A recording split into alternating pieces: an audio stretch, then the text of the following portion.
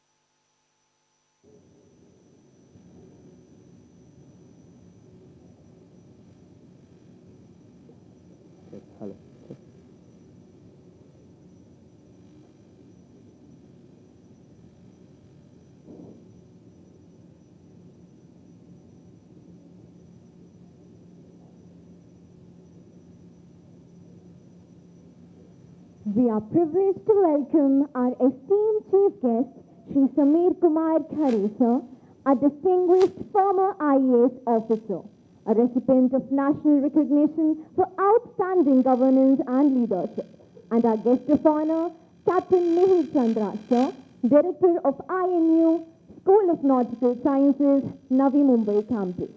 Their journey stands as a beacon of excellence and service for all of us. You all may please be seated.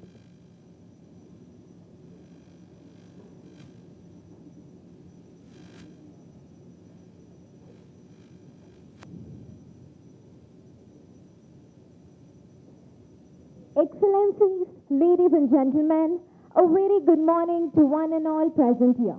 We are delighted to have with us our honorable chief guests, esteemed directors, distinguished principals, respected faculty members, and our brilliant fellow cadets.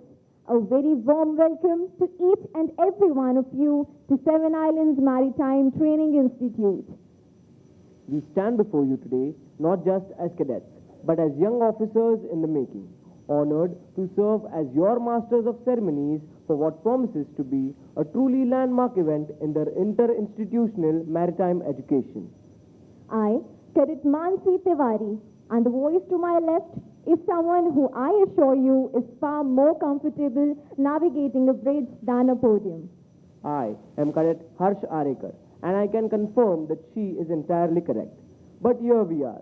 Together, we will be your navigators through today's program, and we intend to keep the ship on course, on time, and on even keel. We welcome you all to the Inter-MTI Panel Discussion 2026. Today's event is co-hosted by IMU Navi Mumbai campus and Seven Islands Maritime Training Institute. Your 9 maritime training institutes will come together under one roof, united by a common purpose, to think boldly, to speak honestly, and to prepare ourselves for a maritime world that is changing faster than any of us have ever seen. 3 powerful panel discussions, 19 panelists and 4 moderators, a room full of inquiring minds. The stage is set, the logbooks are open, and we begin right now. Ladies and gentlemen, before we raise anchor and set sails on what promises to be a truly landmark day in maritime education, we have our safety briefing. We request your undivided attention. I request Cadet Anjali Singh to brief the audience.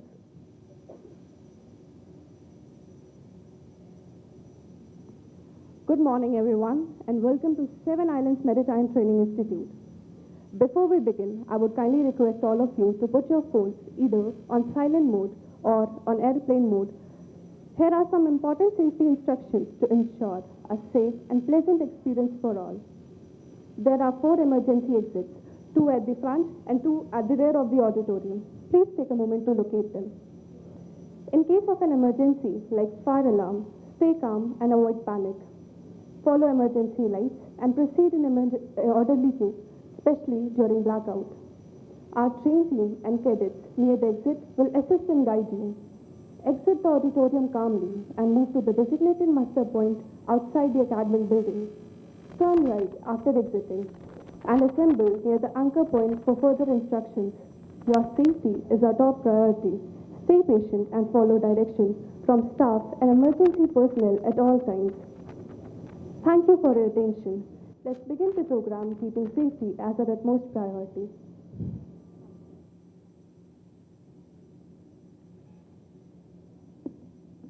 Thank you, Anjali. We are confident that everyone is now familiar with the safety arrangements and exits.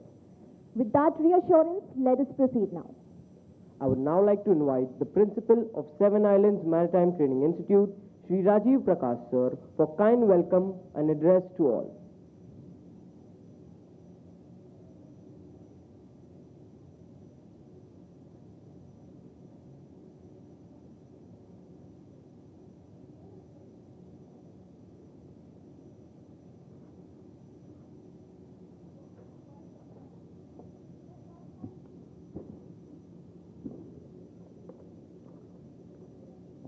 Honorable Chief Guest, Sri Samir Kumar Khareji, IS retired, presently Chairman of National Shipping Board, Captain Mihir Chandra, Director, Indian Maritime University, Navi Mumbai Campus, distinguished guests sitting on and off the dais, esteemed faculty members, dear staff members, dear cadets, ladies and gentlemen.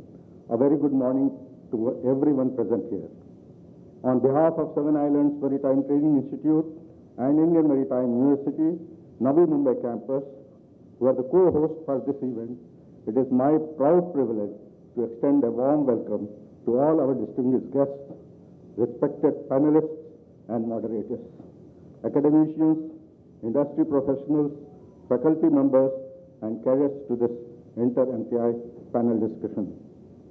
We are truly all honored by your presence at SIMTI and thankful for taking time out in spite of your busy schedules for this important academic and industry dialogue on the theme, navigating the future, innovation, technology, and geopolitical shifts in maritime industry. The maritime industry has always been the backbone of global trade, connecting nations, economies, and cultures across oceans. Yet today, it finds itself at one of the most transformative crossroads in the history. We are navigating a future shaped by rapid technological innovations, urgent environmental expectations, and complex geopolitical realities. Digitization, artificial intelligence, alternative fuels, shifting trade routes, decarbonization commitments, and regional conflicts are no longer distant concepts. They are forces actively reshaping how shipping operates, competes, and survives. In this context, today's discussion is not just timely, it is essential. This inter-MTI initiative reflects the spirit of the National Education Policy 2020, promoting experiential, multidisciplinary, and industry-oriented learning.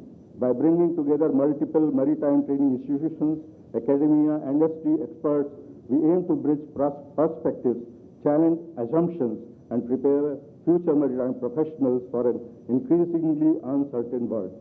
The theme Navigating the Future is especially apt because it reminds us that while ships may rely on charts and instruments, industry relies on knowledge, foresight, and adaptability. Today's panel discussions thoughtfully address the most pressing questions confronting maritime stakeholders. Future fuels, hype or hope, will be dealt by panel 1. Digitalization and AI in shipping, opportunities, risks, and readiness will be dealt by panel 2. Maritime trade under geopolitical stress, risks, responses, and resilience will be dealt by panel 3. Together, these panels reflect the complex reality of modern shipping, where innovation cannot be separated from regulations, technology cannot be adopted without preparedness, and trade cannot thrive without geopolitical awareness. Today's discussions are not merely academic. These will influence how do we teach, how do we train, and how do we invest, and how do we operate in the years ahead. In our panelists, we look forward to your insights and your candid perspectives. To our cadets, this forum is an opportunity to learn beyond textbooks, to engage with real-world challenges and future possibilities.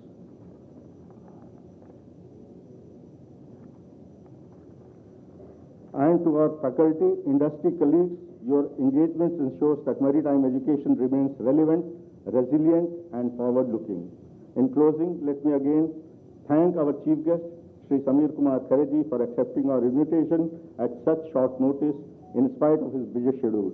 I also thank the management of Seven Islands Maritime Training Institute and IMU Navi Mumbai campus for co-hosting this significant event, and all of you for being part of this collective effort to navigate the future of the maritime industry, thoughtfully, responsibly, and confidently.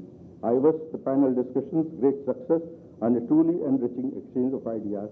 Thank you all, everyone, and warm welcome to this panel discussion. Thank you all.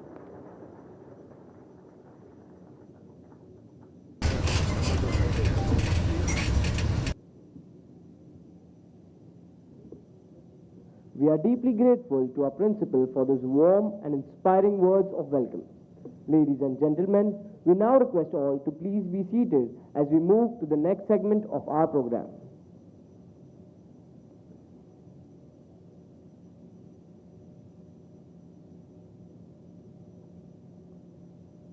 In the finest and the most cherished traditions of our great institutions, we begin by invoking the blessings of Goddess Saraswati, the eternal source of knowledge, wisdom, and the arts, whose light guides every scholar and seafarer alike.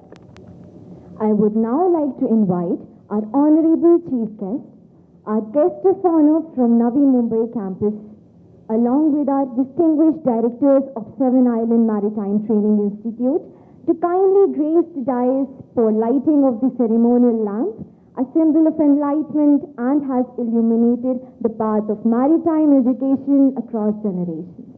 Sir, please.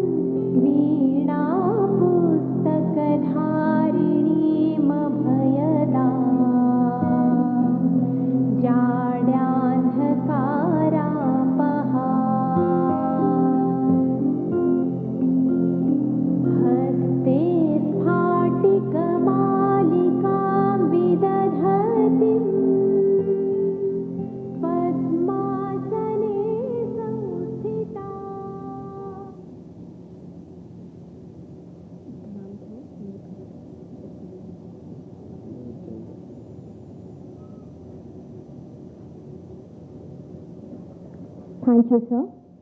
I humbly request you all to please rise as We sing Vande Mataram, a tribute to the motherland who nurtures every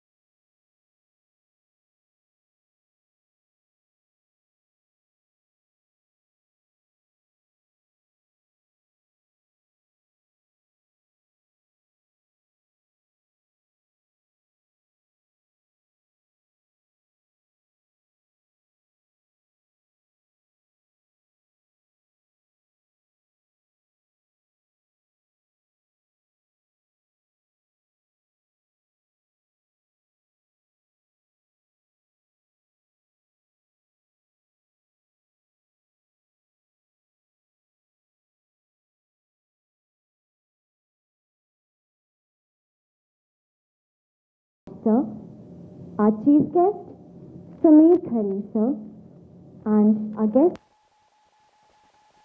Sir, to please come on the stage.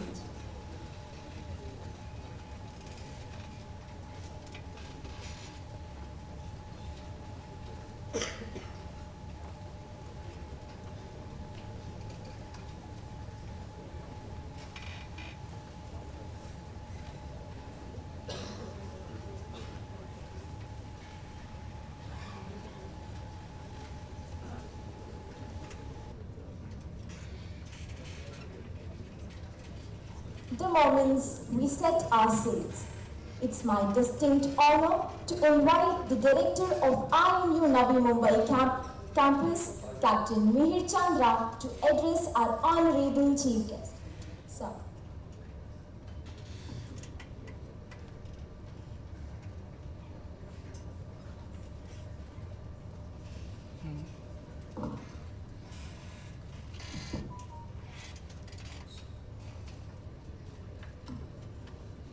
Good morning, my dear young cadets.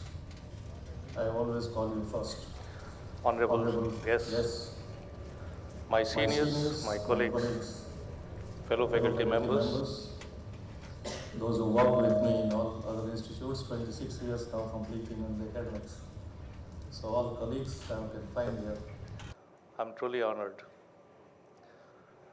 And as I welcome Chief Guest Sir, Sri Samir Kumar Khare, I'll just tell you one memory as it goes back to me. We had met earlier, and that day, when I met, it was his call that he said to me, I wish to visit the campuses. That thing was etched in my memory. And just to take you a little behind, this event is organized on the aegis of a memorandum of understanding signed between IMU and 7 islands during the Global Maritime India Summit. And out of those GMI's MOU, this was the mandate to have these type of interactive activities, and that must be culminated every year, at least once or twice. So this was the thing. And then after the signing of this MOU, it was done, I think, in January or Feb, something like that, or 2025 end. It came to my mind, I discussed with Honorable Vice Chancellor that I wish to take it forward. Then I called up Captain Philip Matthews, sir, that we have to discuss. And I just went to his office in Andheri, if you remember it well. We discussed a little bit. I was looking for Captain Pradeep Kodia, sir, also, but I think he was not there that day. We said we have to take it forward. And he was so enthusiastic, yes, we do it. And we decided of this 24th April. Actually, even my Honorable Vice Chancellor wanted to be part of this panel discussion because somebody is referring, the MC is referring me as guest of honor. We are the co-host. I am also the host. And Madam wanted to be here, but as we are discussing this panel discussion, Madam is receiving an award at Trivandrum as the best maritime university of India. So she just said, Mehir, I can't be at two places same time. Well, I said, I am loser in the bargain, so let's sit. And this is the part what is developing here. So I was talking about our chief guest, sir. Then I rang up. My closest friend is there, Captain Rakesh Singh of ICSA chairperson. I said, that day, if you remember, I had met sir, and I wish to invite sir. So I took the email ID of sir. And then I started contacting, and the moment I called him, he said, yes, I am there.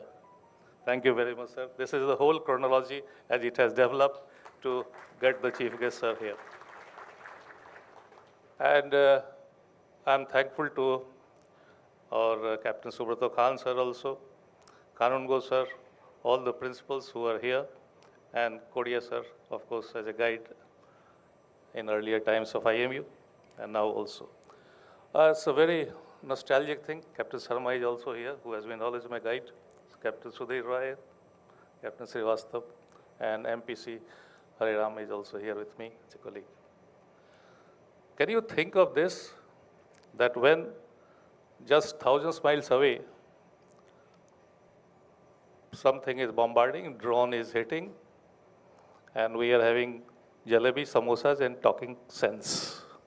And somewhere talking nonsense is happening. This is the beauty of this country. We can talk with America, USA, and we can trade with Russia also. We can talk to Israel, and we can also get oil from the Iran. This is the beauty of this country. Geopolitics and geographic situations, you all mariners must be knowing it. You should be aware of international relations, because this is very topical. You should know the ships where you're going to have, where are they stuck? Can you take that cargo? Or how long you're going to stay on the ship? So this panel discussion is going to emphasize that, and particularly the panel 3, I request all the audience to be captive on that, because that is to be done by the cadets. The third panel is on the geopolitics, and you have to have that feeling that how much they grasp it, and you have to give them inputs with your question answer session, so that they are future ready to take on in the mindset that it is not only the sailing which is smooth due to the seas, but sailing is also smooth by your environment and the geopolitics, and that really takes note of that. Nothing else I have to say, but I just request my chief guest, sir, to declare this session open, and I'll be very honored if sir declares it open.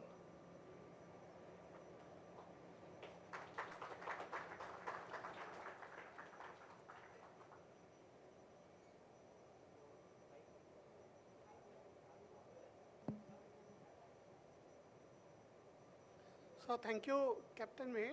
I declare this panel discussion open. Thank you very much.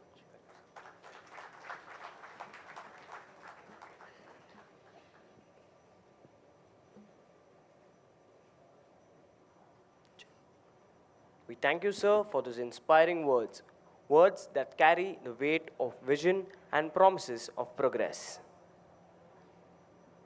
Now, I respectfully invite our esteemed chief guest, Shri Samir Khare sir, former IAS, and our guest of honor, Captain Dr. Mihir Chandra, to kindly accept this token of our warm welcome and appreciation in form of flower bouquet.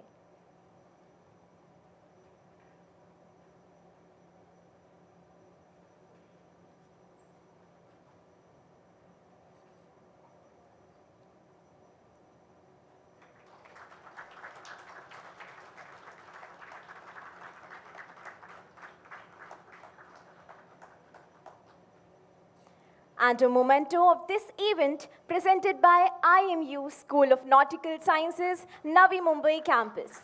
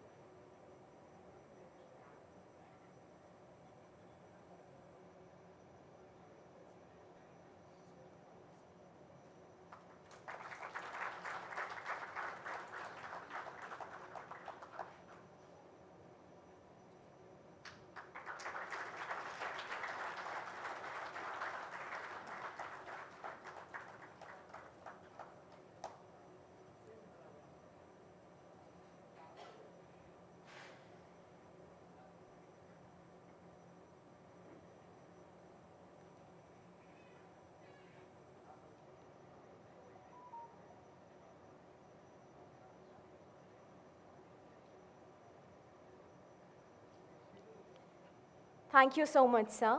You could please take your designated seat with our dignitaries.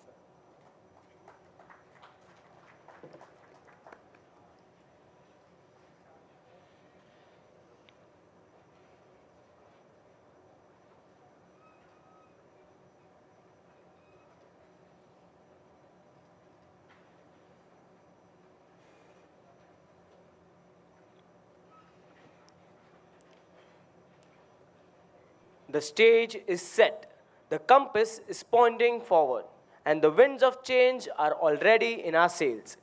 Let the discussions begin. Ladies and gentlemen, shipping carries 90% of world trade, and today, this extraordinary industry stands at its most consequential crossroads since the era of steam.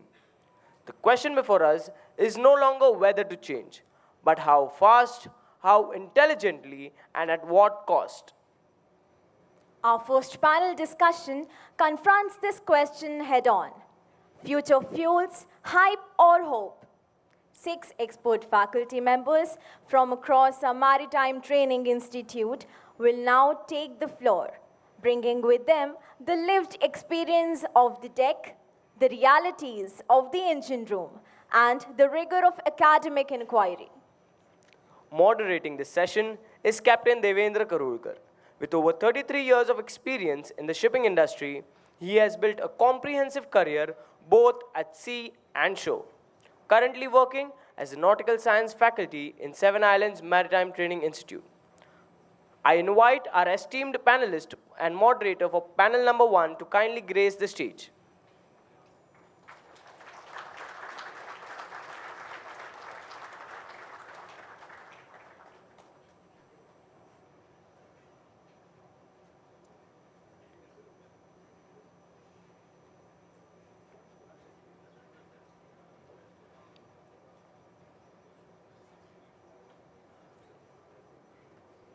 So you may take the place. You may take the seat. Sit in. Those chairs are offered by Hello, hello. Hello, oh, that's okay. moderated at that time.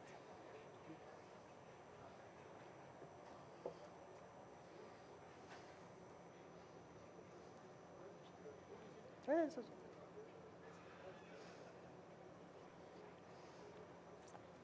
Over to our moderator for panel number 1, Captain Devendra Karulkar. Sir, the floor is yours. Thank you, Harsh and Mansi. Good morning, distinguished guests, esteemed faculty members, and participants. On behalf of Seven Island Maritime Training Institute, it is my pleasure to welcome you our Inter-MTI Seminar 2026. I am Captain Devendra, and I am delighted to be moderator for panel 1. Today, we will be discussing about future fuels, hype or hope. For over centuries, our reliance on fossil fuels like petrol and diesel has given global warming through greenhouse gas emissions. There is no doubt global warming is caused by human activities preliminary through burning of fossil fuels like coal, oil, and gas, by industries, air aviation, and by shipping. Due to increasing global trade, shipping contributes approximately 2 to 3% of global greenhouse gas emission, particularly CO2 emission. Today's shipping industry is working on reduction of greenhouse gas by different regulations like SOx, NOx, and using different low sulfur fuels. Implementing these rules is very hard for shipping companies because they are complicated, expensive, and it is tough to find the right parts. Nowadays, going further, we are talking about total elimination of CO2 emission. IMO has set targets for the same. By 2030, reduce total greenhouse gas emission by at least 20%. By 2040, reduce total greenhouse gas emission by at least 70%. By 2050, it is net zero, full sectorial decarbonization. How we are going to achieve this? Are we ready for this? For this, what we have something called as future fuels. Switching ships to future fuel is difficult because they are complex, ranging from inadequate infrastructure, safety concern, economic concern, regulatory challenges, and uncertainty and slow adoption by owners. Today's topic of discussion is about future fuel, hype or hope. The hope is that these fuels could power our planes, trucks, ships without polluting the air. The hype is reality. They are currently very expensive to make. We don't have any infrastructure to move on. So are we looking at green revolution or just expensive dream? To help us and to understand these complexities of challenge, I am here with 6 participants, namely Mr. Anil Sharma, Head of the Department, ETO from Anglo-Eastern Maritime Training Academy, Mr. Hare Ram, Engineering Faculty from IMU, Dr. Sandeep Shirsagar, Engineering Faculty from Samudra Maritime Training Institute, Captain Manish Asarkar, Nautical Faculty from TS Rahman, Captain Anand Moghe, Head of the Department Nautical from Great Eastern Maritime Training Institute, and Mr. Swapnil Tamankar, Engineering Faculty from Tolani Maritime Training Institute. Welcome to our session on future fuels, where we will explore whether the shift in shipping is true beacon of hope or simply cause of hype. We are incredibly grateful to our panelists for sharing their time and expertise today. Let's dive through the questionnaire to continue this great conversation. Welcome all of you on board. So, we'll go with the questions. So, today's our topic is alternative fuels, hype or hope. So, my first question is, if the owners were ordering a new build vessel today with 25-year lifespan, what fuel would you honestly bet on your company's future on? So, let's talk about one by one about future fuels. So, can we talk, Mr. Sandeep, can you start? Yeah, so thank you, sir. Good morning, everyone. So when we consider a range of future fuels, so first I would like to talk a very simple fuel. So most of you might be aware that is the biofuel. Okay, so these are the fuels derived from the naturally available food items. Okay, so if we consider our target, like IMU has given 2030, the 20% reduction in GHG. So biofuels is a immediate bridge to have that 20% reduction. Yeah. So, but when we consider a time span of 25 years, definitely biofuels are not the primary fuels. So we just can use them as a stopgap solutions, because there are a lot of challenges with us. With biofuels. Like first, the biofuels are food for the bacteria. So any contact with the waters will give you the sludge formations, and thereby the filter clogging, engine failure may happen. Okay. The second thing, you cannot store the biofuels for a long period of time, because in case of emergency generators, okay, the biofuels will become gummy-like substance. They will become acidic because of their nature, because they are biodegradable. The third thing, you cannot operate them in cold climate conditions. So, Mr. Sandeep, yeah. I would like to say what I understood is like you are talking of modification of main engine also, because as you said, it might not be compatible, and also the storing issue, because you cannot keep them for a long time. Yes. Okay, so this is what I understood. And what is the future like? What do you think? So future, let's say, means definitely once, let's say, we bridge this gap, then we need to move on to, let's say, a more, let's say, carbon zero fuels. So like green ammonia, green hydrogens. So I would like to take help from our other expertise, like they can just throw some lights on other future fuels. Even I have not heard so far like any refineries or anyone is working on this biofuel so far. So I think it will be a big challenge to get biofuel as a fuel in future also. And on top of that, we have targets also. So we have to achieve those targets. So we have other fuels also, like let's say ammonia. So anybody can highlight on ammonia? Good morning, one and all present here. So like sir has asked question, why you need to look at alternative fuels. So first of all, the IMO regulations is going to come, and we have to think of the level of greenhouse gas emissions. So based upon the 2008 data, we have to bring, like already he has highlighted, that up to 2030 we have to reduce to 20%, then further up to 2040, 70%, and then by 2050 we have to have net zero.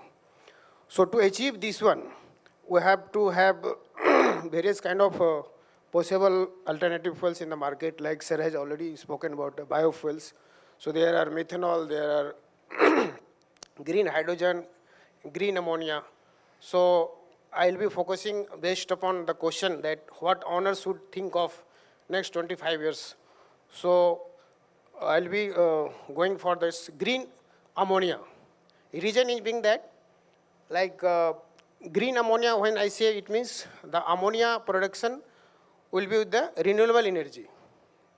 And ammonia, as you all are aware, formula is NH3, means nitrogen and hydrogen is there. So hydrogen will be taken from the water, H2O, and the nitrogen from the air because it is available. So based on that, we can have zero emission of the carbon. But there are various kind of challenges available. Like we have infrastructure, we need lots of testing, we also need research, because currently, it is not a ready-made solution. Means we have to work upon it, but if you see the future based upon the target we have set, zero emission by 2050, it is the best solution. Although it has many challenges, but like various ports also coming on this to make this facility. Like India, we have Kakinada, they have already testing. And ammonia ship also this year, 2026, they are going to come in the commercial market. And various like Singapore-based company, they have ordered like... So Mr. Hareram, I understood that ammonia will be also a big challenge. What I understood is the main issue is the safety concern. Okay, handling ammonia is not easy, it's very poisonous. So we required special training also for that, for the crew members.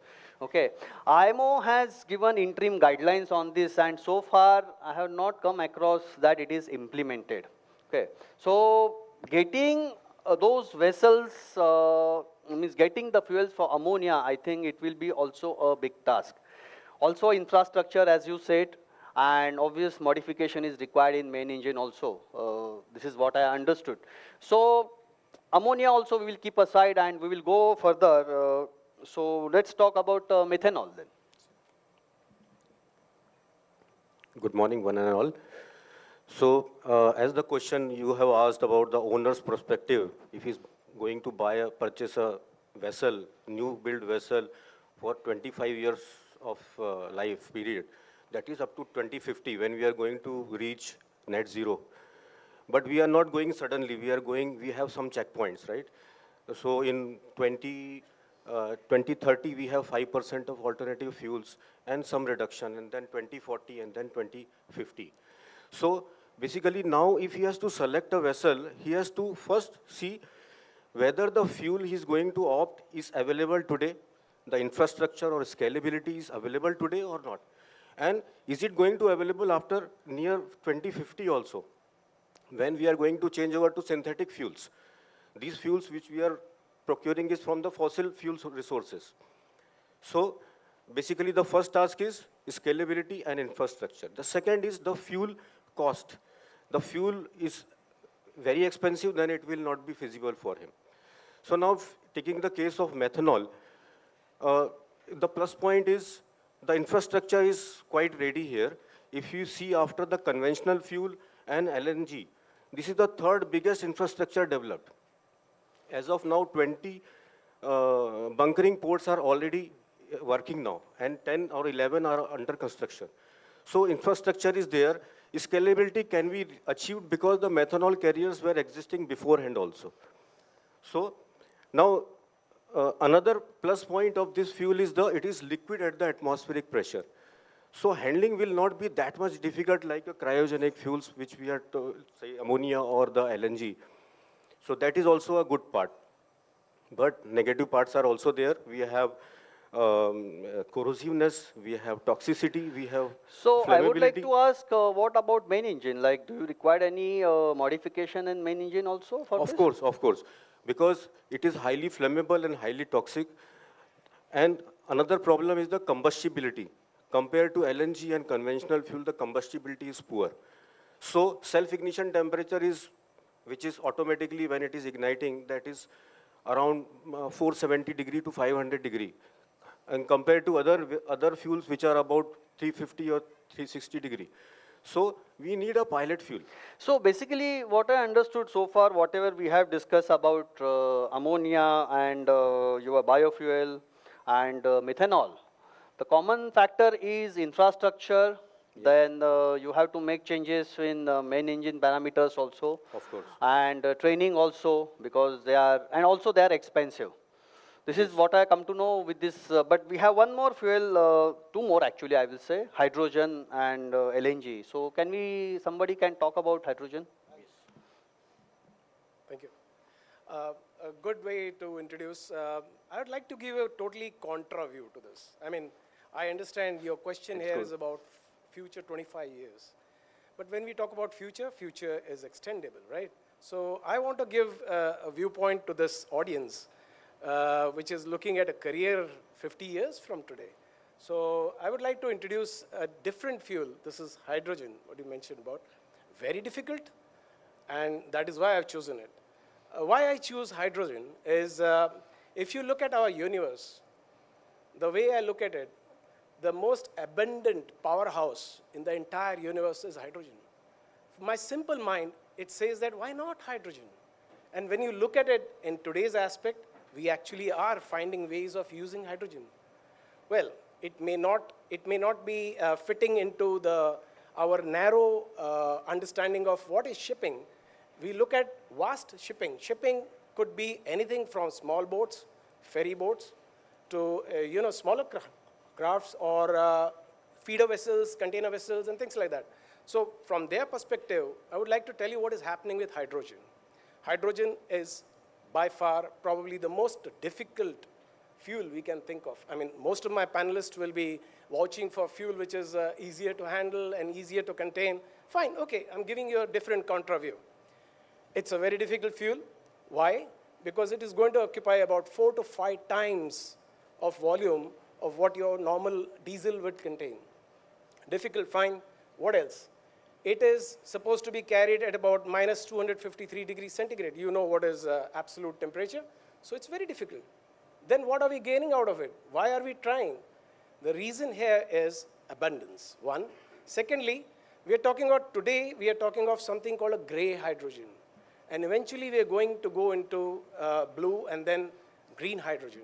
We all talk about green. I hope my audience, the cadets here, understand what is green.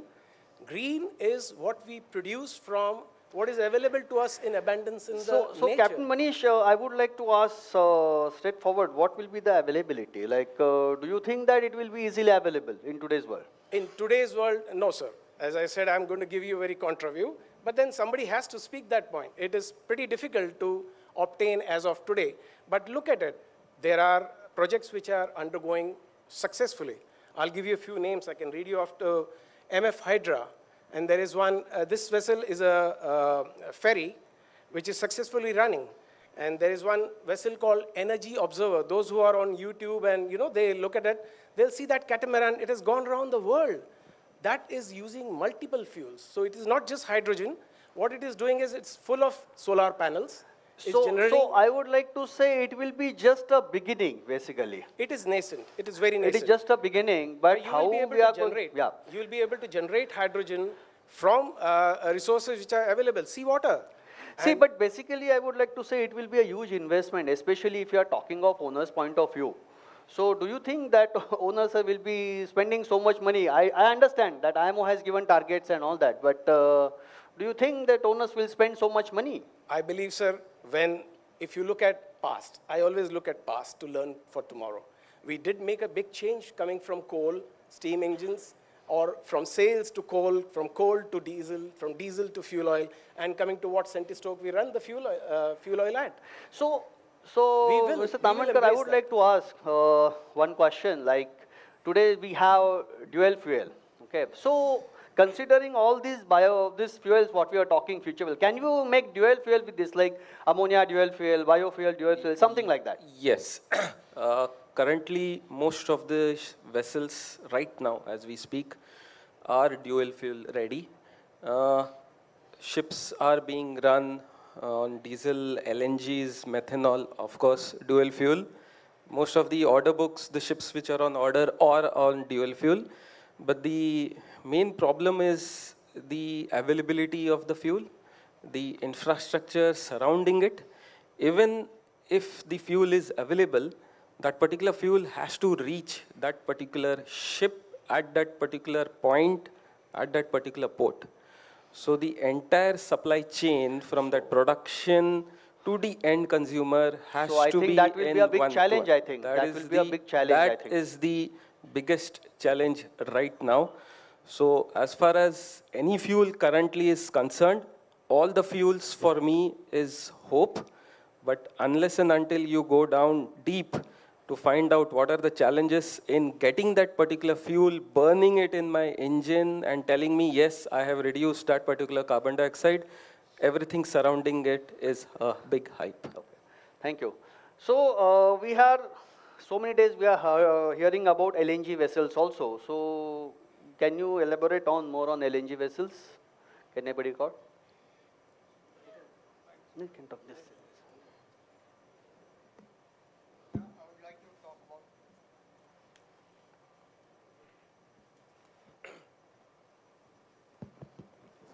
Hello. Yeah.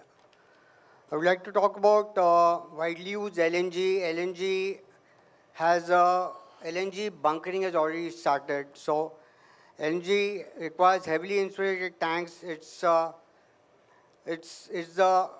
strictly promoted for zero carbon emissions, and for a problem with LNG is the cryogenic fuel minus 160. And the main problem with the LNG is it's got slip. If the slip is there in the fuel, then it will go past, and whatever gains you have will be offset because of the slip of the LNG. So LNG, although LNG fuel is very popular right now and it is being used, but the slip will require converters and catalytic converters to make sure that that slip is burnt. So basically, I would like to ask technical person basically, like we are talking of LNG slip, okay, methane slip. So what modifications we are doing? Because when I'm talking to engineers and technical persons, they're facing a lot of issues on board vessel, like stopping main engine at sea and all that. And it is very difficult to run. Lot of queries are coming from charters also. So how you are handling this, like so far as methane slip is concerned? So methane slip, basically the methane is trapped inside the combustion chamber within small crevices, and then it gets away when the exhaust valve opens, it goes into the atmosphere. Now methane, if you take the global warming potential, is much higher. Much higher, yes. If you take a life cycle of 20 years, it is about 80 times higher greenhouse effect than the carbon dioxide. So it is really affecting the atmosphere. Now there are engines, 2-stroke engine and 4-stroke engine.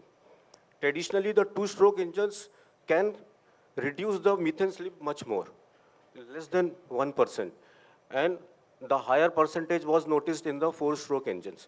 But now the makers are modifying their engines, and now the slip percentage has come down to 0.2 to 0.3%. So there are a lot of development has happened in the methane. Now they are also introducing, the 4-stroke engine manufacturers are introducing the after treatment of the exhaust gases to remove the catalytic conversion of the methane and convert it. So those things, or variable compression ratio is also been introduced so that the amount of methane slip will be reduced.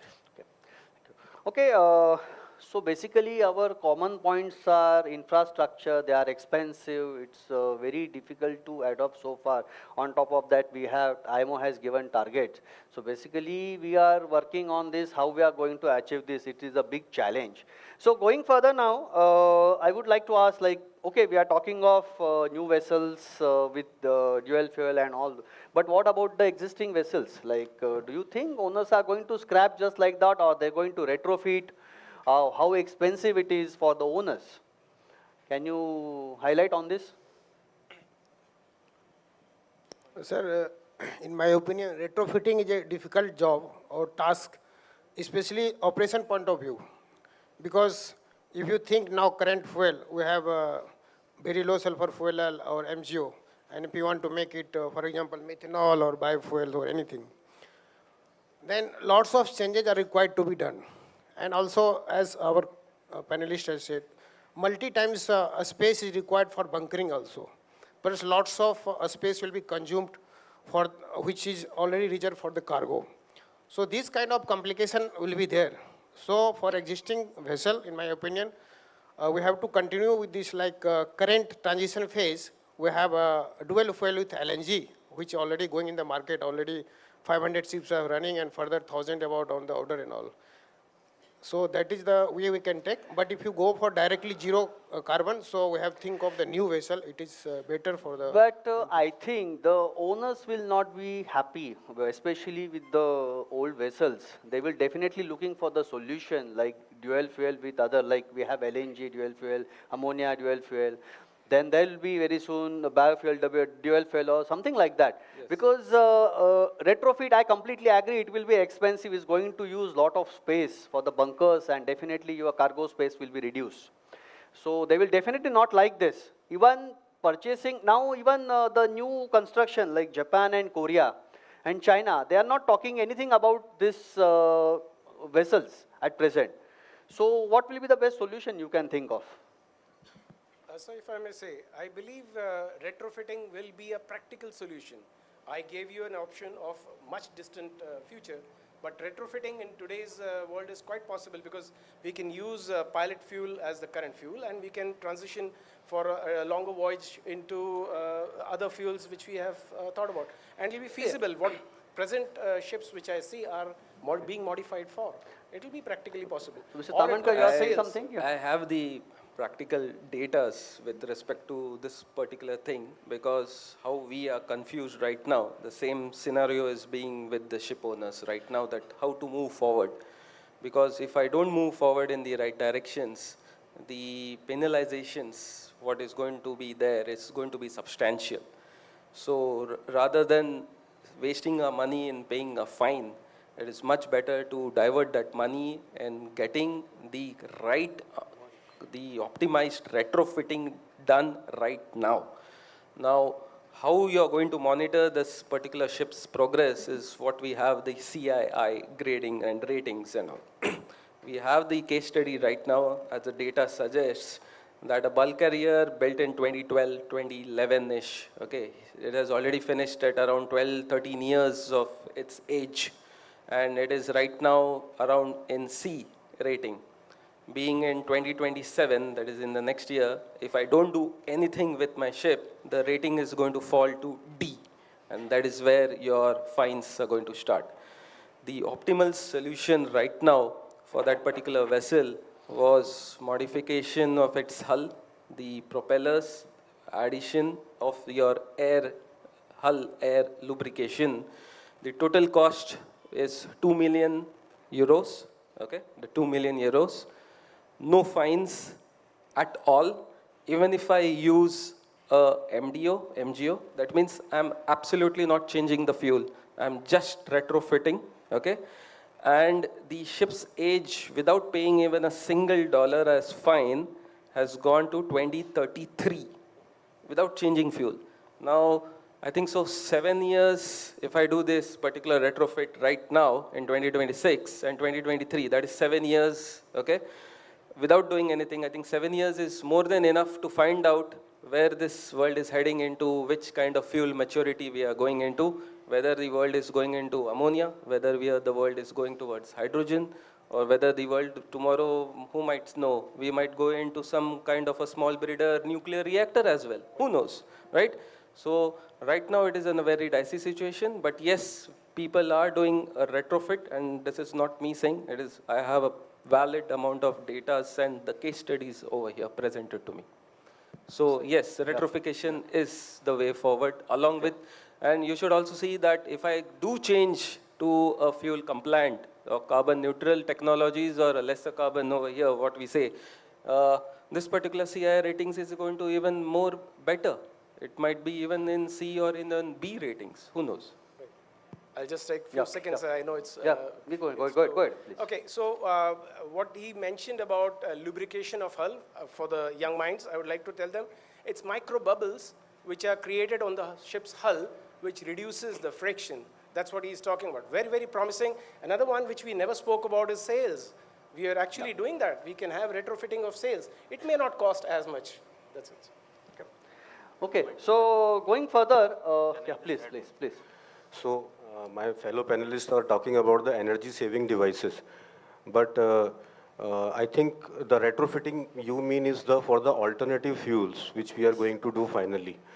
So what with my research, I found out about 20% increase in the ship cost will be there. That includes the storage, piping, and modification to the engine. That is reasonable. Yeah, because when we are talking of retro, we have to see the economic part from owner's point of view also. So whether it is feasible, it is expensive or not, because when you are doing retrofit and all that, we have to take the vessel to the dock and we have wasted so much time and they are losing the money. So again, it will be, I will say, again, it is debatable. So going further, I would like to ask next question, like the supply of chain of new fuels, like there will be also a challenge. So we will combine together supply chain challenges for new fuels and economic challenges. So can you just talk? So with regards to the supply chain, especially for new fuels, like this ammonia, hydrogens, so these are cryogenic fuels, means they are supposed to stored at a temperature below minus 150 degrees Celsius. So obviously these fuels needs handling, let's say special technology, cryogenic pump. You need special piping like double wall stainless steel pipings, even for storage, double wall tanks. They are separated with the vacuum so that no heat transfer will be there. So that really requires a specialized bunkering ports. So all these in this supply chains, a huge capex will be required. So that is I will say a main hurdle or weakest link in this supply chain. And if we go to, let's say, biofuels, so they have one disadvantage, like if they are getting linked with the deforestations, so immediately some laws will come and they will stop the biofuel. So supply chain is a really big challenge as it involves a huge investment for this future. So it is not only owner's point of view, I will say it's not only owner's point of view, but ashore also, refineries and all that, they have to construct, they have to modify their plants accordingly, because it is very, very expensive and they are cryogenic, they are poisonous also. So this will be also a big challenge. Also the main important is the cost. I think they are almost 20 to 30% expensive than our traditional fuels. Yeah. Okay. And an important thing is they also occupy the volume. Yes. Compared to the diesel. That is a major 2 to 4 concern. times. Yes. Yeah. So that will reduce your cargo space. So that is again a challenge in terms of operations also. Yes. So just Yeah, one please. second. Yes, again. please, Sorry, please. I keep bothering No, you. no, no, it's okay. Go ahead. When we talk of supply chain logistics, these kind of fuels, biofuels or green fuels, they're going to compete with the vehicle industry as well. Yes, That definitely. is a big challenge. You're not going to get as much logistics available for your shipping. What you mentioned, just moving with that particular supply chain, when we talk about methanol and biofuels over here, not just shipping industry, the biggest consumer is the airline industry. Correct. Okay, along with the land-based one. Okay, that is the first part. The second problem over here is which fuel. It is completely dicey, a dark region or a gray region, and this is the exact scenario where we are. This is what we call it as a chicken and egg scenario. So unless and who comes first, right? So unless and until the infrastructure will not be developed, unless major ship owner says this, that I want the methanol infrastructure to be developed because I will be the biggest consumer of methanol from you, okay? And the ship owner is not going to budge because unless and until the infrastructure is there for methanol, why should I have a methanol ready ship?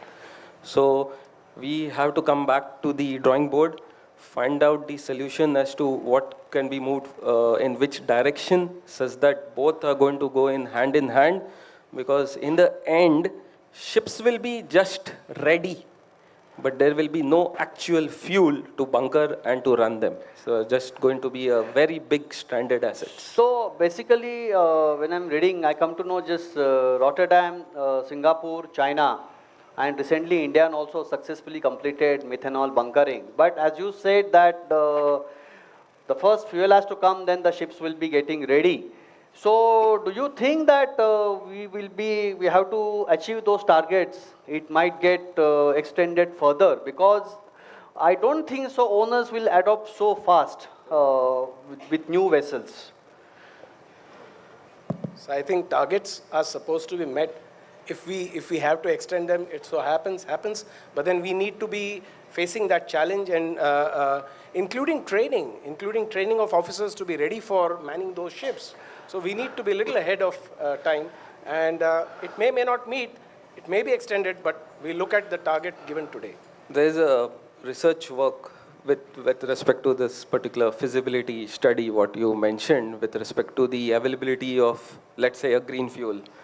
And considering the entire trade done on some major ports, where the ships goes to at least one of these major ports and the other minor ports, you can say, they have identified key 12 major ports in this, which is called as a green fuel corridor. Okay, and the ports are the Shanghai, Singapore, Busan, Ningbo, Kandla, Rotterdam, Antwerp, Hamburg, Halifax, LA, Montreal, Houston, Abu Dhabi, and Algeciras and Tangier. Okay. So if your trade is not in this, the entire trade has to touch among these ports such that these particular ports have to come up for regarding the infrastructure, the availability of your green fuel, and in your route, one of them has to meet this particular port. So if you are not in this particular port, the entire world is going to have a dramatic shift, and one of the port has to be from this. So basically, my next question is coming on the same topic. The fuel availability, how is going to affect our voyage planning? Moge, you can highlight on this. Yeah, fuel availability. Now, most of our ships, especially bulk carriers, have been doing tramping. Now, tramping will become difficult because of fuel availability, like my dear friend said. Only selected number of ports having the right kind of fuel. So the owner will have to keep a safety margin in mind before he selects the run he is going to take. Typically, the hubs right now are Singapore, Rotterdam, and Shanghai. So the safety margin will be much larger, which means you'll have to keep much more space in his tanks and much more fuel for the same run. And not a single drop of that expensive fuel can be wasted, which means he'll try to time his ETA in such a way that he does not reach early and waste fuel in idling. And typically, due to toxicity effects of fuels like ammonia, they will not come close to the port, so they will try to stay outside, and when they come in, they will use green methanol or methanol on the coast and to avoid fines, and they will probably use the VLSF for outside in open seas so that they can So basically we are doing same thing right now, that we are burning when you are at sea different fuel, when you are in port we are using other fuel. So basically my main question is if you are talking of dual fuel like this, then can we able to achieve this? And my main question is, especially if you are doing long voyages, let's say cross Pacific or Atlantic, how you are going to because only I can think of is the dual fuel at present. So my next question is also comes whether we are going to achieve those targets or not. So what you can highlight on this? Anybody can highlight? Which best fuel you can think of at present? So I look at it as a challenge, but I believe it can be achieved. It may not be achieved the way they have said, about 20% by 2030 or 70% by 2040. It looks very, very challenging.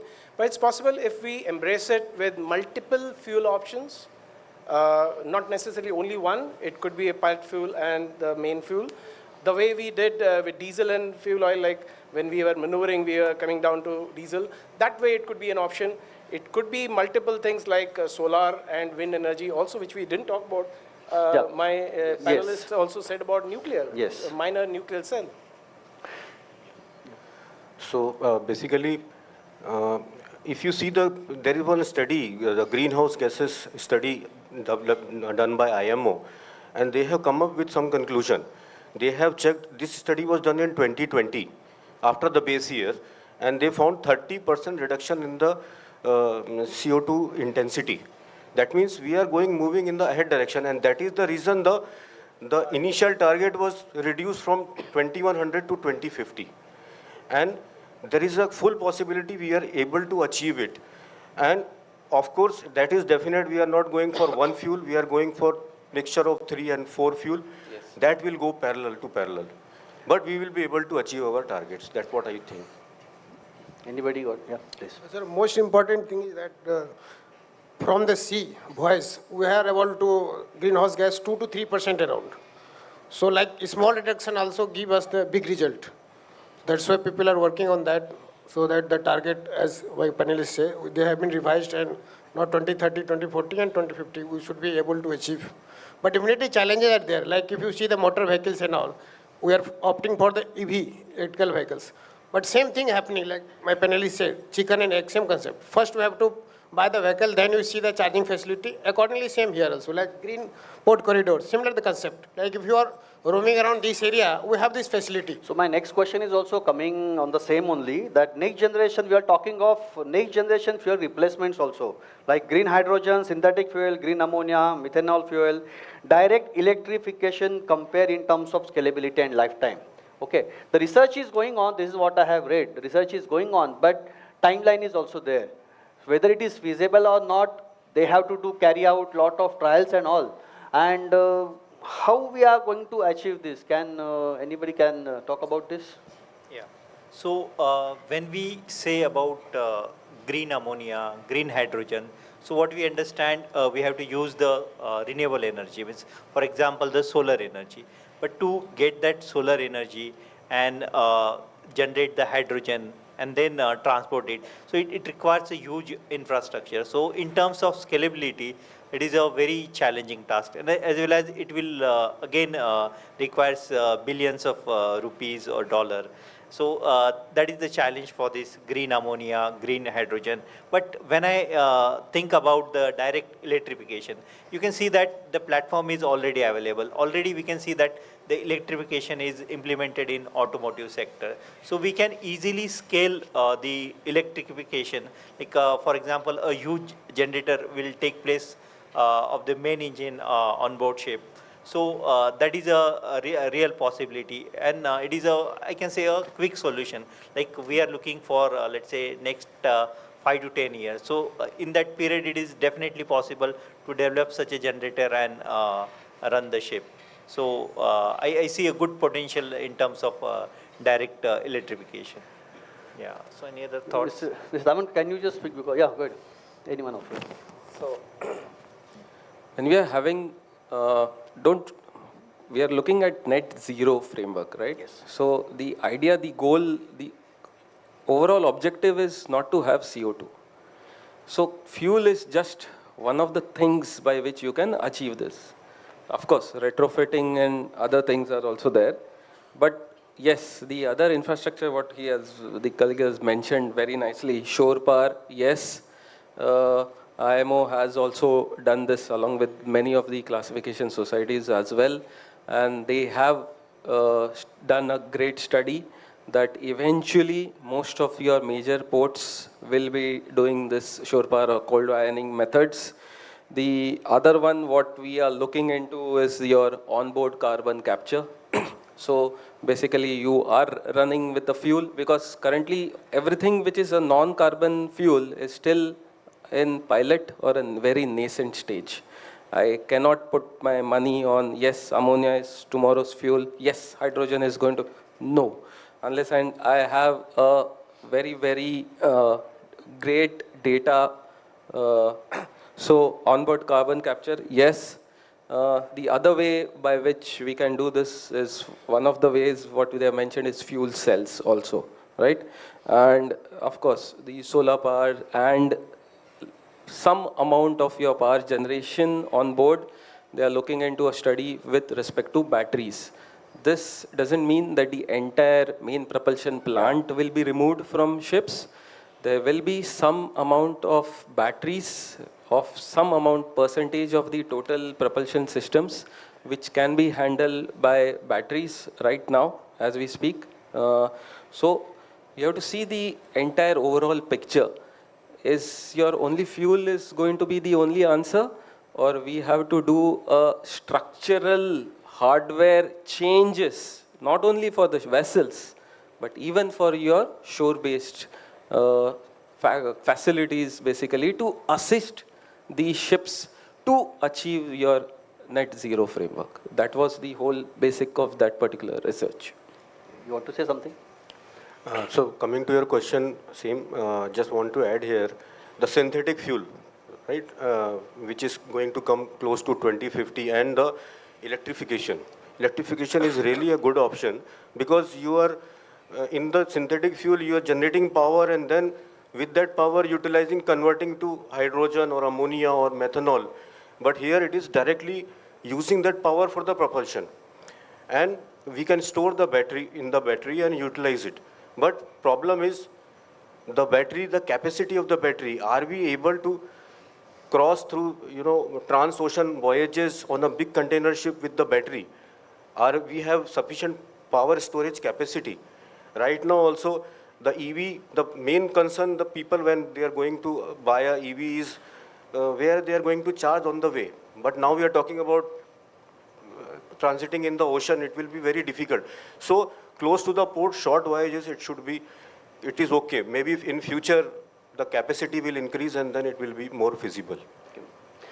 Okay. So basically, after discussing so many things, obvious everyone can put their opinion. Presently, we can say methanol and ammonia will be the hope. This is what I think. So obvious, there are other fuels also, but after considering so many challenges, the first I think of methanol and ammonia only. Okay, so basically it's a vast subject, a lot of things to talk, research is also going on. So we have people, technical side, master mariners who are experienced also, they are also doing research. So we have short of time also, but there are participants, they must be having some questions in their mind. So any cadets or participant, do you have any questions? Yes, please.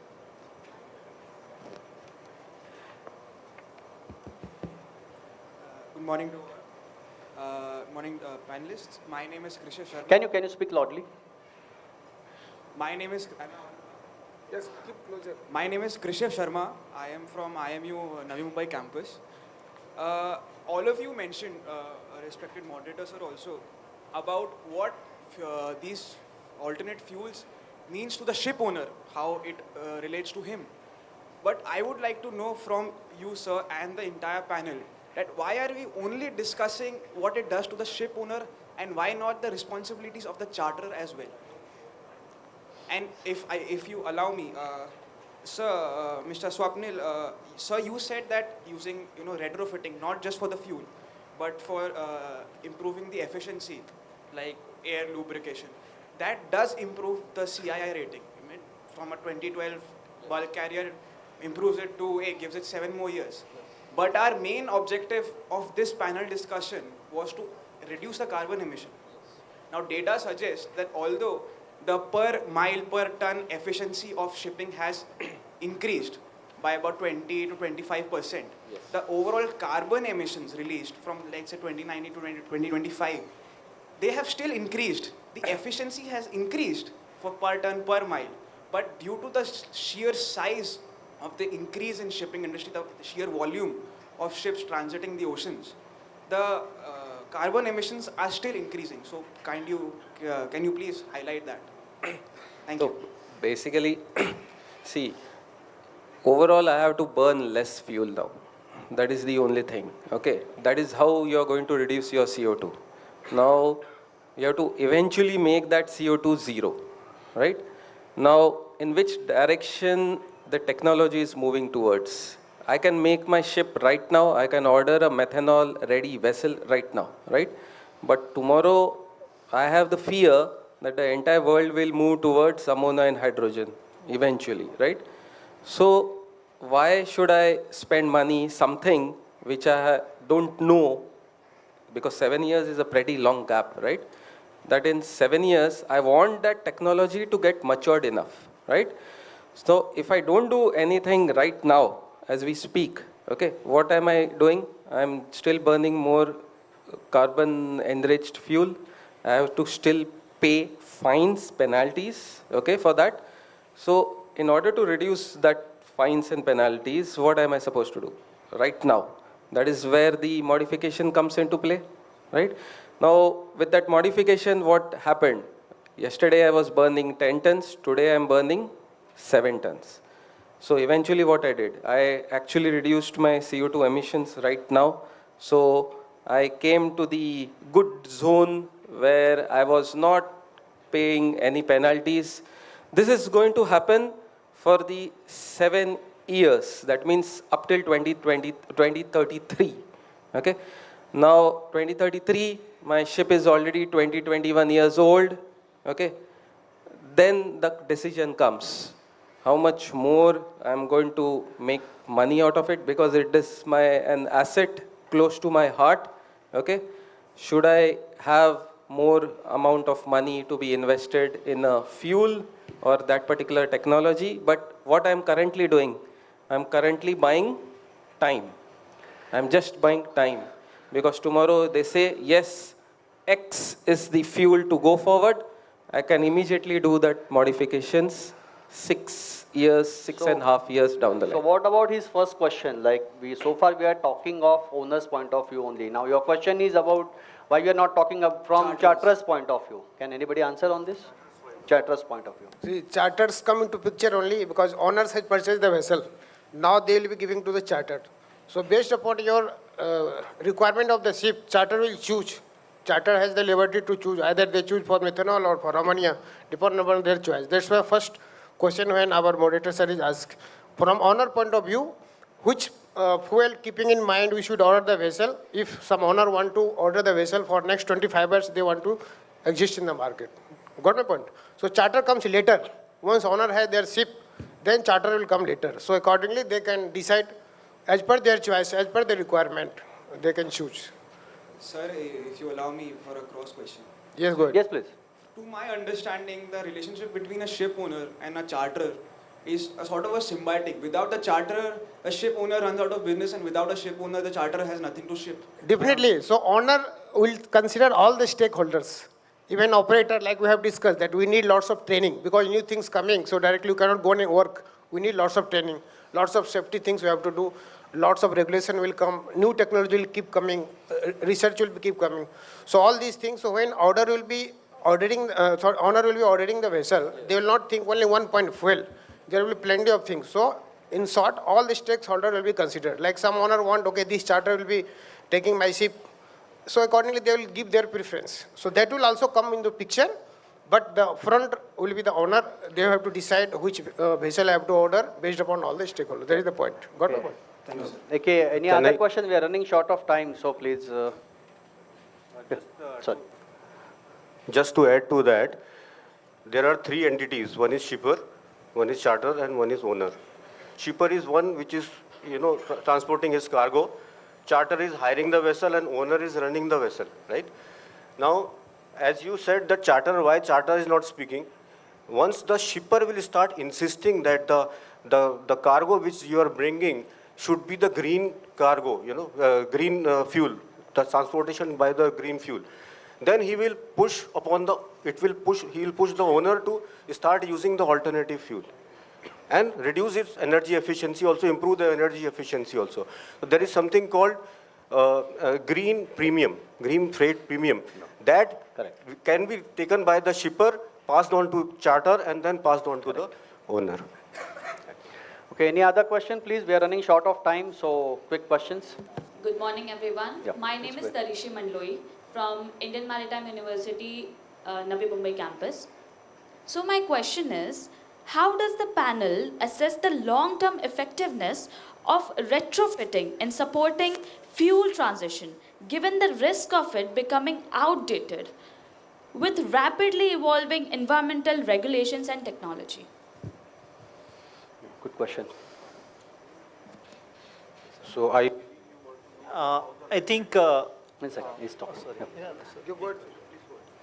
I think it is highlighted in the panel discussion, though retrofitting solution will survive only for 7 to 8 years. It is only, let's say, a method of buying the time. It is not a long-term solution. Yeah, definitely we are going to build the new ships which will run on the future fuels like green ammonia, green hydrogens. Yeah. So, sir, Okay. Believe your question is how the retrofitting challenges, the economy part of it will be handled, right? So one, Mr. Swapnil has already told about the green shipping corridor. These are one good initiatives. Green shipping lanes are there. Then regulatory push. So just to appraise you, there is a changes in the net zero framework is coming by IMO.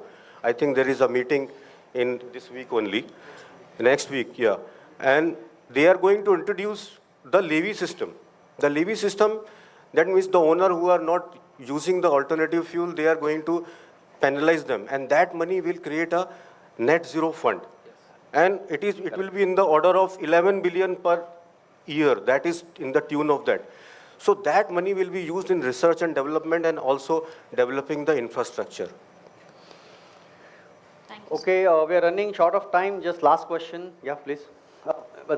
Yes, please. Okay, go ahead. Thank you so much, sir.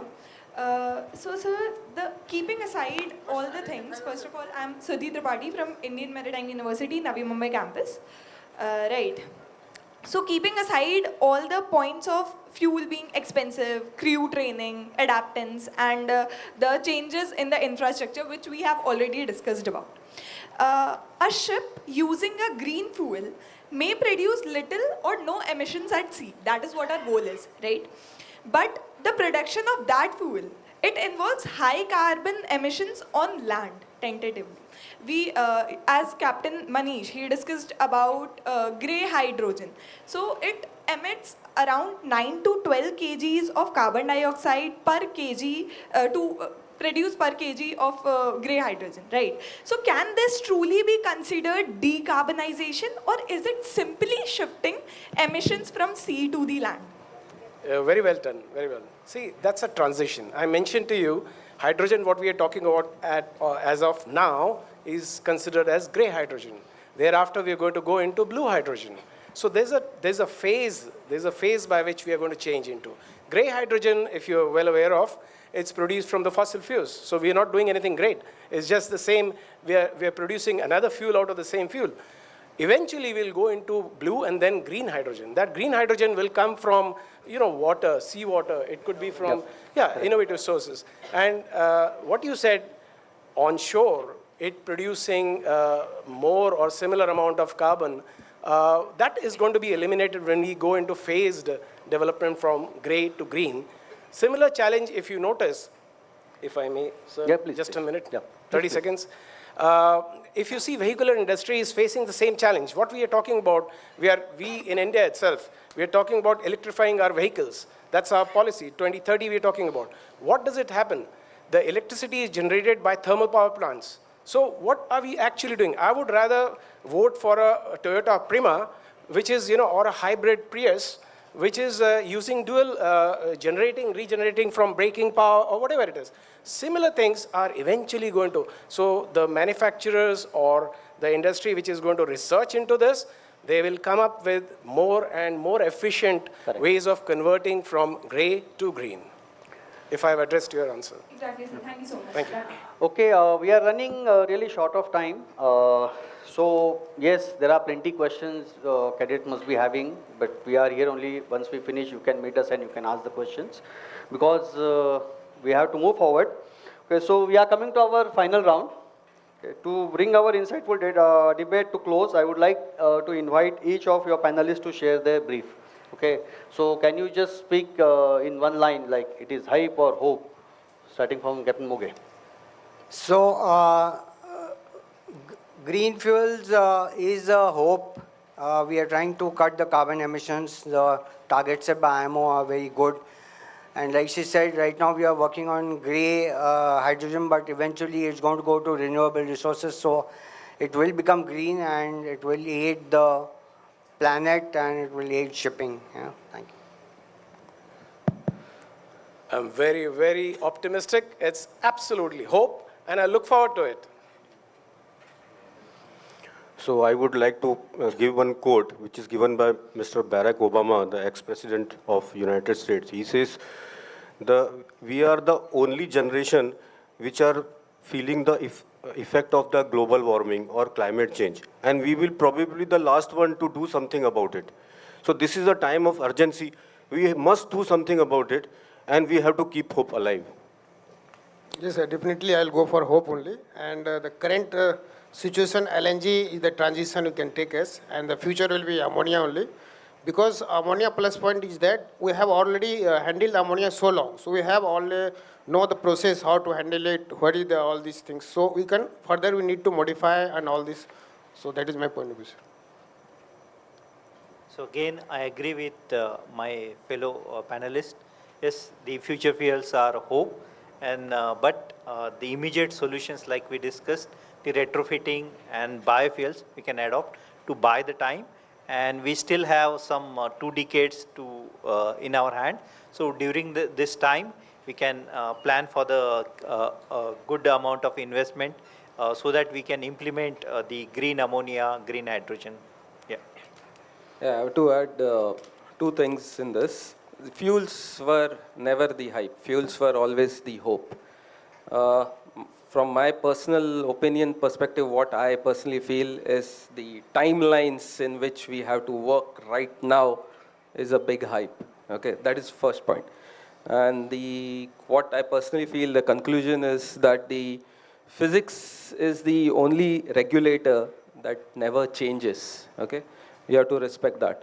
So decarbonization is a hardware project, not just limiting to a fuel choice, okay?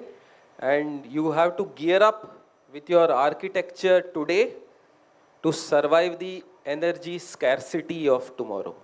This is what I personally feel. Okay. To sum up, I would like to add that fuel transition in shipping is not just a technical shift, but a complex transformation involving safety, economics, infrastructure, and human factors. The biggest challenge is balancing environmental goals with operational feasibility and cost. The era of petrol and diesel is ending, giving way to a complex but necessary future of green energy. Despite the immediate challenges of cost, safety, infrastructure, the shipping industry shift towards sustainable fuel is the only way forward. Our goal is clear: to keep global trade moving while protecting our planet. So to end the session, I would like to say we have covered a lot about ground today, from impact of greenhouse gas emission to the technical realities of future of ship operation. The road is complex and the challenges are many, but the direction is clear. On behalf of Seven Island Maritime Training Institute, I would like to extend our sincere gratitude to all of you for your participation and valuable contribution today. Once again, I would like to thank you for your time, your energy, and honest input. As you head home, I wish you safe travels back to your respective roles. Let's continue working together towards cleaner, better world. Thank you.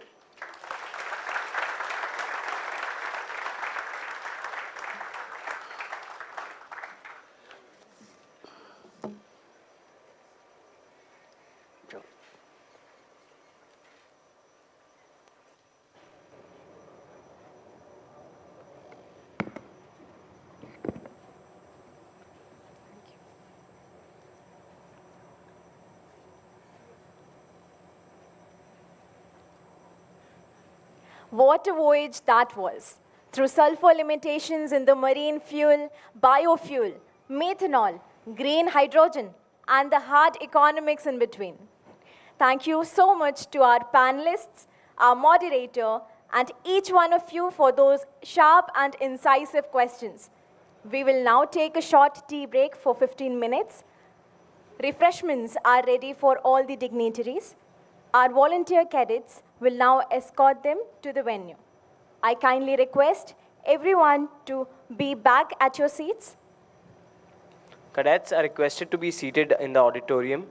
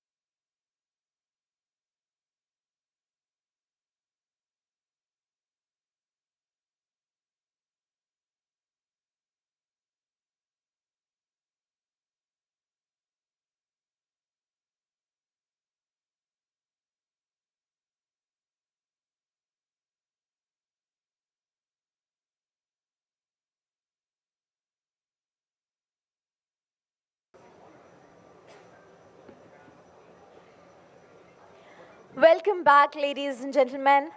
Let the momentum continue with your great applause of appreciation.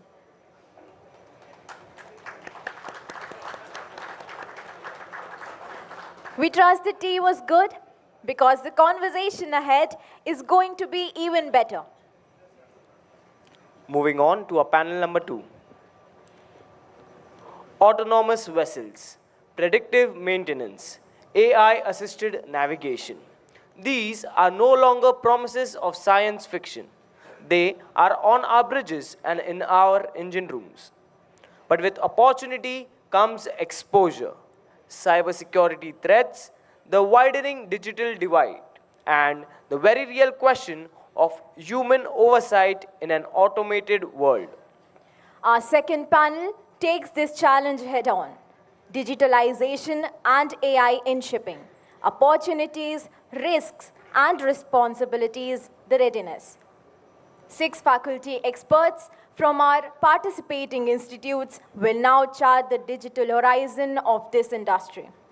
Moderating the session is Captain Jibby John, with over 30 years of experience in the shipping industry and currently working as an associate professor at IMU Navi Mumbai campus.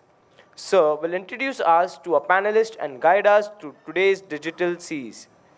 Over to requesting panelists and moderators for panel number 2 to kindly come up on the stage.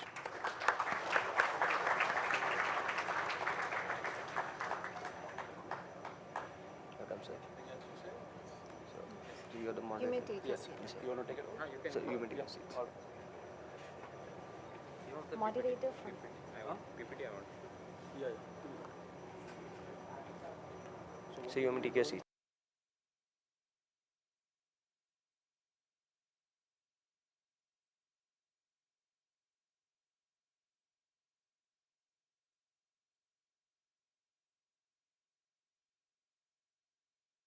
Moderator for panel number 2, Captain Jibby John. Sir, the floor is yours. Thank you.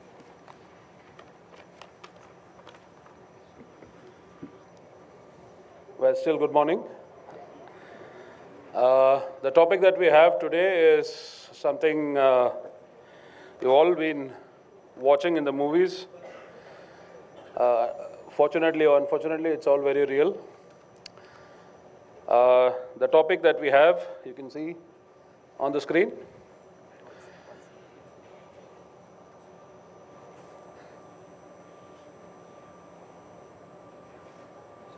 Yeah.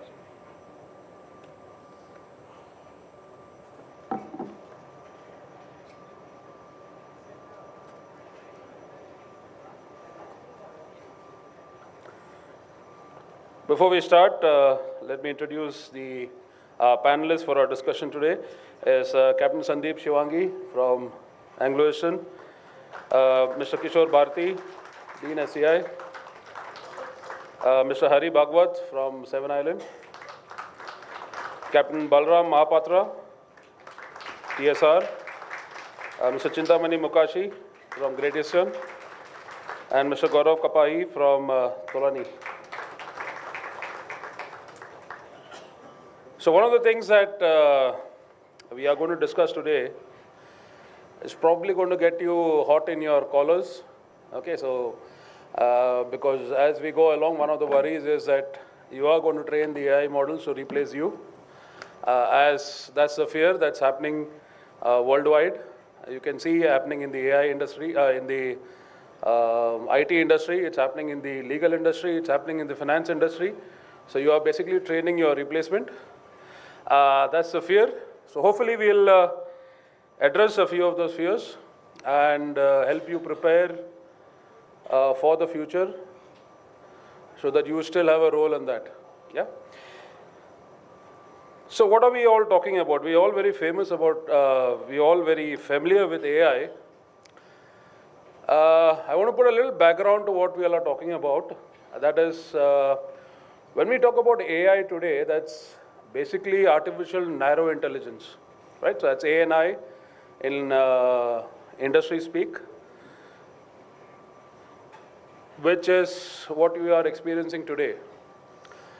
But we also do need to remember that there's something called as artificial general intelligence. That is If you believe Elon Musk, it is 2029, where the artificial intelligence models will be as intelligent as human beings, right? And there is a future that is artificial superintelligence, where it is predicted that it will go beyond humans and probably make humans redundant. So that's the theory. And what we are going to focus today is what's happening in artificial narrow intelligence as of now. And within artificial narrow intelligence, there are three things that you should remember. Three kinds of AI models that we use mostly in our everyday lives without even realizing that. Okay, your very simple one is Google Assistant, Alexa. All these things are agent AI. Okay, these are called as agent AI. You go online, call Swiggy for something, and they'll put you on a chatbot. Those are all agent AIs. Then we have what is called as the embedded AIs. Those are built into the equipments that you have, Internet of Things, IoT as we loosely call them, your ADAS in your cars, a lot of things, equipments that now are coming up in aviation and in shipping, especially the decision support systems and all those things. Those are embedded AIs, right? The third kind of AI model that is used, which is the vertical AI, okay, that is very, very industry specific, and where your data, your language learning models are trained on data originating from your industry. So therefore, if you go and see in the legal industry or in the finance industry, there are bots or AI models which can give you investment advice without human involvement at all. We are in the maritime industry looking at vertical AI, which is in the context of ANI, narrow intelligence, probably the pinnacle of what we are going to do, right? So that is what it is. And there is something else called as horizontal AI. Okay, that's not on the screen. Horizontal AI is something like your Microsoft 365 Copilot. It can do a lot of things, not just very specific to your industry, right? So we will focus on vertical AI. So the first thing what we think of when we talk about AI is typically this.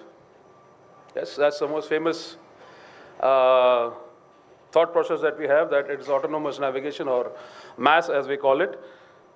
It is degree 1, degree 2, degree 3, degree 4, depending on which level of automation that you choose to have. And it is not that in the future as you think. This is the regulatory timeline as released by IMO as to when they want autonomous shipping, at least to be ready regulatorily and probably with technology.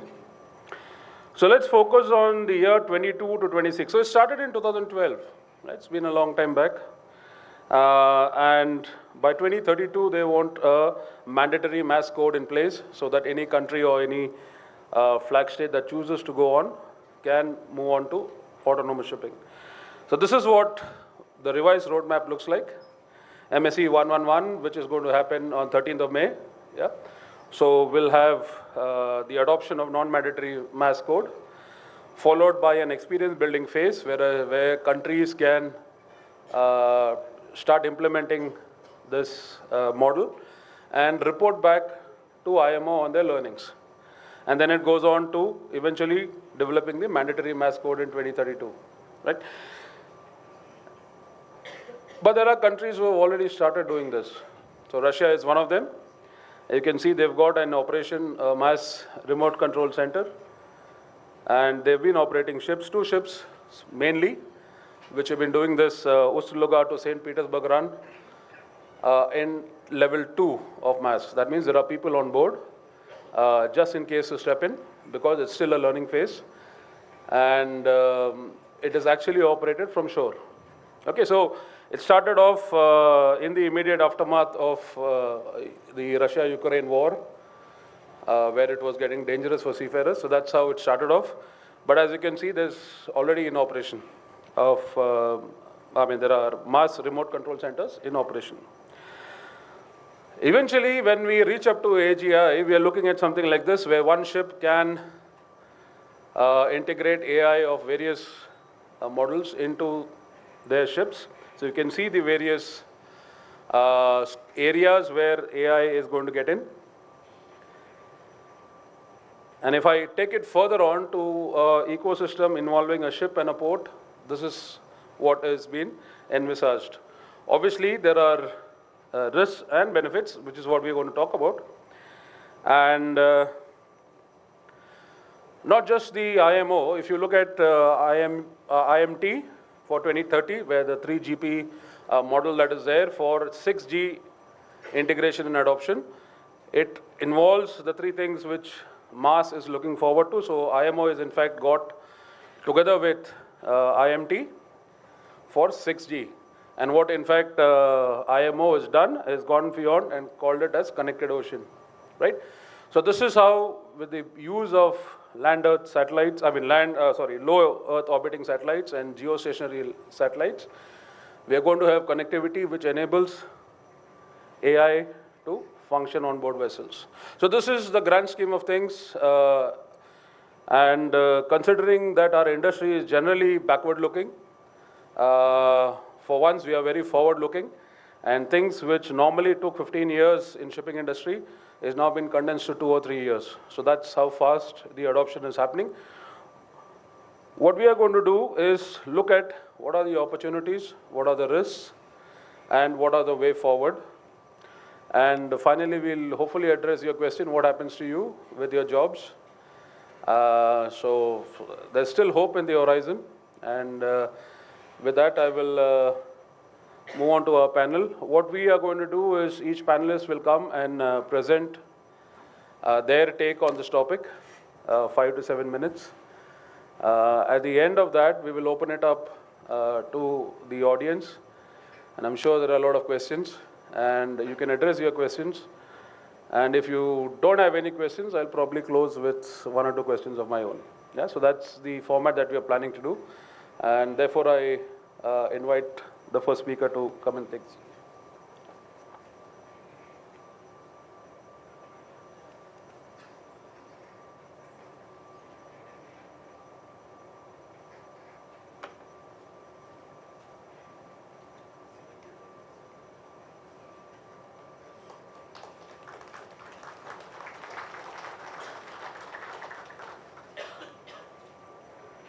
Good morning. I am Gaurav Kapai from Tolani Maritime Institute.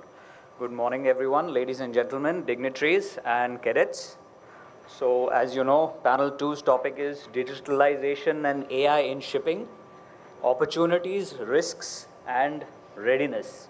So let me start from the absolute basics so that everyone is on the same page.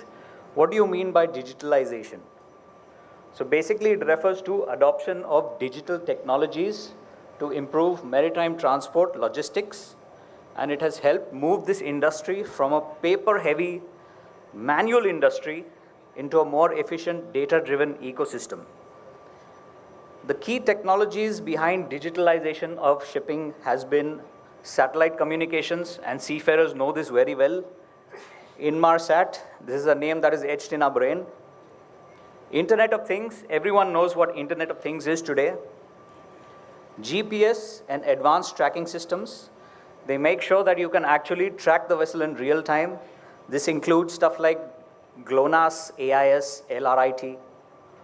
Electronic documentations, that means digitalization of bills of lading, e-customs forms, etc. Even month-end documents have now become electronic. And then electronic charts, and this is one of the biggest jumps in technology. ECDIS has replaced paper charts. I mean, most of us already know this. And blockchain platforms that improve transparency, reduces fraud, and speeds up custom clearances. Now, how has digitalization actually reshaped shipping? First of all, efficiency and cost reduction. So faster documentation and fewer delays, optimized vessel routing, reduced fuel costs, and of course, less human error. Transparency and visibility, real-time tracking of cargo, real-time tracking of vessels, and better coordination between shippers, ports, and customs. Then we come to sustainability, which is a very hot topic nowadays. Fuel optimization, which lowers emissions And this optimization and the data that is obtained further helps comply with environmental regulations like EU MRV, CII, and EEXI. Resilience, better response to disruptions, that is port congestion, weather, pandemics, etc. Let's take some real-world examples. Trade Lens is a blockchain platform, is a venture between Maersk Line and IBM, and it enables digital document sharing across supply chains. Smart containers for container ships, tracking and document temperature in real time for pharmaceuticals or food. And the most famous autonomous ships, Yara Brickland, which was one of the first automated ships in the world, and for early stage unmanned vessel operations. Now we come to what do you mean by artificial intelligence in shipping. That refers to the use of advanced computer systems that can learn, analyze data, and make decisions to improve how ships operate, how cargo is managed, and how maritime businesses run. How can we actually use AI on board? That is the big question. Primarily route optimization. So what AI does is it analyzes weather, ocean currents, port congestion, and fuel costs, and automatically chooses the most efficient route. In this way, it reduces fuel consumption and lowers emission. Predictive maintenance, secondly, predicts failures before they happen and reduce downtime and repair costs. Autonomous ships, again a very hot topic today. Reduce need for crew, which is actually something that we should be scared of. Reduced crew will equate to improved safety because less human error, of course. But unfortunately, this is in the early stages and it's growing quite fast. Smart ports, automated cargo handling, faster loading and unloading, which equates to faster turnaround times, and which owner doesn't want faster turnaround times, because that equates to profits. And efficient traffic management for ships and trucks within the port. Emissions and sustainability helps meet environment regulations by optimizing fuel usage, monitoring carbon emissions, and supporting greener shipping strategies. Risk and safety monitoring, AI will detect potential collisions, piracy threats before they happen, and can also detect various other hazardous conditions. Real-world examples, Rolls-Royce is one of the prominent companies that is in this autonomous ships using AI business. And Tech Port of Rotterdam is one of the only ports in the world that actually uses AI as an AI-powered digital twin, which is a very interesting concept. Risks and challenges now of AI. Firstly and foremost, cybersecurity threat. This is one of the biggest growing threats of, AI under threat. Regulatory and legal gaps. There's extreme lack of clarity on liability in autonomous vessels and AI decision accountability. If AI makes a wrong decision, who do you blame? Can I take AI to court? Can I put AI behind bars? You can't do that. So this is where it lacks clarity. High investment costs. You're talking about thousands of sensors that are going to be installed on the ship. Thousands of sensors will automatically equate to more costs, which no owner wants to actually spend. Skill gap, need for digitally skilled seafarers and shore staff. We are woefully underprepared for this. Let me tell you this very clearly. Reliability and system risks. AI systems may fail or behave unpredictably, which we cannot predict as humans. Digital divide. Developing countries like India lag in digital infrastructure, which is a very big drawback. And unequal adoption creates global inefficiencies. So in concluding my presentation, digitalization and AI present immense opportunity for efficiency, safety, sustainability in shipping. However, they also introduce serious risks, particularly in cybersecurity, legislative regulation, and workforce adaptation. And in my opinion, and this is purely my opinion, at present, the maritime sector is not fully ready to embrace AI, with the present risks far outnumbering the gains. Thank you.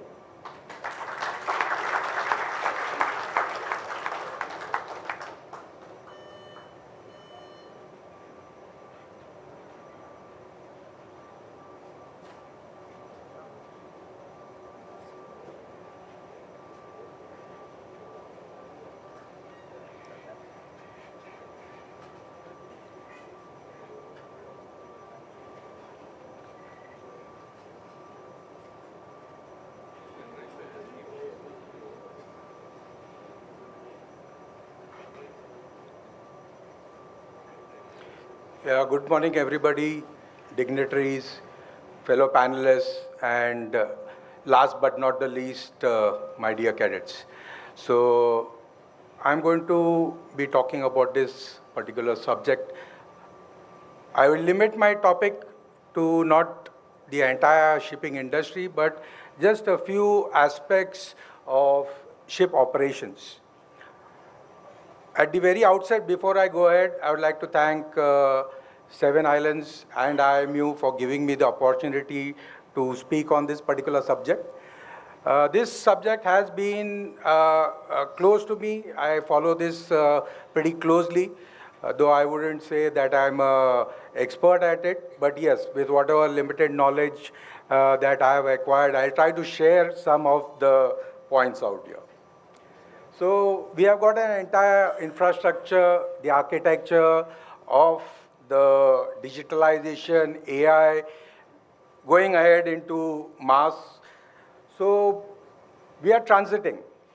And the transition phase is from automation to autonomous. What my earlier panelist has also mentioned, that we have got mass levels 1, 2, 3, and 4. So we are transiting. There is EGDIS, like earlier mentioned, and we have not only got EGDIS now, we got 6th generation EGDIS, which uses AI as well. And a very simple definition, again, a repetition of earlier what was said, that ships are going to be navigated using AI with systems which are going to be driven by digitization and digital technology coming into play, where they will gather all this information, analyze it, learn, adapt, adjust to real-time situations and dynamic environment. So these are the real ships which are running at the moment. Earlier, I would say about a decade or so, there has been a lot of development which has accelerated in the last maybe 4 to 5 years. Earlier, there used to be only small ships, very small ships like research vessels, survey vessels, but now there are passenger vessels which are fully autonomous. There are ocean-going ships which are partly autonomous, and I've just put a few pictures about them.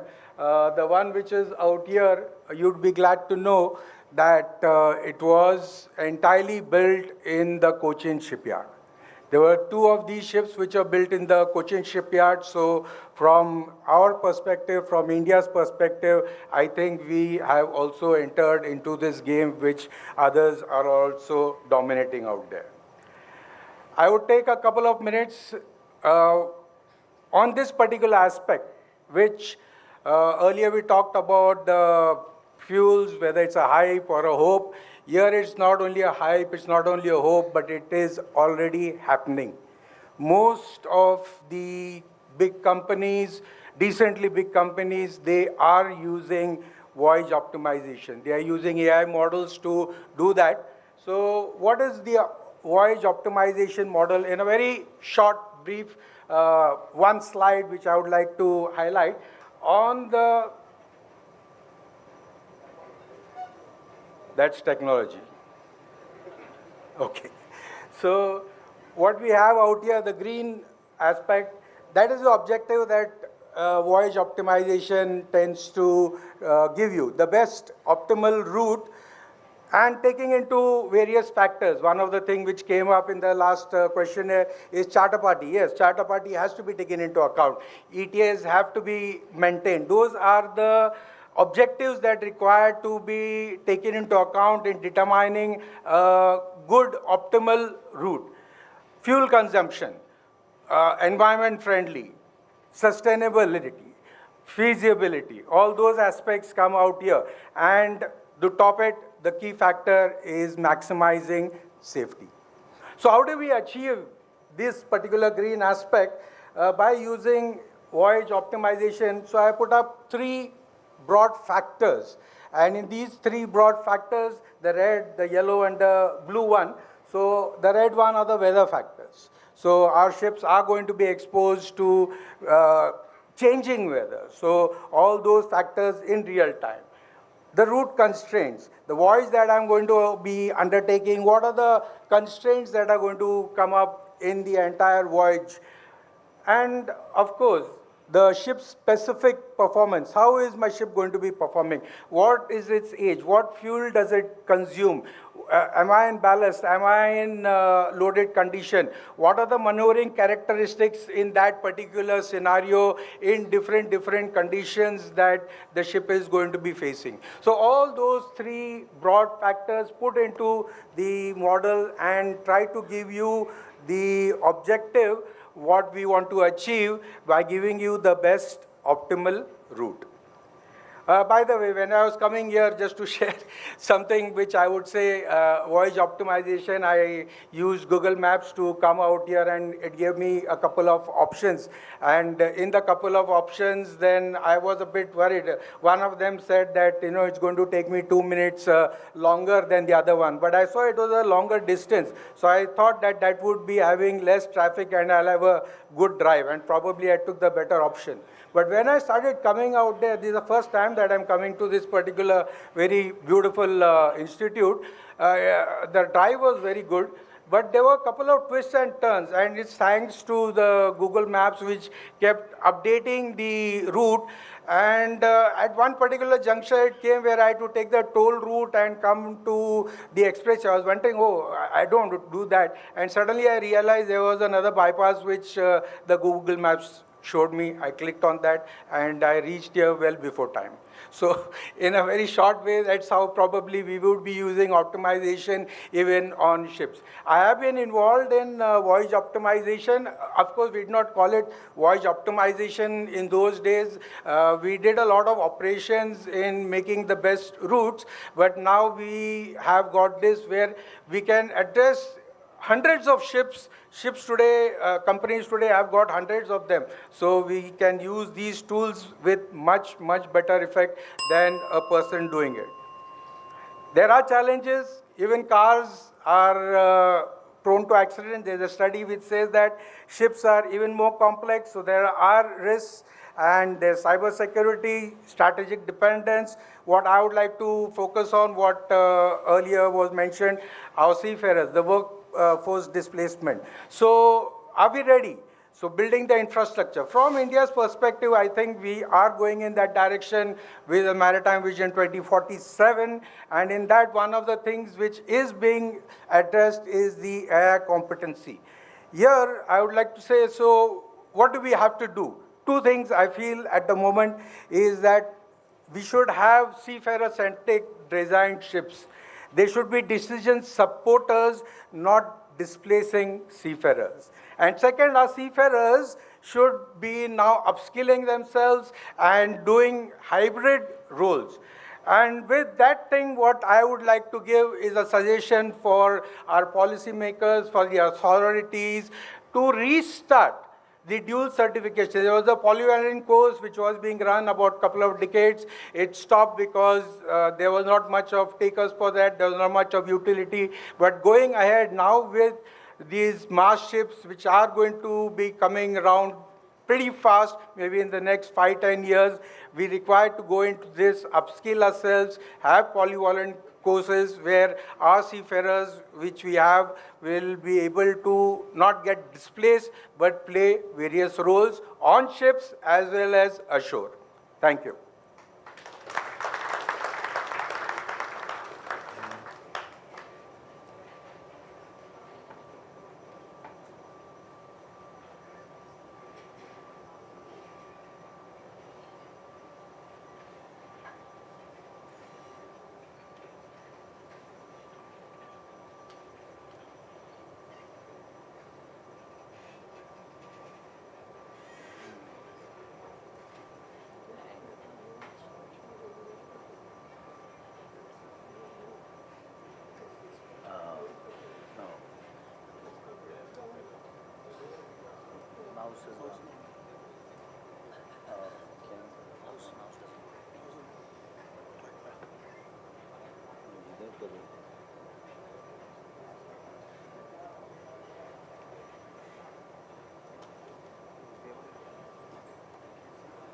Mouse नहीं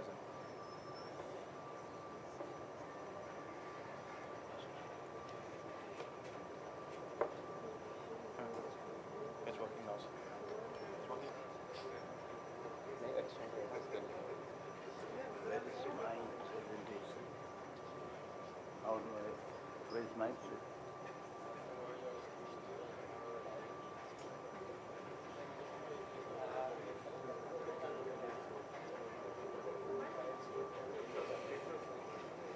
this mine? Shivani.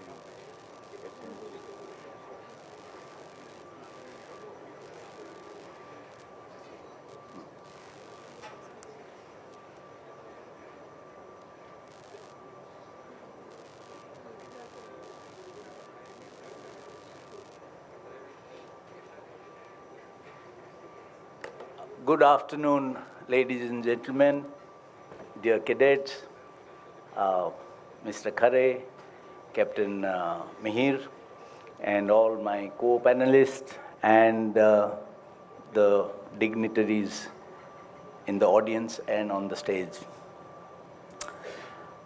Allow me to first begin by thanking Seven Islands Management and the same of IMU for convening this seminar, which is very apt and very aptly called Changing Tides.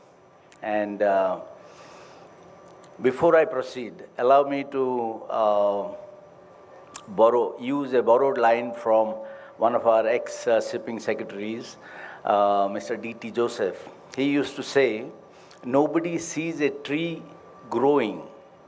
After some days, you see one nice, majestic tree standing there.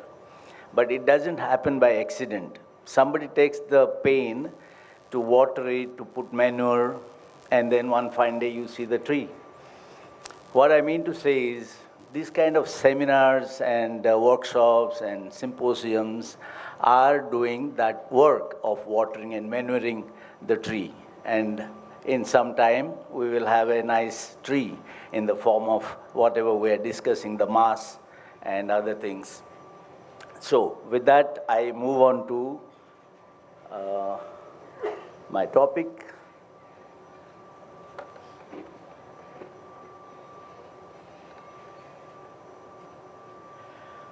From analog ships to intelligent ecosystem, modern shipping is rapidly evolving through key technological pillars, smart navigation, which we have already spoken about, predictive maintenance, sensor data enabling failure and prevention, autonomous operation, digital twins, real-time accept vessel simulation. Digital twin, you can recreate your ship sitting in the office, and of course it calls for a lot of sensors, and the data has to be analyzed. And before I proceed, please don't mind my touching on the digitalization, the very word. Digitization and digitalization are two different things. Digitization is the raw conversion of data into conversion of whatever, like your Word into your logbook entries into PDF files and things like that. Digitalization, on the other hand, is making use of the stored data to run systems. So today we are here to talk about digitalization, how digitalization is going to change the face of shipping. While digitalization is transforming various aspects of shipping, I think the most talked about or most visible of it is the mass, which is a reality staring at us. Digitalization is not one technology, it is an entire eco-transformation, with mass being among the most visible outcomes.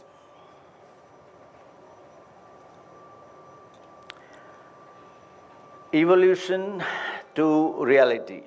From automation to autonomy, a structured evolution, not a sudden disruption. Evolution path, we all were used to autopilots, then dynamic positioning, system, then we moved from AIS to EGDIS, and now we are talking about AI and sensor fusion. Digital era, shift from onboard control to shore-based intelligence, autonomous future. The International Maritime Organization began structured work on this platform from, I thought, 2017. My previous speaker said 2012. Maybe he's right. This is the information I've gathered from various sources. And here I would like to thank Captain Rajesh Nambiar, who is the harbor master in Chennai, because I have been picking his brains, because he did an extensive study on Mars for his dissertation. So I've gathered a lot of information from him, so I thought I will mention his name here. Degree of autonomy, IMO framework, already it has been shared, degree 1, degree 2, degree 3, degree 4, degree 1 being what we are doing. It varies from the degree of automation that is available on our ships. Degree 2 is where remote control, but crew is on board. Ship is controlled from another location, but crew is available to take control if the situation demands.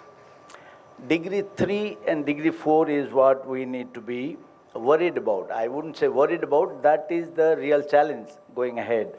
Remote control, degree 3 is remote control, no crew on board. The ship is controlled and operated from another location completely.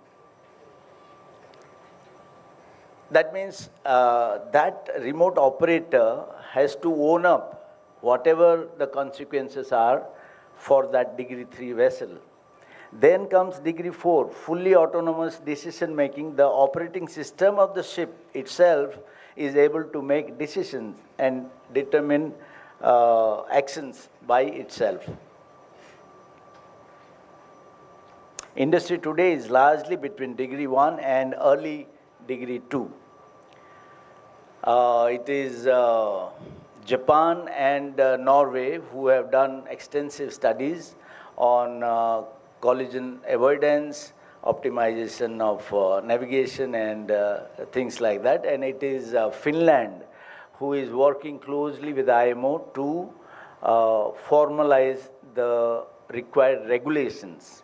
Because one key question that will come to my mind is, anybody's mind is, who is responsible when something goes wrong? Is it the master? Is it the software vendor? Or is it the, the equipment manufacturer? So that is something we still, there is, it is cloudy. There is still clarity not there. Regulatory roadmap, as already mentioned, next month, May 2026, is when we will see the voluntary mass code. Countries, members of IMO are encouraged to take part in this formation of voluntary mass code. 2028, it will be mandatory mass code. In come 1st July 2030, formal adoption of the mandatory mass code and entry into force by 1st Jan 2032. Of course, like any convention, there will be certain requirements, how many countries must sign up and what will be the combined tonnage of these countries and all those. But this is what it appears as of now. Regulation is catching up, but cautiously. Challenges, the real barriers, why mass is not yet mainstream. Cyber risk, we have already spoken about, vulnerabilities like GNSS, spoofing GNSS or Galileo or our own Indian, what is that, Navik, they are all prone to cyber attacks. And fail-safe requirement, stringent fail-to-safe mode. Fail-to-safe, just for the benefit of dear cadets, we hear this fail-to-safe, meaning if something goes wrong, the design takes care of the fact that supposing something goes wrong with the engine, it will at the most slow down or it will stop, but it will not trigger an explosion or a fire. So that is what it means, fail to safe mode. Legal ambiguity, defining authority, who is legally the master of a remote vessel. Liability, determining fault between the ship owner and the software provider or the original equipment manufacturer. The human factor, establishing the need and training for remote masters and operator. It is United States of America who is pushing hard for this STCW, the required tweaking or, to start issuing remote operators license. And it is India who is pushing for the amendment protocol to load line regulations of 2008. And yeah. Way forward, human plus machine future. The industry success depends on harmonized international standard and robust cybersecurity resilience. Augmentation, AI should augment human expertise, not entirely replace it. STCW evolution, shifting training requirements to include remote operator certification, global standardization, reliant and cohesive frameworks established by the IMO. India's strategic role. India is actively positioning itself as a key player in the autonomous maritime future, regulatory advocacy, leading voice. India is a leading voice in amending the load line convention, that is removing redundant crew access needs for degree 3 and 4. So India is quite involved in the whole process. IMO targets pushing for load line amendments by 1st January 2028. Industrial capability, Cochin Shipyard, as is already been mentioned, is already building autonomous capable vessels for the global market, something to be proud of. So I conclude by saying the future ship may be autonomous, but maritime responsibility will remain human. Thank you.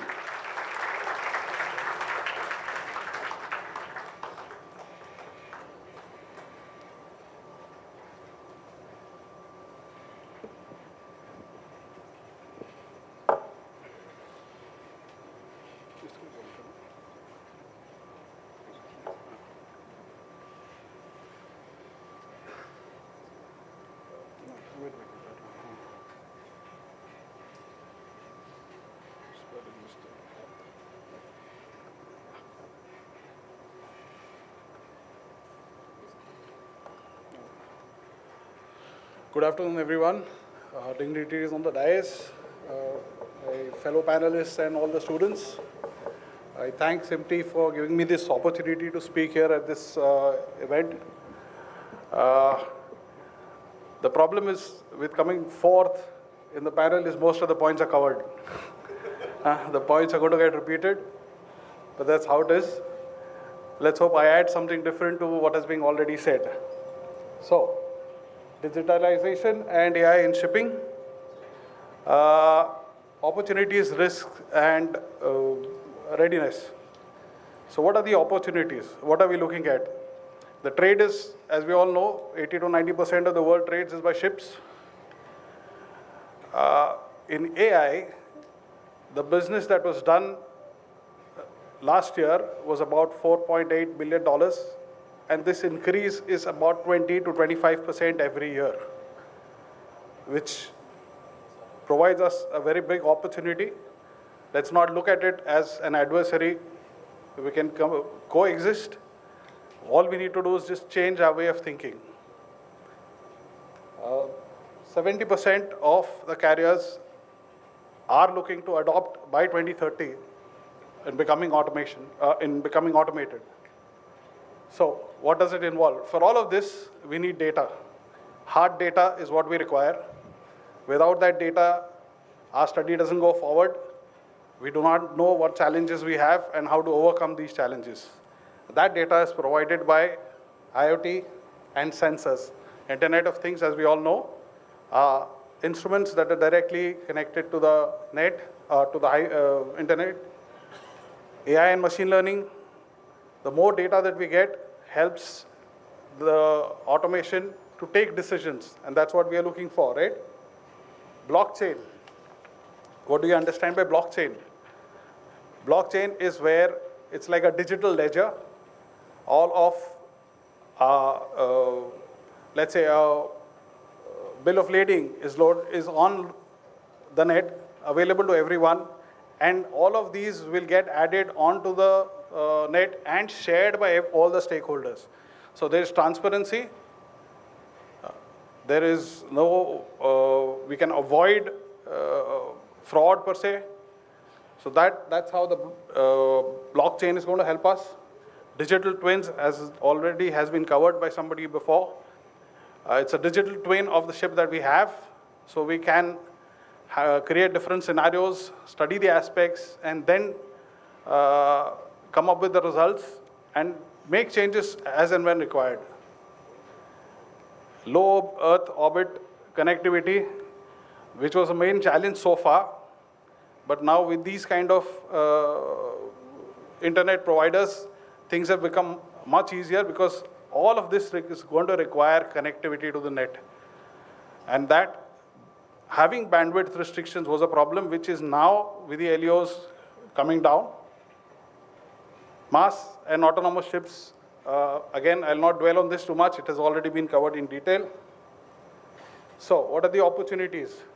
Voyage and route optimization. Now, with all of this, the data suggests that the fuel savings is up to 10 to 15%, which is considerable if you look at the entire shipping as such. Maintenance, predictive maintenance, with all the data available, even slight changes can be noted and predicted so that our breakdowns reduce, which is going to, again, make a cost saving for the ship owner. Again, data suggests, from whatever has happened before, that about 35% is the improvement with predictive maintenance. Sustainability and CII compliance, if you're doing lesser fuel, if you're consuming lesser fuel, you're moving towards meeting the CII targets, reducing our carbon footprint. Supply chain intelligence. Now this, again, is very useful when predicting for our demands. So the forecast of our demands, how soon do we need it? When do we need it? Do we need to go at a certain speed? All of that can be predicted. And we can, again, optimize our fuel consumption. Basically, that's what we are looking at. Hapag-Lloyd AI system is one which is working on this. On the voyage route optimization, Maersk Spot is very well known, and it's like an Uber on shipping. If you want to send a certain item to somewhere, just log on to Maersk Spot. There are other platforms as well, and it will optimize which shipping, which container, which port, and all of that can be done pretty fast. What are the risks? What are we looking at? As everybody mentioned, cybersecurity. Since we are now directly connected to the net, there is more chance of cybersecurity threats. This can also be an opportunity for people who want to venture into cybersecurity because this is going to be a big challenge going forward. Human factors. All of us being scared, we need to understand one thing, that we need to upskill ourselves. That's the only way forward. We can't stand still, we can't be at the same level and expect to grow. We need to grow, we need to adapt, and we need to upskill ourselves, change our way of thinking, change of way, how we're going to operate ships from remote, and what skills we require for that. Legacy systems, as people talked about again earlier, different OEMs, different verticals are going to have to interact with each other. If they are not on the same platform, if they are not having interconnected platforms, then it is going to be a very difficult, it is not at a very high risk because it is being done and things are moving very fast. AI explainability, again, a big challenge. But with digital framework that is coming, with regulatory framework that is going to come, it is coming. It's going to take a little bit of time. That's the only issue. Once that comes in, this issue should be sorted pretty fast. So, as per Lloyd's digital monitoring index, this is where we are presently. 48% of maritime trade is already moved towards automation. Ports are moving. It's slow, but it takes time because, as we've known, infrastructure investment is going to take time. A lot of cost goes into all of that. Vessels are also moving towards automation and digitalization. Energy sector, but the most sector that is lagging behind is people. We have to move forward. We have to adapt ourselves. And that's the only way we can help in reducing the fears that AI may replace us. Right? All right. That's it for now. Thank you.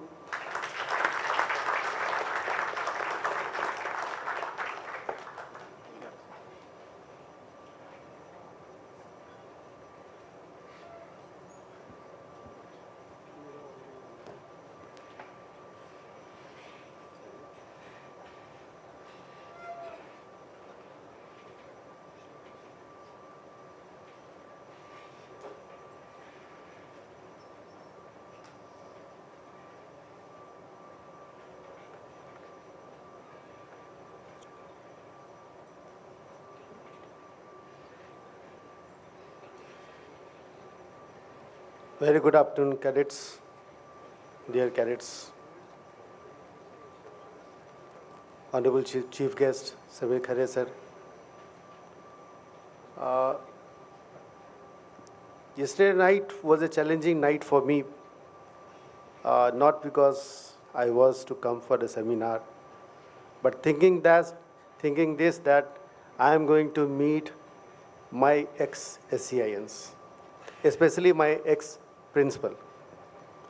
So I am always very happy when I get an opportunity to come to Seven Island or say Chanakya or Tolani, because I see all my ex-SCI people sitting in front of me. I feel very proud of that. Regarding this seminar, this panel discussion, I think almost all the topics have been covered by everyone. There is nothing much left for me to discuss upon. I will just talk in general, nothing educative or nothing related to training.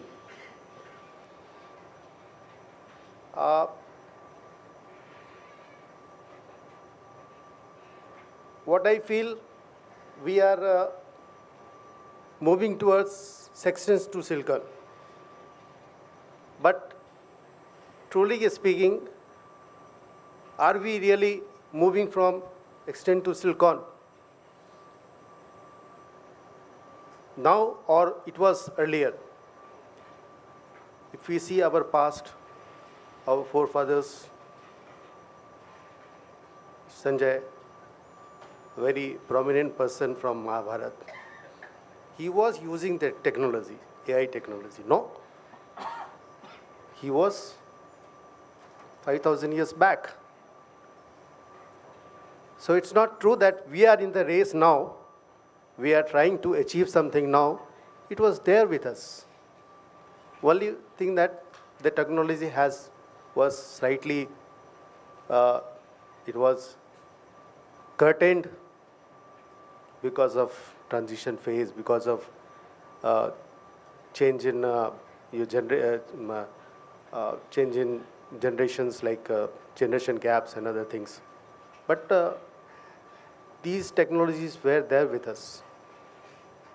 We are just thinking about that and going ahead with this.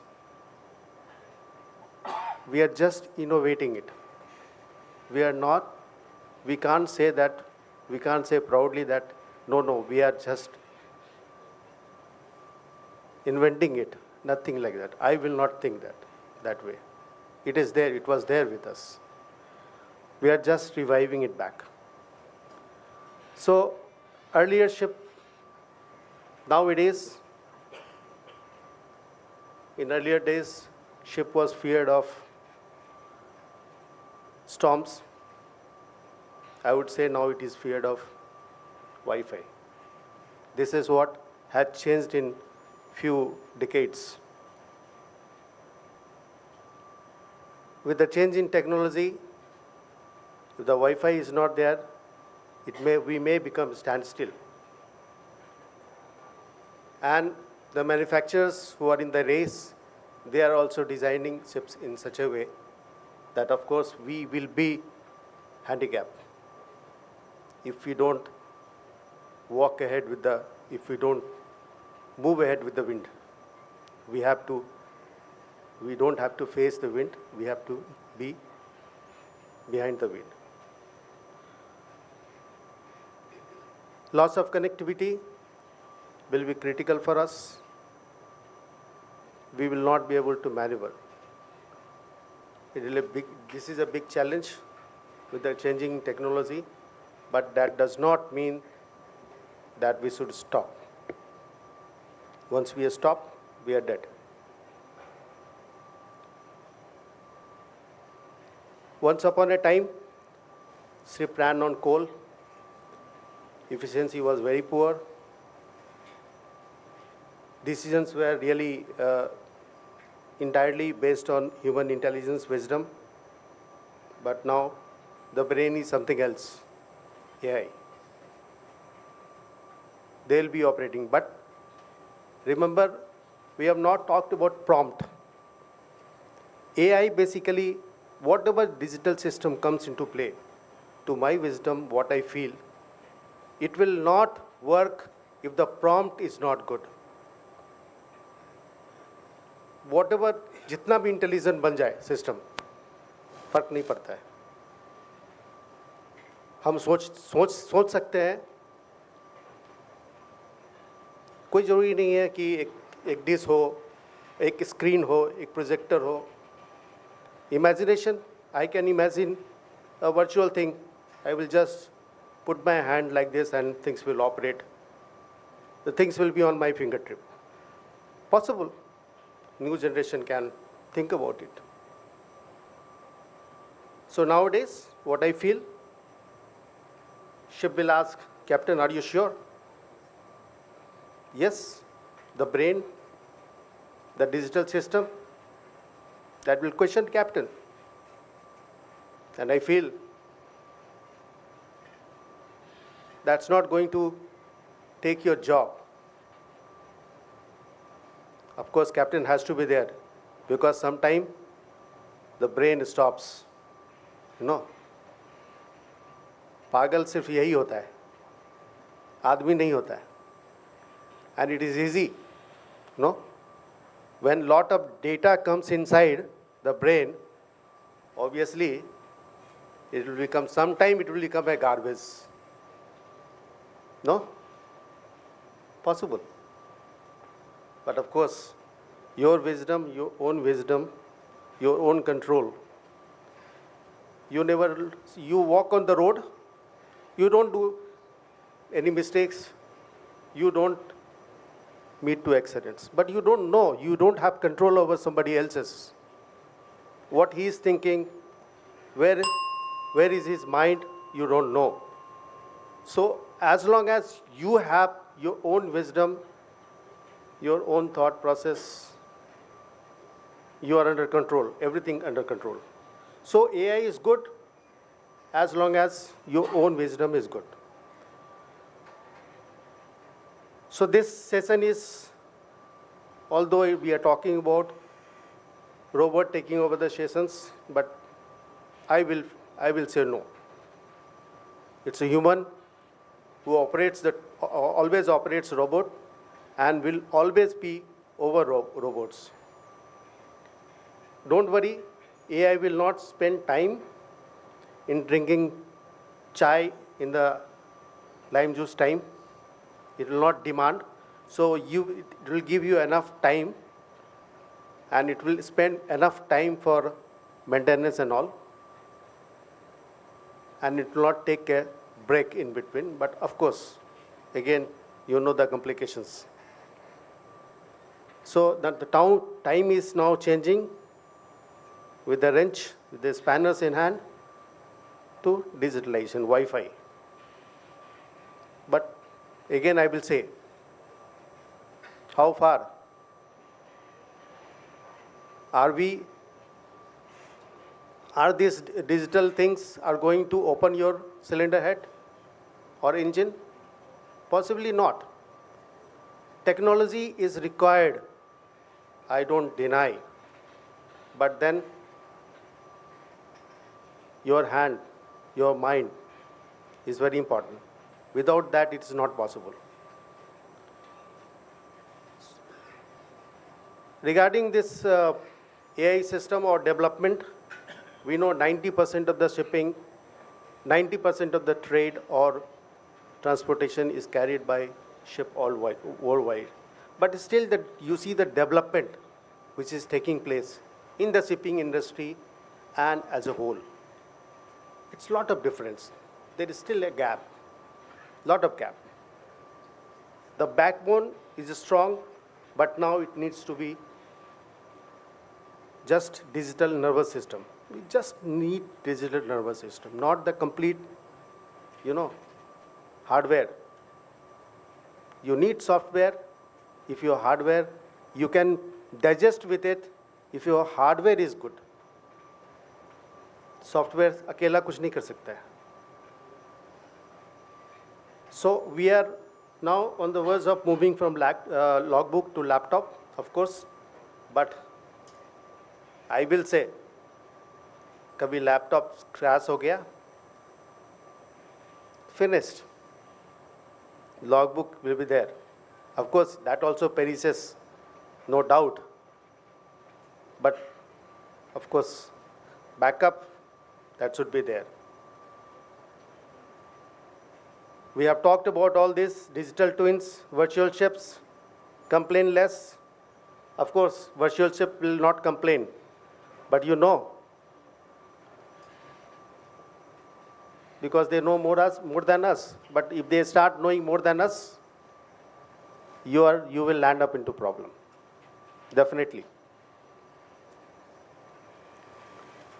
So earlier chief engineers listened to engine. Now engine will complain first. The problem for chief engineer. Complaining. Nobody likes to hear complaint. Everybody wants solution of it with the complaint. So complaining what? A digital system is complaining to chief engineer. Chief engineer can't say you go and do the work. Isn't it? It is manual levers which will be required to do the work. Perhaps, of course, the mode will change. Mode may change. Captain may be sitting on the crotch and directing things. But again, no. There will be problem associated to this. AI does not replace crew. Don't worry. As I said, my focus was this.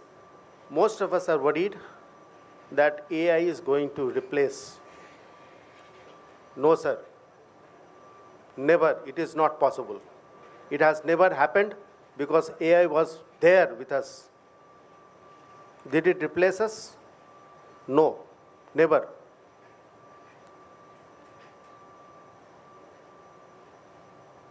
Now, technology, I will skip all these slides because everything has been done. They have.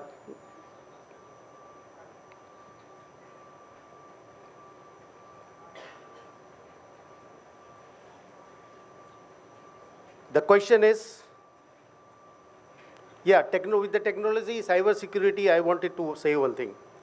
Perhaps with this AI system, there will be one advantage to pirates. They need not to board with the guns and other things. They will just board with the laptop or the password taken from the company manufacturers of the machines, perhaps. Maybe they are not required to even board. From the shore, they will hack your system with the password, okay, captain, now move this side. Finished.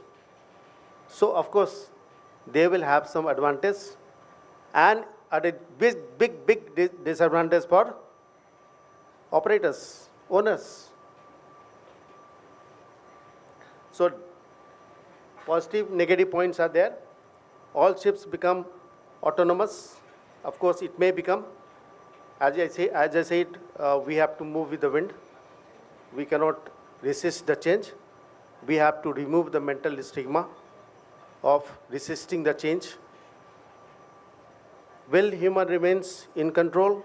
100%, to my wisdom. So I think my time is up. I will finish up here. I think I have what I wanted to stress upon, I have stressed. Thank you so much.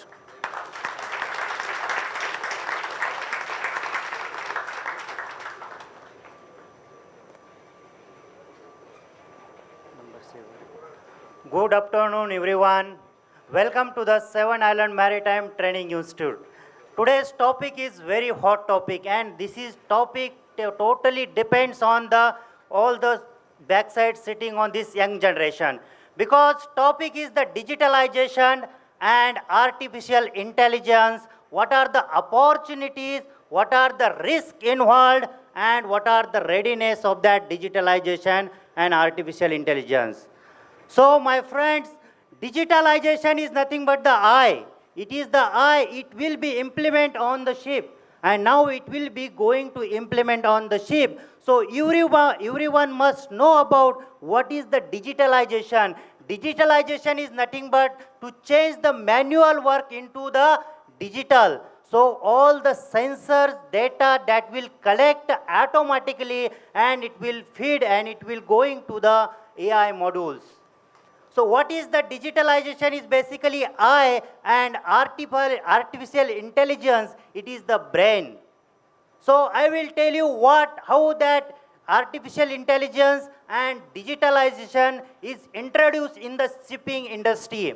And it will be going to introduce in the shipping industry. It will be applied on the shipping industry. How? I will tell you the example. First, there is the predictive maintenance. What is the meaning of predictive maintenance? Now, in the current situation, we are doing the preventive maintenance, but artificial intelligence will do the predictive maintenance. First of all, what is the preventive maintenance? We are using the PMS, Plan Maintenance Schedule, and it will tell us after these hours we have to replace some part of engine or auxiliary engine or boiler. But artificial intelligence, it will do the predictive maintenance.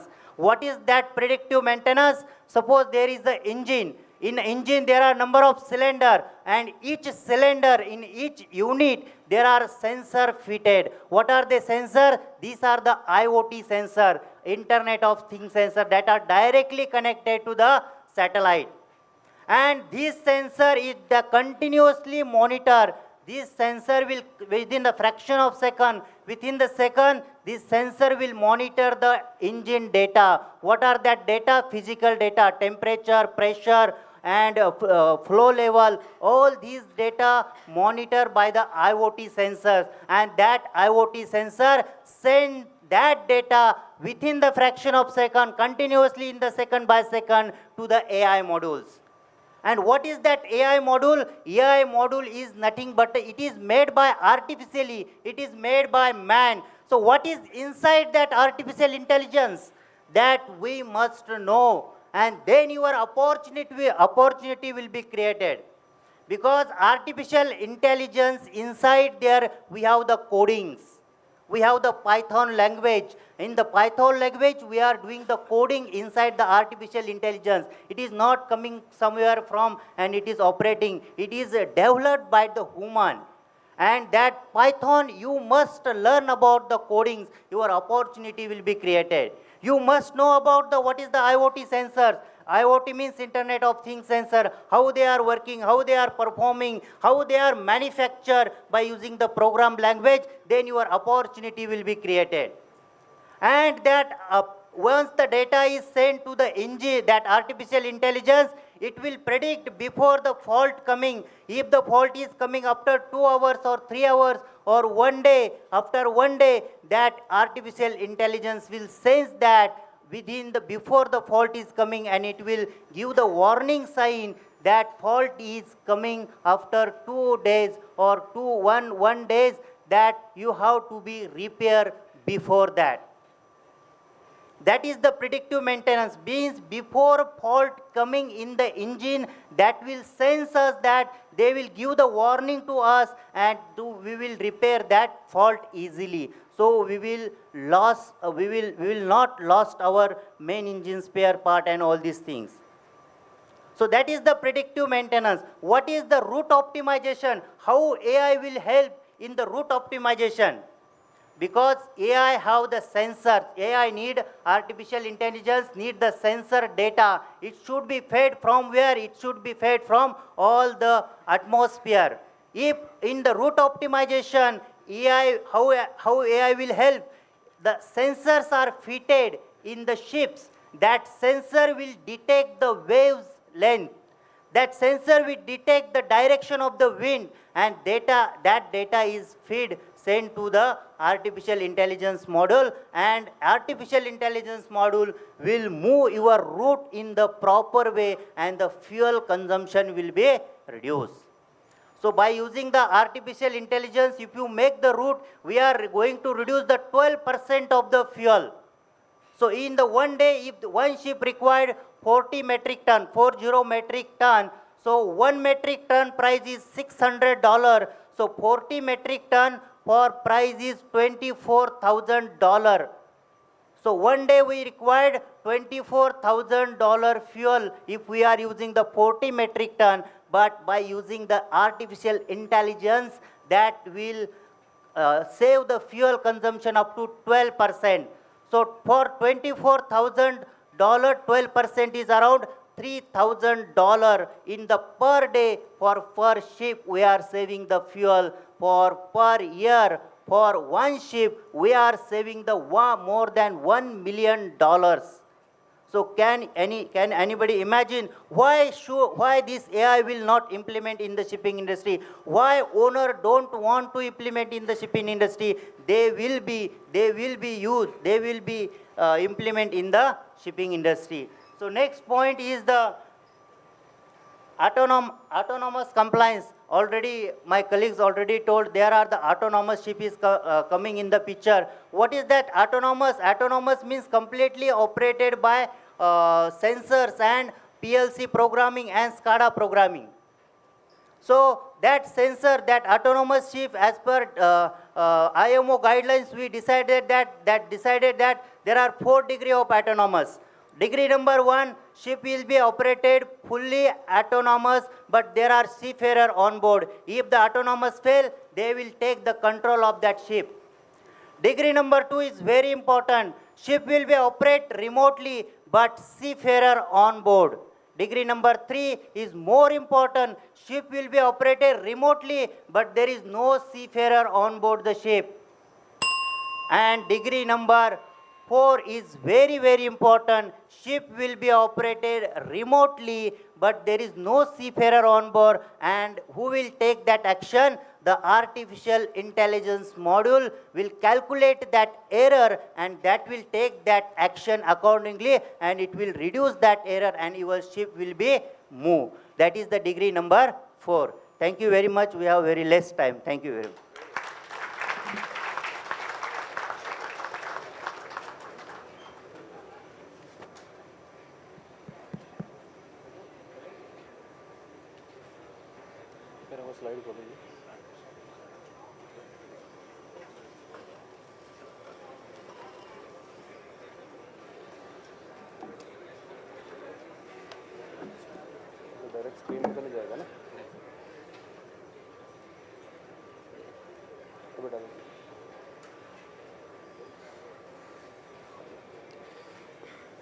Thank you, panelists, for this almost an hour of discussion.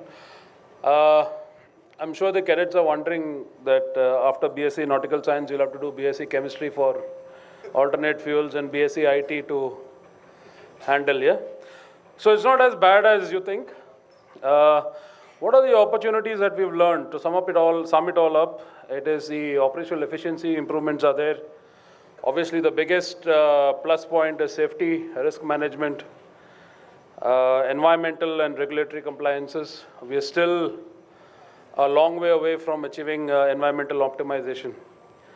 Port and logistics, there's already benefits that are seen. India with the Sagamala, there is a slide where I'll show you the kind of savings that we are doing. And real-time monitoring through IoT and digital. And that's more to do with predictive maintenance and other things. Right, so that's one of the opportunities that we've learned. So this is the sum total of what you have seen, the main things that are put in, what are the opportunities that we have.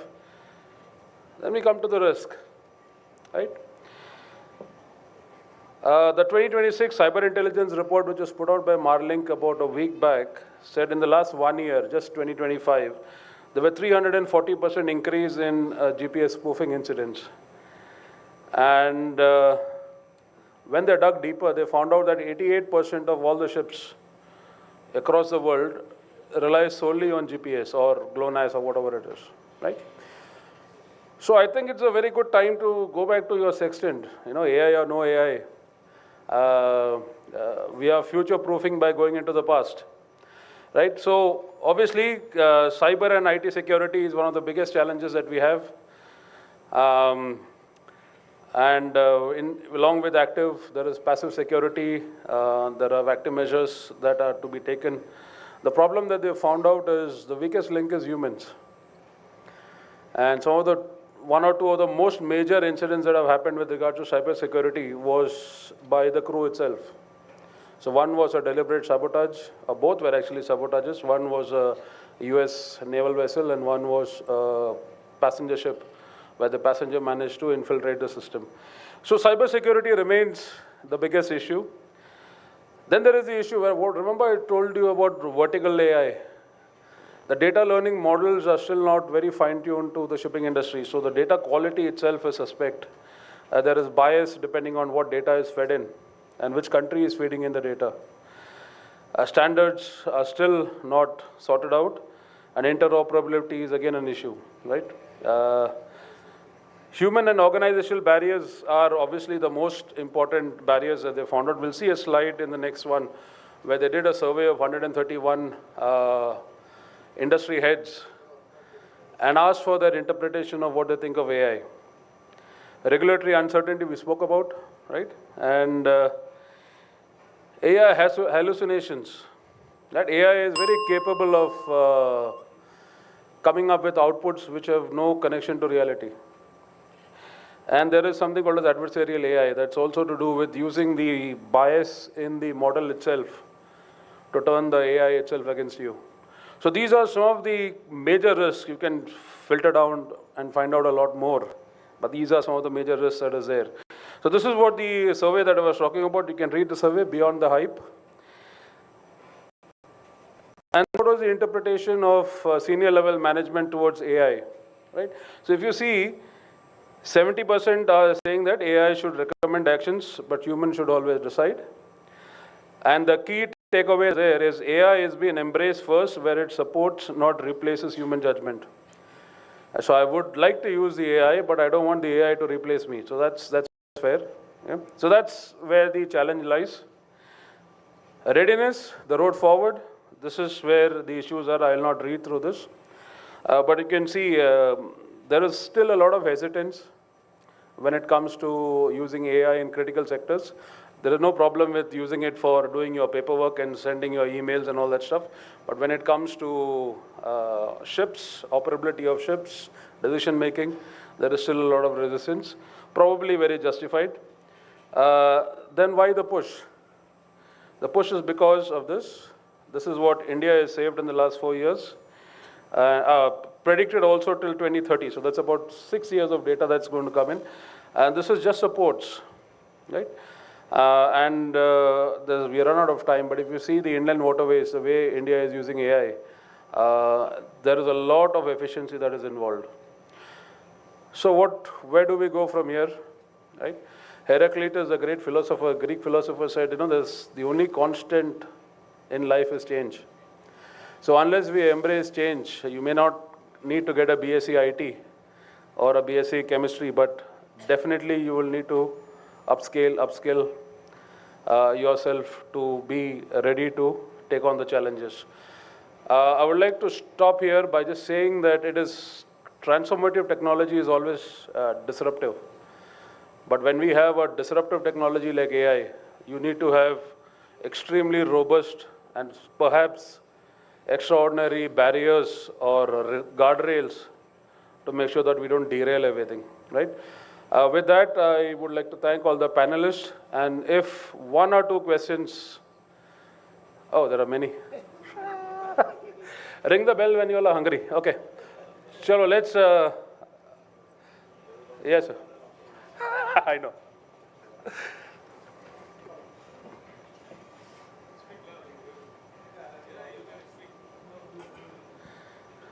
Good afternoon. Thank you, Mr. Lobo. Thank you, everybody, and thanks for the invite. Viraf from Fleet. Actually, to build up on something that Mukashish sir showed in the slide, I agree with the positioning at number 6 for people. I don't agree with the value. It should be much lesser, sir. And respectfully agree to disagree with your sextant comment. No problem. We can take that out at lunch. But my, query to the panel and to the respective members, stakeholders here, even when we are reactive in terms of IMO trickling down to the flag administration and everything, do we not accept the fact that IMO is extremely slow as an industry? FAL 2 to FAL 3 on cybersecurity, that is when, as Captain Mahapatra said, that is when IMO realized that FAL 2 में हम लोग digitization लिख रहा था, अभी let's cancel it out, digitalization लिख रहा है. Imagine an international body could not get the wording right for 2 revisions. Same thing with STCW. Shivangi sir is the Mahaguru here. Okay, S100, he'll laugh and he'll say Jan 2026 was their dream of this thing. We are nowhere close to that. Now, if we are going to wait for IMO, STCW, okay, these youngsters have nothing to worry about because IMO says jobs are there for human beings. Question is, are there for Indian youngsters? Because if they don't upskill, and they are not going to upskill because they are on a regulatory pattern. Now, when is the industry going to accept that if you're going to do only regulatory, STCW says minimum standards. And PRECI doesn't even come in the gambit of STCW.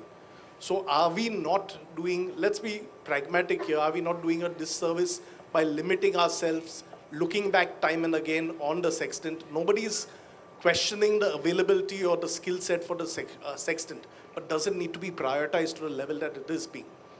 And then the ECDIS gets 40 hours in comparison to those 200 hours of this thing. We still are on paper charts in PRECI institutes. We are not hedging cloud simulators. Cloud simulators came in 6 years back. Are they being used? No, they are not being used. If it's scale of volumes, it is a pittance as compared to the fees which the candidates pay. But are we moving in that direction is a question we need to ask. Cloud simulators for training was 6 years ago. 4 years ago, we brought it for competency evaluation. So would there be at least these kind of forums which could bring up these things? Because we have to keep forward looking, because if we keep looking back towards the sextant, we are going to head back to this thing. So if anybody in the panel can expand on that. What we can do, sir. With all respect, with the kind of geopolitics, political situation, there are so many conflicts that are taking place. What if some decides to blow up these GPS satellites, navigation satellites, and we hear debris, the satellite debris falling here, there, we see all that. So we should not be at sea. Absolutely, with the GPS or GNSS or our Navic or whatever, if it is disabled deliberately because of these conflicts. So the celestial navigation, the knowledge of it, I believe is a must. We cannot simply wish it away because we are advancing to be ready for such an eventuality. When, GPS, we saw 340% rise in the GPS spoofing, right?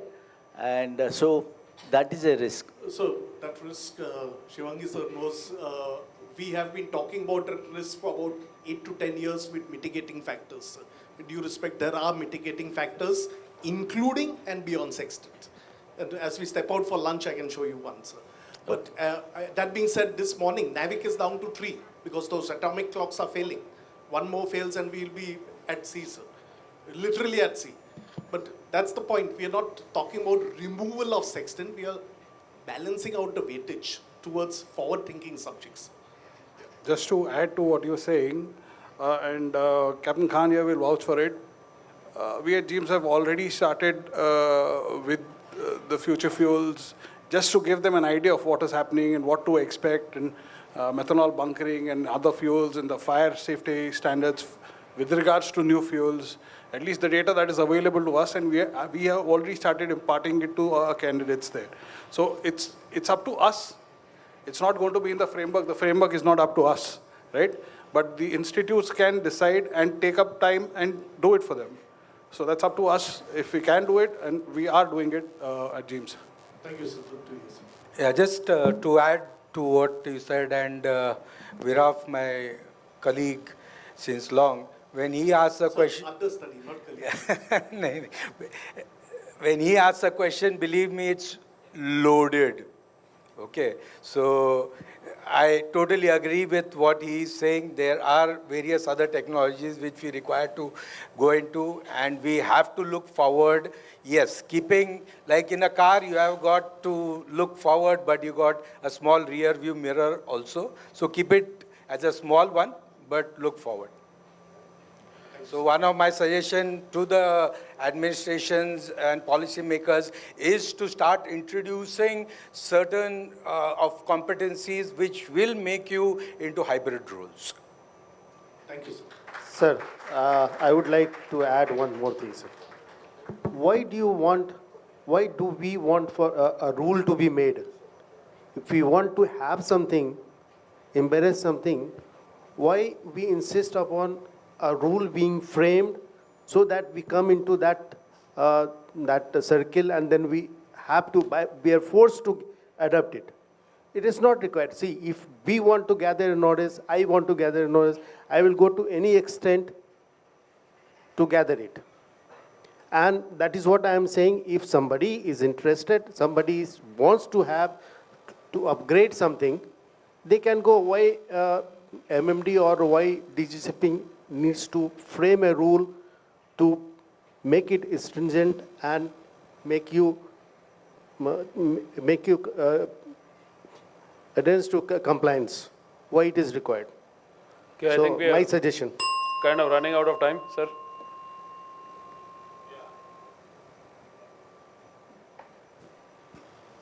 Yeah, good afternoon, everybody. Thank you so much. It was such an engrossing panel discussion, both of yours.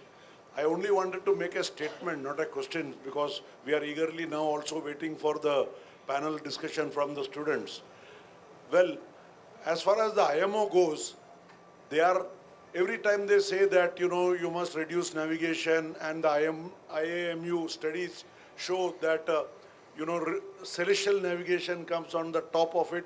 But when it comes to IMO, and when the IMO was in session, as you are aware, HTW12 was from 23rd February to 27.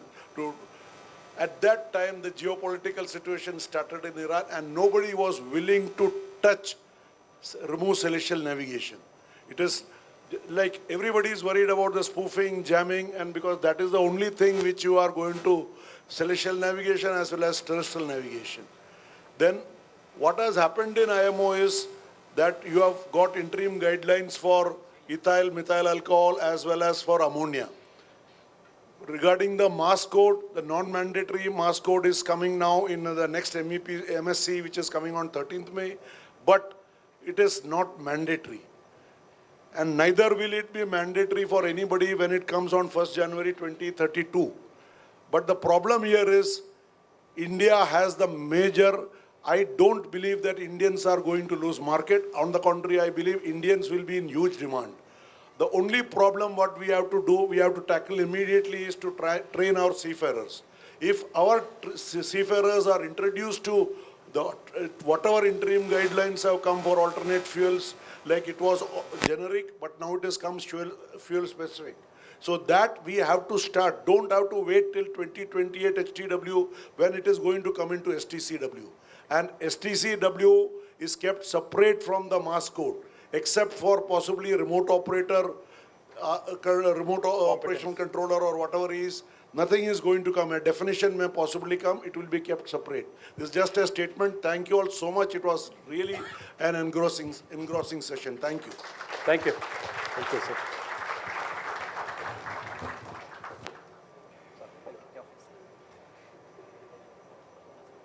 That's all. Thank you very much, sir.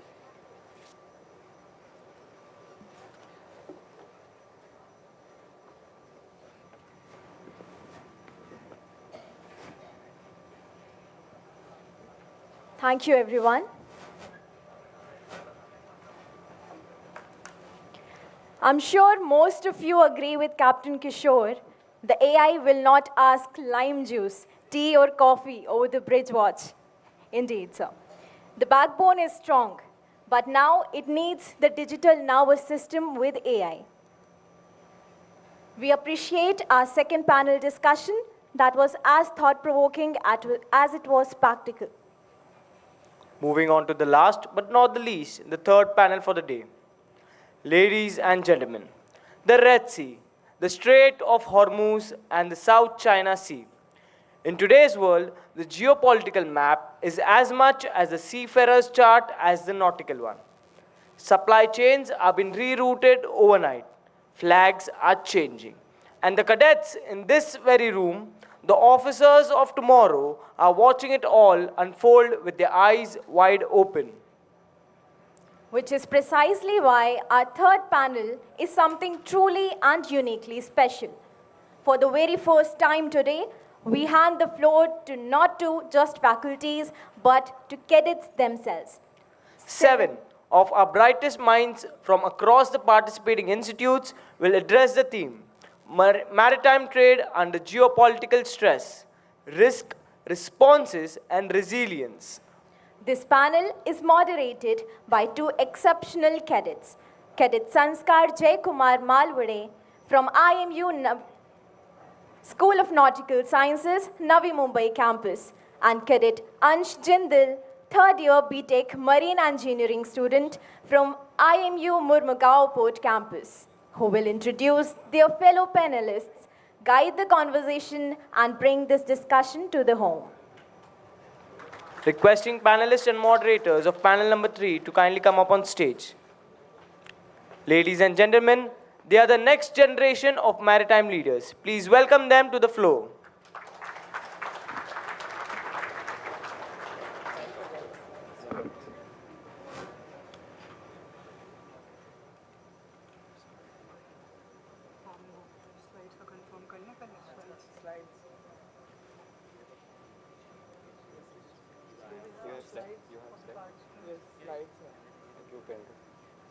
Same format.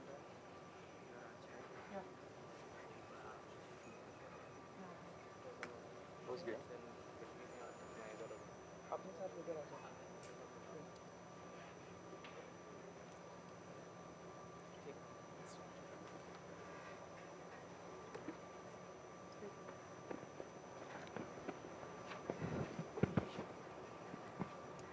Good afternoon, everyone. We are gathered here at a moment where the phrase geopolitical stress is no longer an abstract concept for the maritime industry, but it is a daily operational reality. As we speak, the global map of trade is being redrawn. For the past 2 months, the eyes of the world has been fixed on the Strait of Hormuz. With transit effectively halted and thousands of mariners stranded, we are witnessing the most significant energy supply disruption of the 21st century. We have seen crude oil hit heights not seen in years, and the just-in-time supply chain is being replaced by a just-in-case survival strategy. But the stress isn't just kinetic. While we see a cautious, fragile return of vessels to the Red Sea, we are also navigating the shadow side of trade, a growing fleet of unregulated tankers that challenge the very framework of maritime law. Our goal today is to look beyond the headlines. We aren't just here to talk about the risks which are evident in every rising free trade, but to focus on the responses and resilience required to keep global trade afloat when the world's most vital choke points become chessboards for geopolitical ambition. Thank you, Ansh. Good afternoon to one and all present here. I am Cadet Sanskar Malwade from Indian Maritime University, Navi Mumbai campus. So after looking at past two panels, I wish we'll be able to do justice and contribute our best to the discussion. To help our panelists navigate through these waters, we have framed today's discussion around three core pillars. The first one stands for the geography of the risk. Beyond the Middle East, we are watching the South China Sea and the Taiwan Strait, where economic pressure is intensifying. We are also seeing a fascinating paradox in the Panama Canal, where for the very first time, we have too much of water rather than too less, reminding us that climate change volatility is a geopolitical risk in its own. Secondly, the resilience of infrastructure. How are ports and shipping lines reconfiguring when Plan B, like the route around the Cape of Good Hope, becomes the new plan as Plan A? We'll discuss the rise of regionalized trade and nearshoring of supply chains. And finally, the human and legal cost. Behind every data on the shipping manifest is a crew of mariners who are caught in the crossfire. As we see naval blockades and state-imposed tolls in the international straits, what remains the United Nations Conventions on the Law of the Seas UNCLOS. We are joined here today with our distinguished panel experts who will represent the front line of strategy, law, and logistics. I'll introduce the panels. First is Cadet Prithvi Raj from Seven Islands Maritime Training Institute. Cadet Lakshmi Sharma from Seven Islands Maritime Training Institute. Cadet Reyansh Garg from Anglo-Eastern Maritime Academy. Cadet Muhammad Atif from Training Ship Rahman. We have Cadet Dhruv Mangal from Tolani Maritime Institute. Cadet Harsh Avasti from Great Eastern Institute of Maritime Studies. And we have Cadet Jiva Bharti from SIMS. So, to begin with our discussion, how are maritime industry and geopolitics actually related? I request one of you to please elaborate.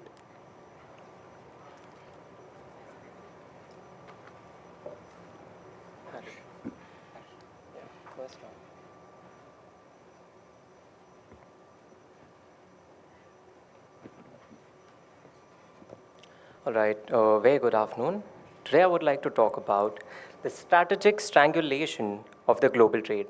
And the most important, how do we build the resilience to survive it?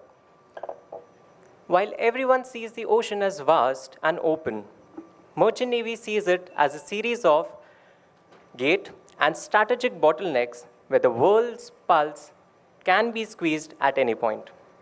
90% of everything which we own, from the fuel in our cars to the tea in our cups, everything passes through these gates. Geopolitical risk is basically what happens when these risks or when these gates are threatened by land-based politics. You can see the red dots. These are the points which face the geopolitical risk. We live in a point where just-in-time economy is used, where ships are treated as floating warehouses, which leads to a brutal reality of 3-day to 3-week rule that says a 3-day delay in choke points lead to a 3-week delay in supply of the commodity in your nearest supermarkets. In 2026, the theory of strangulation turning into a daily reality.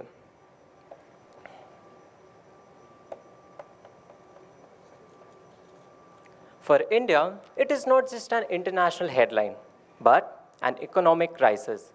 We import 85% of crude oil. any ripple in Gulf affects India's GDP. $10 rise in oil price rises in 0.5% impact of GDP. While the Strait of Hormuz becomes a high-risk zone, the owners have a binary choice, either pay war risk premium or to take a great detour around the Cape of Good Hope. This detour costs them around $1 million of additional fuel cost, or they are having a choice to pay $2.5 million for a single transit through passing through these choke points. But these are the problems. But how are we going to fight them? That is through resilience. It is the power to adaptability. So basically for that, we have built our first digital shield. In early 2026, India's VO Chidambaram port, which is a pioneer by launching full digital twin. It acts as a virtual mirror of physical operations. Using AI and real-time sensor data, we can run the what-if scenarios. We can predict the blockade, and AI calculates the efficient reroute and fuel economy even before the ship actually enters the war zone. To conclude, we have 3 pillars. That is the legal pillar, which says UNCLOS, which is the constitution of the sea. It is a 1982 treaty which says that ocean, it belongs to everyone. It is the international law that guarantees that ship has the right to sail. It has the innocent passage, in which there is the right of ship to pass through a country's territorial waters as long as it ain't doing anything non-innocent. Second, we have digital resilience. That is with the help of digital twin and AI to know which part is going to fail before it actually fails, which is called as predictive maintenance. And the third is active resilience. That is Operation Sankalp, which is an ongoing active Indian Navy mission to escort Indian flag tankers from the Gulf areas. At the end, I just want to say that geopolitics will always be a risk, but as long as we are adaptable and agile, catastrophe is always optional. Thank you. Thank you. Thank you, Harsh, for your valuable insights on the topic. Now I request Atif to please explain the commercial and economic impact of the given topic.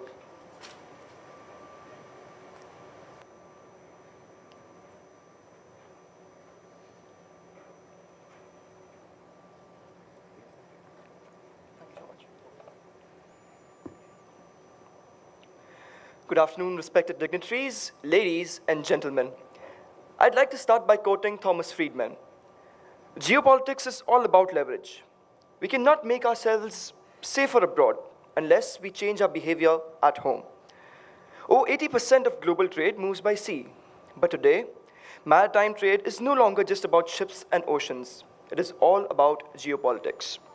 Because conflict in one single region of the world can delay cargo globally, increase fuel prices overnight, and even impact what we pay as consumers. So today, let me take you through how geopolitical events are reshaping the maritime industry and why resilience has become so important and the industry's greatest strength. The global maritime trade depends heavily on key choke points such as the Suez Canal, the Strait of Hormuz, and the Red Sea. These routes handle a massive portion of global shipping, but they are also highly vulnerable. A perfect example is the 2021 Suez Canal blockage, wherein 12 to 15% of the world cargo was blocked. Nearly $26.5 billion worth of cargo was delayed, and ships had to reroute via Cape of Good Hope. But the real impact was the ripple effect. Delays, higher fuel consumptions, and eventually disruptions in the supply chain. In geopolitics, even a single incident can send shockwaves through the entire shipping industry. Let us consider the rising freight rates and the insurance costs. During the 2026 Middle Eastern tensions, war risk insurance premiums surged to about 3% of the vessel's value, adding millions to each voyage. Additionally, the 2023-2024 Red Sea crisis forced ships to reroute, causing freight rates to double. These increased costs just not affect temporarily, but they survive around the market. They just rotate around the market, and eventually the entire global market faces the issues.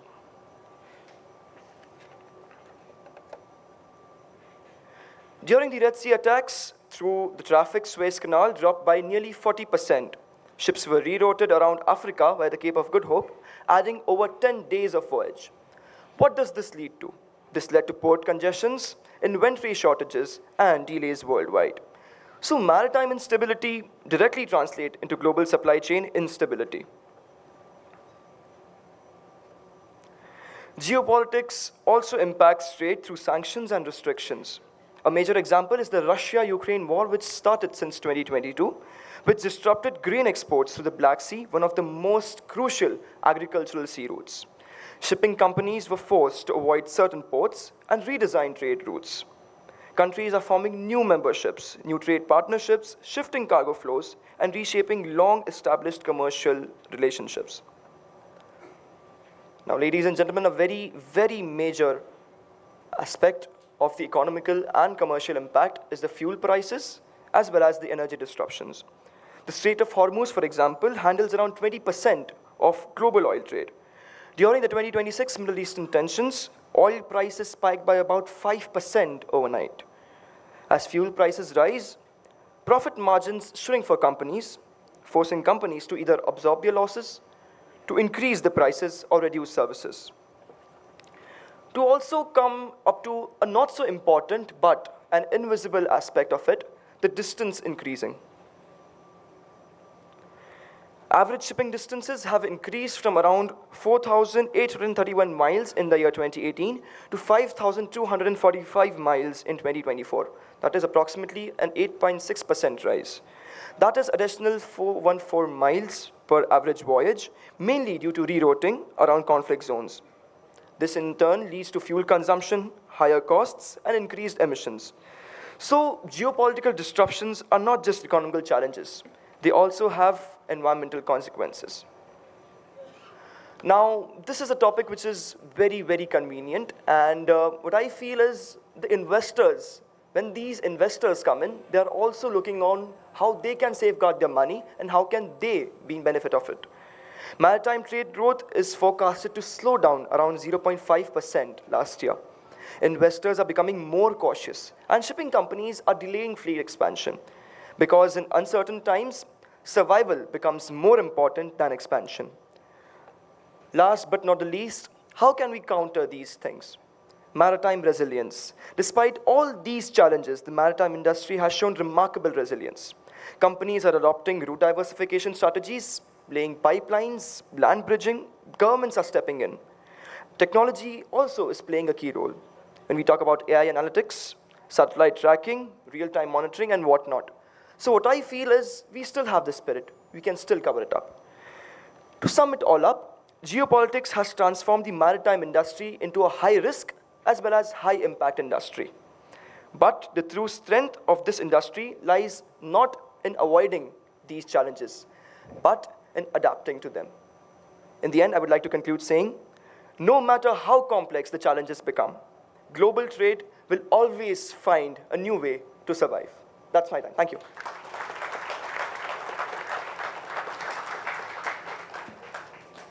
Thank you so much, Atif. Now I'd request Cadet Jiva, who can give us a deep dive into the topic with some case studies.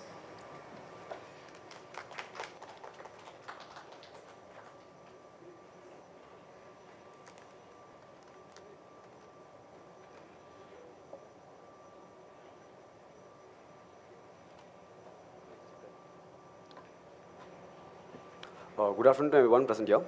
Thank you, Harsh and Atif, for giving insightful thoughts about the geopolitical risk and the maritime resilience. So now, adding a point on with the Atif, what he said, geopolitical risk is no more a theoretical concept. It's more like a real-life situations. Let's move further with a case study in order to analyze this and get a better view over the geopolitical risk. Moving on with the first case study for the day. Yeah, everyone know about the Houthi attacks. So for those who don't know who are the Houthis, Houthis were the rebellions of the Yemens who attacked on the merchant ships which were passing through the Yemens and the Bab el-Mandeb states. So what consequences have been faced by the maritime industry was that all the ships which are passing through the Yemen was been physically attacked by the drones, missile, and by the sea mines, by means of which the supply chain was being disrupted and the commodities were not being able to reach at the time. So what made this a risky condition? Now, the Yemen, the maritime industry doesn't fall back here. It fight back and it got some resilience act, which we will see in the next slide.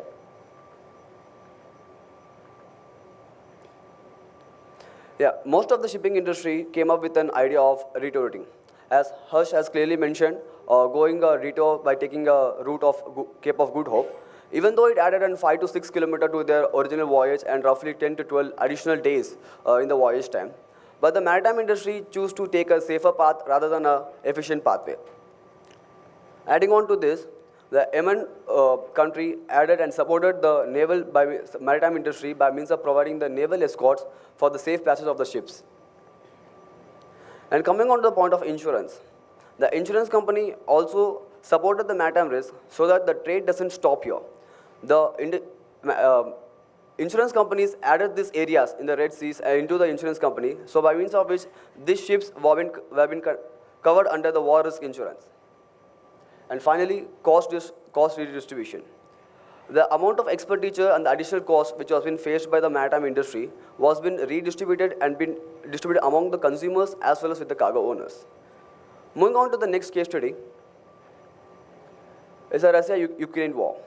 Everyone knows in 2022, the Russia and Ukraine war started, by means of which the Russia got out of the UN and Turkey agreement, by means of which it made every ship which were passing through the Black Sea as a threat for the as a threat. The Russia saw every merchant ship which are passing through this Black Sea as a threat.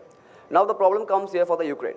Major ports and importing of the Ukraine was by means of grain importing and exporting, where this was operated under the Black Sea, which was currently under the Russia's control. So the Ukraine got to face a lot of financial downgrade and unsupported activities, by means of which the Ukraine has lost their financial conditions. So how they came up with this? First, the Ukraine unilaterally built their temporary humanitarian grain corridor along the west coast of the Black Sea, along in the NATO waters, so which helped the Ukrainian ships and merchant vessels to pass along to carry the goods to import and export the grains out and in from the Ukraine. And along with this, the insurance companies also added up with these merchant ships and helping them to reduce the insurance premiums, and also the UK government jumped in and also helped the ships by means of reducing the war premium costs. And finally, the Resilient Act which was taken by the Ukrainian was that they diversified the trade. For example, the countries like Lebanon were taking the grains from the Ukraine. Now these countries will only be dependent on a single region like Ukraine. So by means of this crisis, the demand got increased. So what the other countries did that, they diversified the trade. They got the supply from countries like India, US, Russia, and Brazil. India, US, Brazil, and Argentina, by means of which the trade got diversified. And still the maritime industry fought back and continued the trade. And for the conclusion, the shipping industry must be kept going no matter what the hurdles are. The shipping industry has shown a great resilience and fought back effectively during every crisis, which sets a benchmark for the other industries. Thank you. Thank you, Jiva, for not only highlighting the issue, but also sharing us the solutions and the actions taken. I would like to request Riyansh to please continue with more of these so that we can get more about the choke points which are actually existing.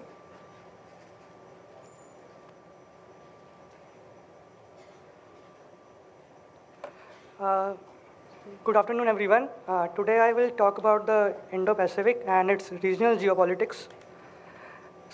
So, today, the Malacca Strait and the South China Sea are the major hotspots in the region, and where the global shipping routes face escalating and military tensions, the EEZ disputes, and the non-traditional military tensions. So, I will talk about the major choke points that handle over 40% of the global trade and nearly 80% of the oil exports to the East Asia and talk about the solutions to them. So, starting from the Strait of Hormuz. So the Strait of Hormuz has global trade transition into new era. The Strait of Malacca, often referred to as the Maritime Silk Road thought, remains pivotal in global logistics.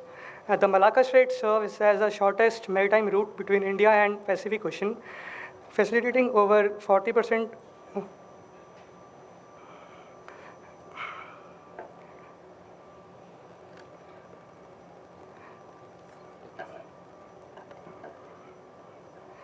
facilitating over 40% of the global trade and highlighting the major checkpoints in the region from Great Nicobar to the key ports like Singapore. In this high-risk environment of the region, India stands as a key security provider in the region through India's Sagar initiative, Neighborhood First policy and Act East policy. So, Strait of Malacca is very vulnerable to the cyber threats, piracy, non-traditional threats like non-traditional threats like piracy and EZ disputes. So the solutions to the threats are as follows. The first threat is the military escalation. Strategic partnership with other stakeholders in the region can solve these problems. Security infrastructure building, like India is building the Great Nicobar project in the region, the Sagar initiative, as I have talked about, and the no war, no peace strategy can provide solution to these threats. Second is the EZ disputes, the unclosed transit passage and intelligence sharing between the countries like Malaysia, Indonesia and Singapore can tackle these problems. Non-traditional threats include the piracy and the armed robbery. So joint operations under the recap agreement and Quad countries can also provide the security in the region. Cyber threats include the AI spoofing or GPS spoofing. So these can be solved by blockchain cargo tracking. AIs and route watches can be done. AI-driven threat detection can be managed. CMSM digital upgrades can be done in the cyber systems of the ship. So now moving ahead to the South China Sea, the major threats in the region include sovereignty disputes, US-China tensions and the neighboring states, the strait or route disruptions, escalation and arms race in the region. So talking about the practical solutions, the diplomatic efforts to the G20 and other platforms like BRICS or Quad can help to solve sovereign disputes, which include the EZ disputes also, as China is the major power in the region, and the Sparky and the Spratly and the Paracep islands are in the major vicinity of the region. So talking about the US and China tensions only, the Quad naval exercises reviving multilateral forums like ASEAN can maintain transparency in the region and avoid military activities. Strait or route disruptions can be stopped by diversifying the routes and building infrastructure like pipelines through the Thailand to reach the Bay of Bengal directly. And enhancing multilateral patrols and insurance pooling for high-risk transits can also help to solve this problem practically. Escalation and the arms race between the countries in the vicinity can be solved by confidence-building measures such as suspension of island militarization and resource extraction in disputed areas. Economic incentives can be given, like making the trade pacts, trying stability to invest, and to safeguard the routes by strategic partnership. So in summary, proactive diplomacy, tech innovations, and multilateral forums can secure the region in a long run. India stands in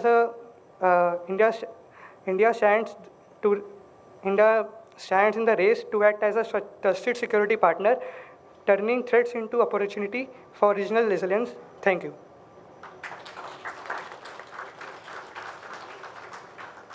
Thank you so much, Rehansh, for those valuable insights. Our topic consists of maritime resilience. So I'd like to invite Cadet Prithvi to highlight how countries and our maritime fraternity has shown resilience towards in the times of conflict. definitely, Ansh. Thank you, Sanskar and Ansh. So, before going into the topic of maritime resilience in geopolitics, so first, let us imagine that one ship has got stuck in a narrow waterway, and because of that, the trade became slow, and the oil prices has been hiked, and there is some sort of disruption being caused to the vessels which are going to pass ahead in the passage. So this is exactly what has happened in the Suez Canal blockage in 2021. So by this, we understand that most of the trade routes is being done through the oceans, and the world is also heavily dependent on oceans for global trade. And it is also important as most of the global trade, which is 80 to 90%, is traveling through the oceans. So what is maritime resilience? So now we learn about maritime resilience is it is the ability of a country to withstand the disruptions at sea and how fast it is being recovering from it and why it matters. So why it matters is if anything goes wrong at sea, it doesn't stay at sea. It is going to affect the whole world. And there are certain narrow routes in the ocean called the choke points. So like Strait of Hormuz and Malacca, as some of my fellow panelists were emphasizing on these choke points. So if any disruption occurs at these choke points, the oil supply gets disrupted, the prices goes up, and again the economies or the trade slows down or there will be surge. And even a small event like which I have said before, like a Suez Canal blockage in 2021, is going to create a great chaos in the world and cause a ripple effect. This means that the maritime resilience is not only for the ships, it is about economic stability and national security. So these are the core elements in this slide that in order to maintain maritime resilience, a country must focus on these 5 points, which are naval power and security, strong port infrastructure, supply chain flexibility, which means that a country cannot simply rely on a single supplier or a single route, but it has to have a backup plan and also can try to be self-reliant by producing their own resources or trying to use alternative resources, and to have a diplomatic relations with their neighboring countries or where they want to do certain trade, and legal framework. So looking ahead in the future, maritime resilience is going to play a crucial role in the maritime trade because there are rising tensions in the South China Sea where China is trying to portray or say that by creating artificial islands and creating military bases there and trying to create some sort of tensions there and which going to affect the future. And there are certain Arctic routes which are being opened due to the melting of ice due to the climate changes, and because of that the Arctic routes where the new routes which are going to create efficiency in the trade for the vessels which are going to travel from Europe to Asia, which is going to reduce their travel distance or the expenditure by 30 to 40%. And the underground sea cables which connect the world completely, which are the internet cables, are also prone to risk. If these cables cut, we are all disconnected, which is also directly proportional to global economies as well. So I would like to conclude by saying that maritime resilience is a combination of security, economy, law, and environment. So when a country can manage all these 4 points, will be more stable, strong in the future. Thank you. Thank you, Prithvi. I request Dhruv to please come on the dais and explain what's current position of India, like how's India doing now, And what does a mariner think about the current situation and geopolitics?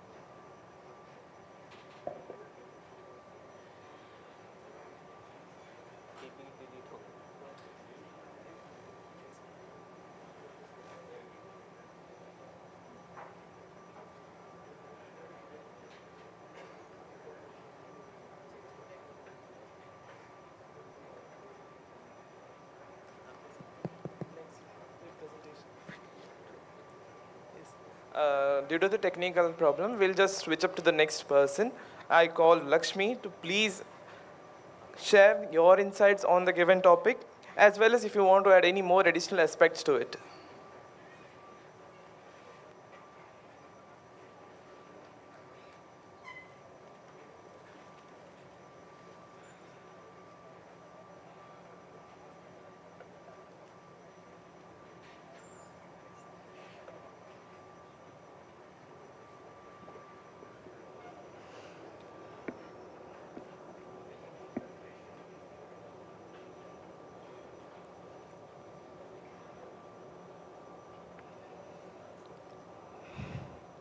So, good afternoon to all. I, Cadet Lakshmi, from DNS batch, representing Seven Island Maritime Training Institute. Maritime industry is the backbone of international commerce, but as we know, geopolitical tensions of today's, shipping is becoming more vulnerable and due to strategic rivalries, regional conflicts, as all panelists have already discussed about the key points of risk, responses, and resilience. So, let me talk about some practical aspects as per today's scenario, because before moving ahead, I would like to share some aspects as per India.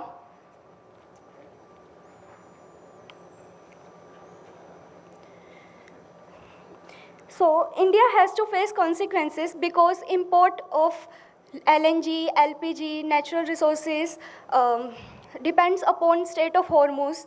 So why I'm talking about this India? Because it is related to national security. National security is related to directly maritime security. So what if sea is not safe?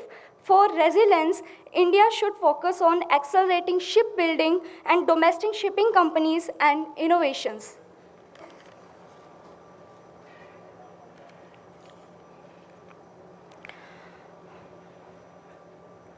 So let's talk about today's scenarios. Last year, when India imported oil from Russia, so USA imposed sanctions on India. So it didn't impact much, but many powerful countries impose sanctions on different countries. It will direct effect on our trade. So many powerful countries, when imposed sanctions, shipping had to face trade restrictions. So you can see how these geopolitical tensions, conflict between two nations, directly affect on our industry.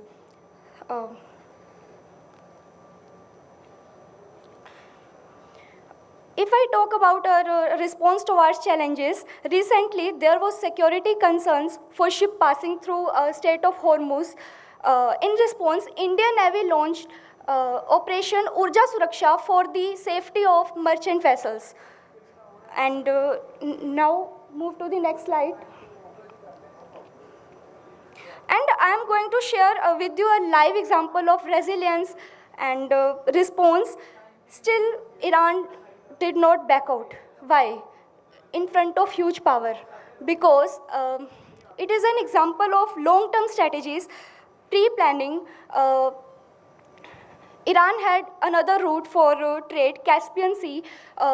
Iran can trade with Russia, China, directly with Caspian Sea, and also Iran targeted military bases that bases that in that Middle East. So, and Iran threats also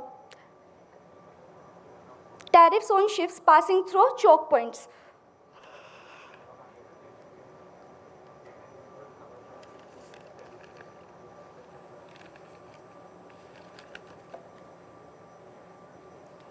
Now, solutions are we need to become more self-reliant by promoting innovations, using renewable and sustainable energy, and we cannot get rid of resilience because we are not developed. We have to import from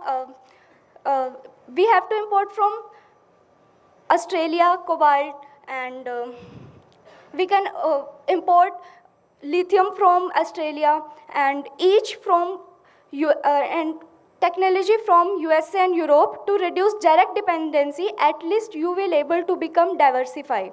Now you can see a drastic change shifting towards e-vehicles, solar panels, windmills, and now while discussing about the impact on shipping, we cannot ignore human factors. We cannot ignore the uncertainty voyages and uncertainty about life. Seafarers feel mental stress about uncertainty. So in this kind of tragedy, seafarers cannot access water, food, and medical care. So here for seafarer welfare, and we initiate security alliances for seafarer, counseling, promote insurance also. It may be helpful. So, at the end of this presentation, I want to say one thing. Ultimate goal is to make the system strong enough to handle this situation. The ability to bounce back is the spirit of resilience.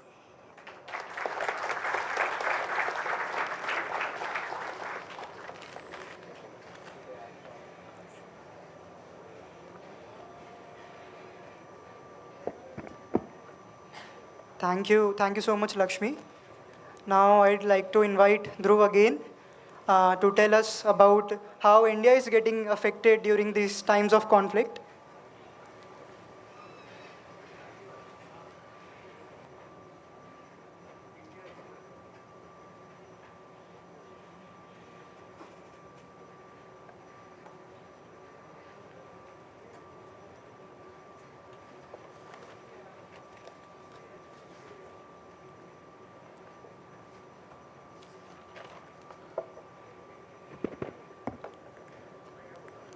Good afternoon, everyone. I am Dhruv Kumar Mangal from Tolani Maritime Institute. Today, I want to discuss on the topic maritime trade under geopolitical stress from India's perspective, its future outlook also. So, why maritime trade matters for India?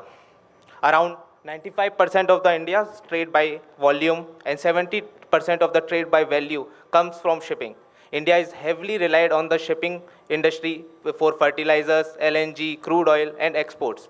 As per 2025 figures, total exports of India is USD 860 billion USD, and imports are 702 billion USD. Nearly about 150 billion USD is being used to purchase the crude oil itself. So I would like to discuss the major risk as you can see that the shipping industry is the backbone of Indian economy, but this backbone is being fragile and developed many cracks.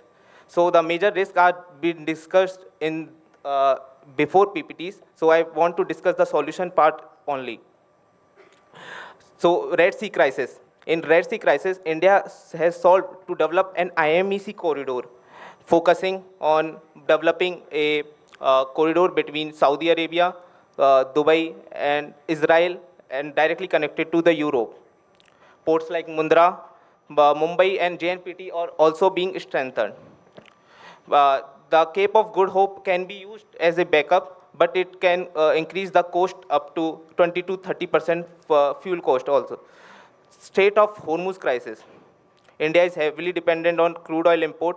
262 billion tons of cargo has been imported since last year.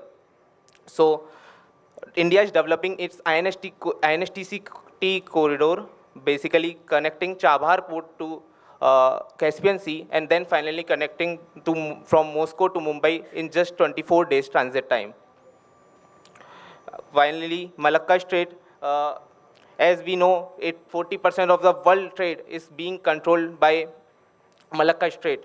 India is developing its 72,000 crore investment in Great Nicobar infra project, controlling the mouth of Strait of Malacca so that China cannot compete in future. How is India building its maritime resilience? India is just not watching, it is building its maritime resilience by 4 key factors: Sagarmala project, PM Gati Shakti and smart ports, and Bharat Maritime Insurance Pool. In Sagarmala project launched in 2015, India has invested 3.5 lakh crore in 800 projects, making the logistic cost decrease by 14% to 8%.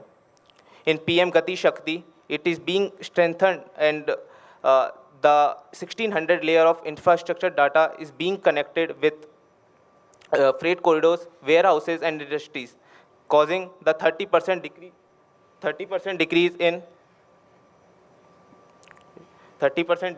logistic costs. Talking about the smart ports, AI is being used for controlling the cargo and handling the digital clearance of customs. JNPT port itself decreases their turnaround time from 40 hours to 27 hours, but the global benchmark is below 24 hours, so we need to have eye on it. Bharat Maritime Insurance Pool, in this domestic pool has been constructed by the Indians for the Indians, to safeguarding the overseas insurance in critical times. What is the India's future plans and global tie-ups? India has announced 25,000 crore Maritime Development Fund. Also, India has heavily invested in the 437 new vessel in upcoming decade, which worth more than 2.2 lakh crore. India's target is to become 5 shipbuilding nation by 2047. Also, in Indian Maritime Week 2025 saw an investment commitment of 12 lakh crore, in which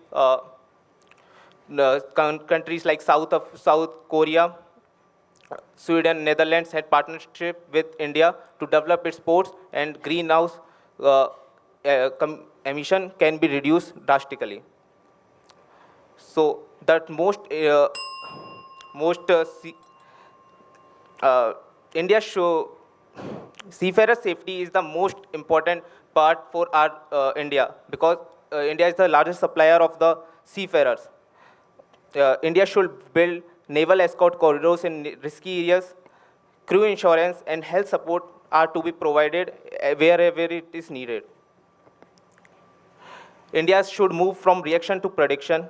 And also, I want to conclude my PPT by saying that in geopolitics, no one is the permanent enemy, no one is the permanent friend. It is the only permanent interest which lies for a country. Thank you. Thank you. Thank you, dear panelists. So before opening the Q&A session for our audience, we have sir who wants to ask a question, please. I request panelists to just align themselves in a straight line. Can you hear me? Yeah. Good afternoon. This is for the moderators, so you can take their views of all the panelists. You spoke about everything about geopolitical risk and all that. You all have not talked about yourselves, because you all are the guys who are ultimately going to go to that ship, right? Where the ship is going to go and trade either in Iran or in Iraq or wherever it is going to trade, it is firing exocet, it's firing sequence vapor. When you sign up and they tell you the ship is going into Hormuz, are you seafarers going to be ready and not complain, say, I'm not going to go? And that is the question we are asking you straightforward. Because all of us are from the ship owners and ship managers, while we run the institutes also. We want to know from the young, because the situation is not today it has happened. In '83 also we had geopolitical issues, where the war was happening same at that time also, and Indian seafarers or foreign seafarers, everybody was going. Because the issue will happen if the Indians don't participate, there are enough nationalities to step in. We want to know, you gave us all this gyan which is happening. We want to know about you guys, what you going to do. Are you going to tell them when we give you a placement saying this, and they'll tell you beforehand, we are going to load in Karg. Are you going or not? And then do you want a job after that if you say no? That's my point to you all. You reply and take a view from others. Sure. So I have my answer clear. I won't be going any sort of war zones. I won't be taking up the job. So then, indirectly you're saying in this kind of political situation, you may not be able to choose this career. I can tell you upfront from a ship owner's perspective, you can take another assignment, pure, but we must know it beforehand with majority of Indian seafarers, because the owner is a multinational guy. He has got possibility to get from any part of the world. We are just making the issues aware. It's time they send this message to the candidates before they embark to them, because the situation is getting worse. Yes, sir. Trump is not calling off the war. He is in fact going to aggravate it. And you guys have to be ready whether you're going in or going out. Yes, sir. So you got your answer. This is the right. I presume it's the answer for everybody? No. Everyone has their I told you should ask everybody and give their views. Sure, sir. Am I they can audible? speak up. Good afternoon, sir. First of all, thank you for throwing up this question. To be very honest, I come from a background wherein none of my family members are from the shipping industry. When I came into this particular field, I had one thing clear, that I had my destiny written. So if it had been planned all the way that I am been coming here, it is very obvious that I have made up my mind to face any challenge that is being thrown up to me. Okay? So when I sign up by a particular shipper, or if I've been given a placement, I have been very clear about what all risks I am being faced with and what all challenges I am going to face.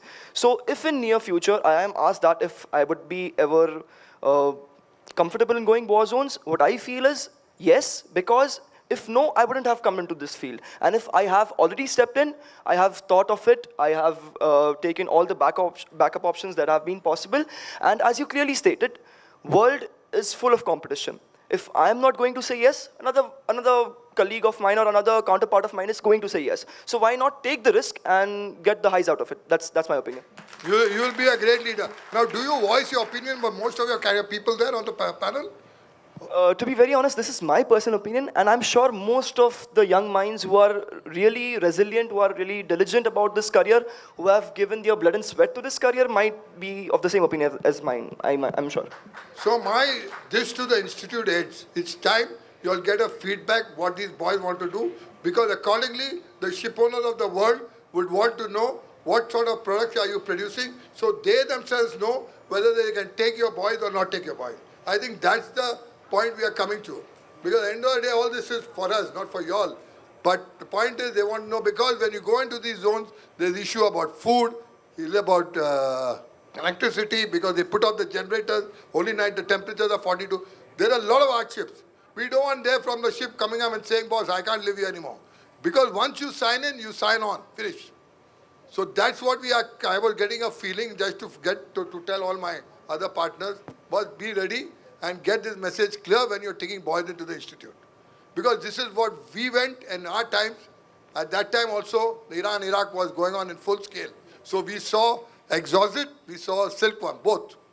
So it's not something new. And we saw companies like Bergeson, which was one of the biggest VLCC owners, also trading inside. So many of you all don't know. This is what I just wanted to pass on the message. So please, the moderator is out. So we are listening to you all. Okay. I think I finished this, but it's very important for institutes to please take it on board. Don't just let it go, because at the end of the day, placement comes tomorrow, and the DD should not asking you why these boys are not placed. These boys didn't place because they didn't go to sea. You were giving them to go to sea. He's saying they will go. I don't know what basis he's saying.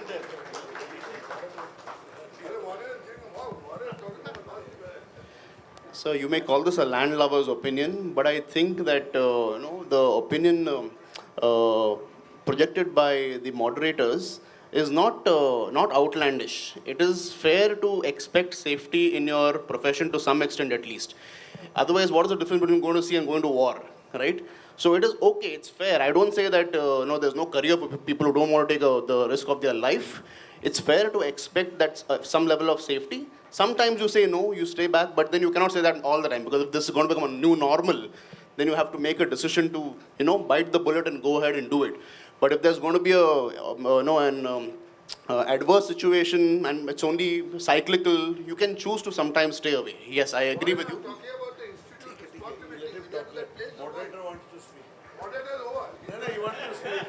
No, sir, it's not like that.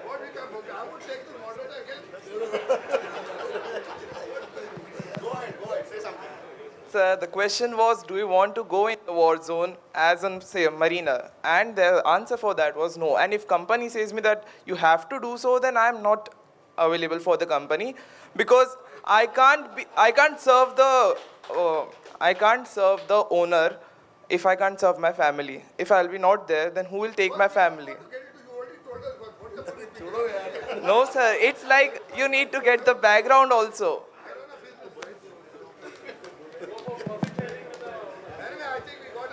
Yes, my owner will help my family to grow up, I feel.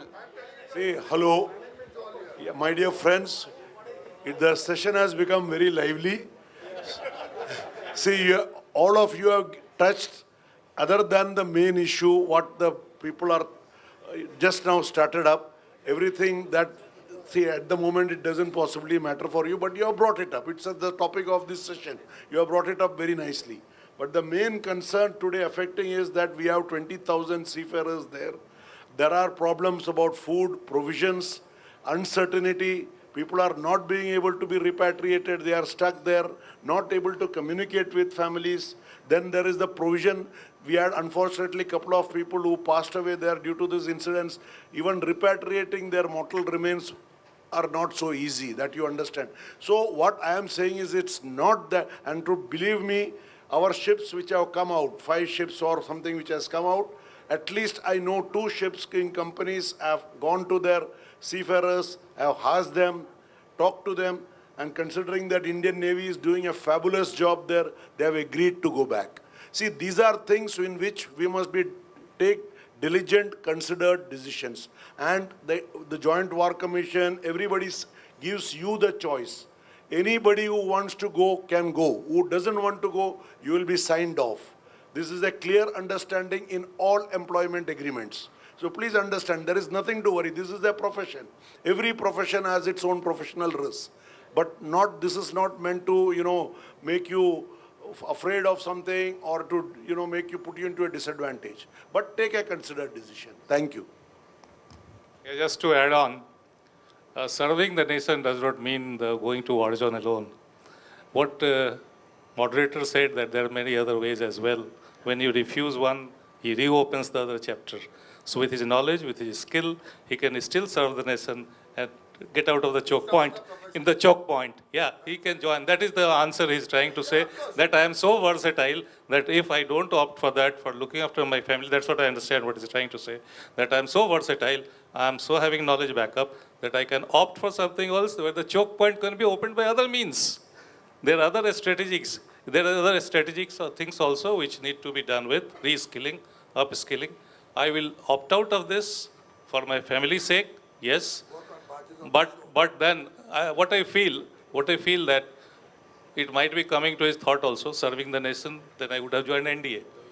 Then I would have gone to the war zone without asking anything. I joined Merchant Navy because it's a civilian one, second line of defense. Second line of defense to the Generation Z, Generation G is never a first line of defense. So that's what his answer was, I believe.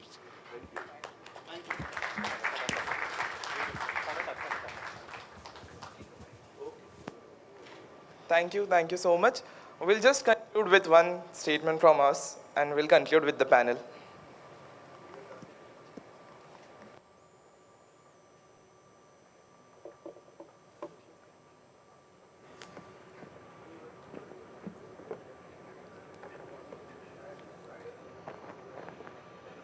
After hearing all the perspectives, it is clear that the domain has shifted from a silent highway of trade to a loud theater of geopolitical friction.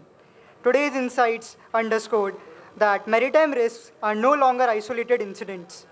Whether it is the Red Sea or the Black Sea, a disturbance in one corridor vibrates through the entire global economy.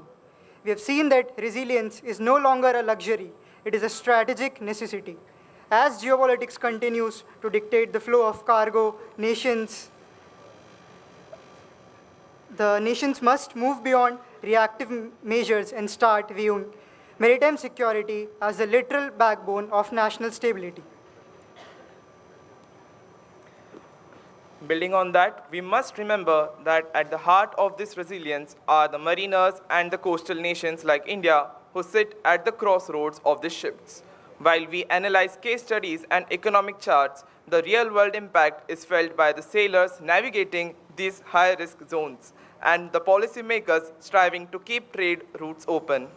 India's role in the Indian Ocean region is a testament to the fact that maritime strength is not just about the naval power, but about the ability to remain a steady, reliable anchor in the increasing volatility of the world. With that, we thank our panelists, our audience, and now, thank you. Thank you so much.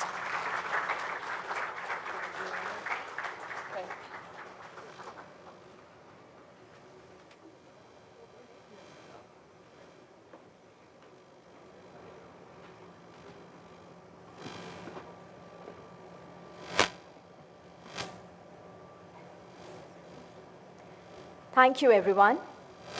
Today's proceedings have demonstrated with remarkable clarity that the mantle of maritime leadership is passing into deeply capable and committed hands.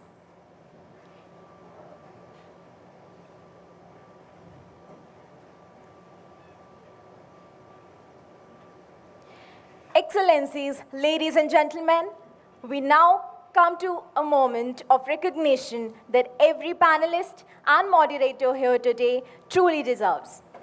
The dedication, preparation, and the passion brought to each of today's discussions has been extraordinary. We will now present certificates of appreciation and mementos to our distinguished panelists and moderators of all three panels. We request our principal, Shri Rajiv Prakash sir, to kindly come up on stage along with the chief guest.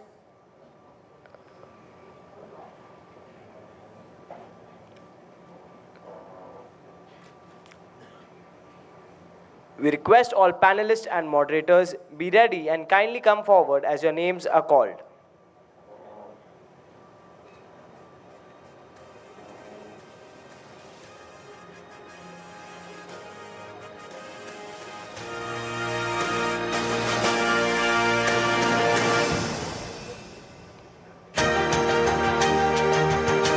Requesting the panelists and moderators of panel number 1 to come up on stage.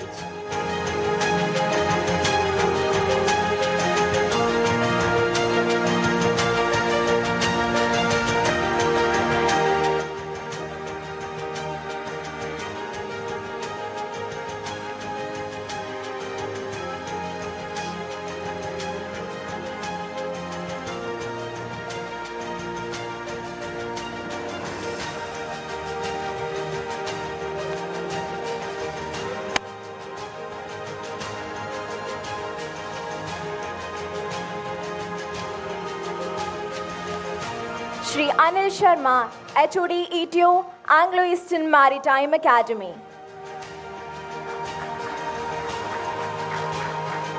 Shri Hare Ram Hare, Engineering Faculty, Indian Maritime University, Murmugao Port Campus.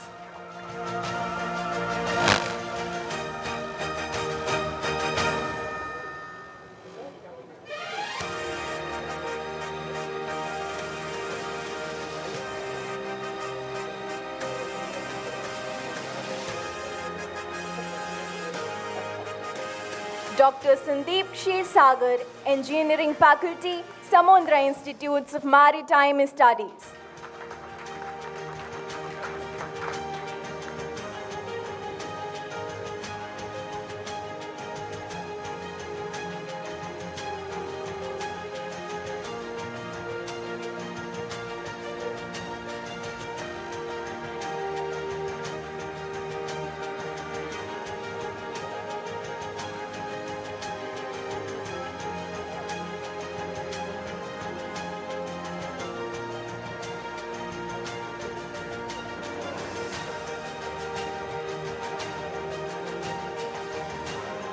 Captain Manish Asarkar, Nautical Faculty, Training Ship Rahman.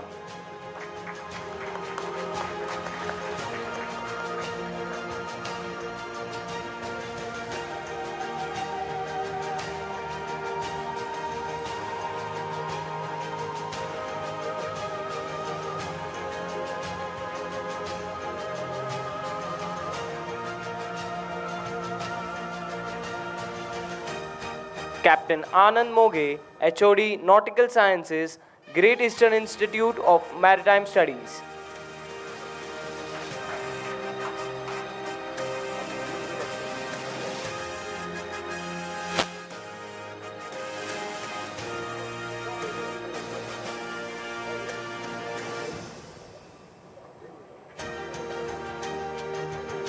Shri Swapnil Tamankar, Engineering Faculty, Tolani Maritime Institute.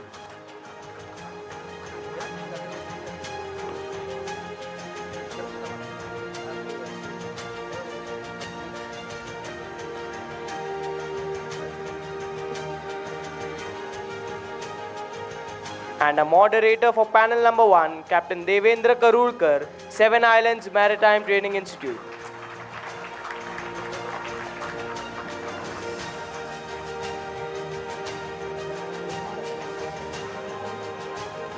Requesting the panelists and moderators for panel number 2 to kindly come up on stage.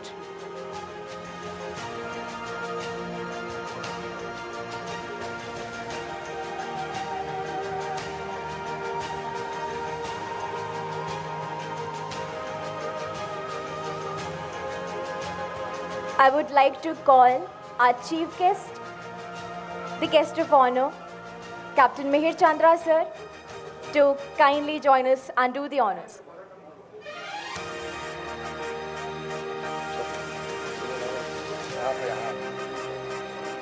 Captain Sandeep Shivanagi, Training Superintendent, Anglo-Eastern Maritime Academy.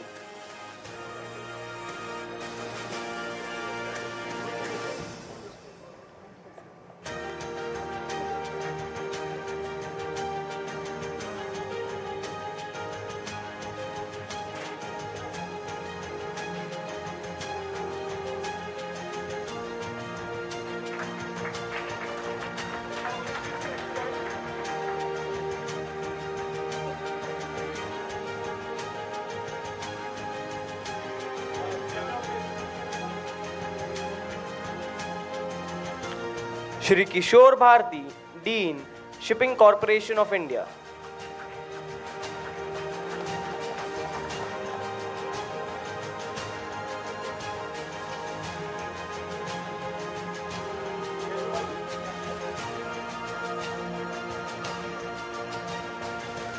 Shri Hari Jige, Seven Islands Maritime Training Institute.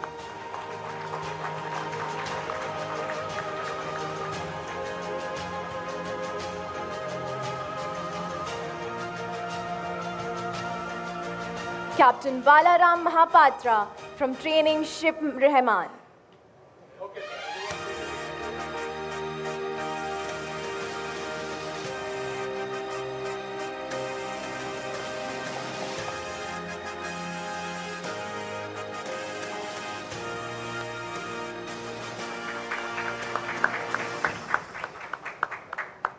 Shri Chintamani Mokashi, Great Eastern Institute of Maritime Studies.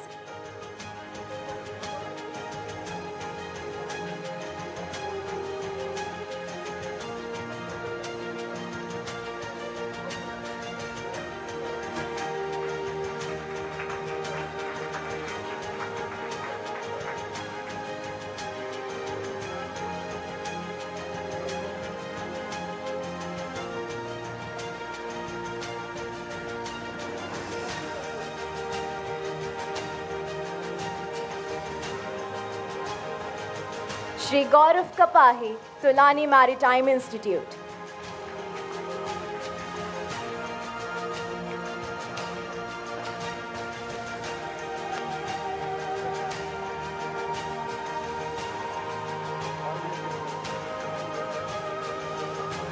And the moderator for panel number 2, Captain G.P. John, Associate Professor, IMU Navi Mumbai Campus.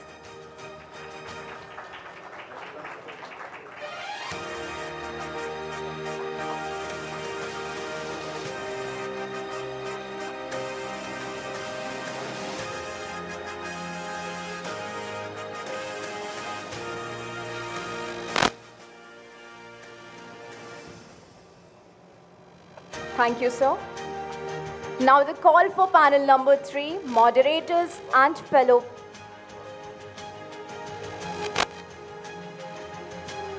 Panel number 3, moderators and fellow panelists, please come up on stage.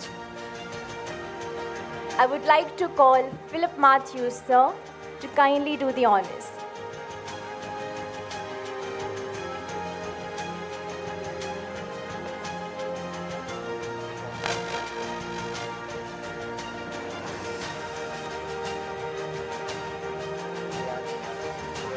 Cadet Riyansh Garg, Anglo-Eastern Maritime Academy.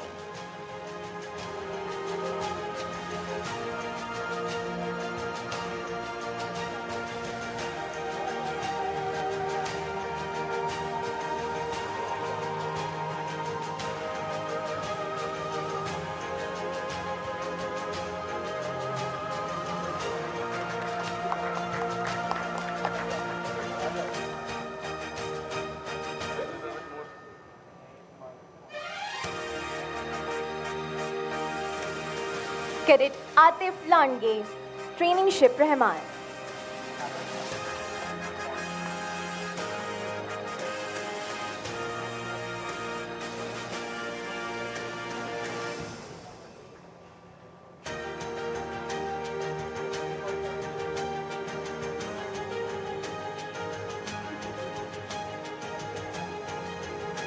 Cadet Jeeva Bharti, Samudra Institute of Maritime Studies.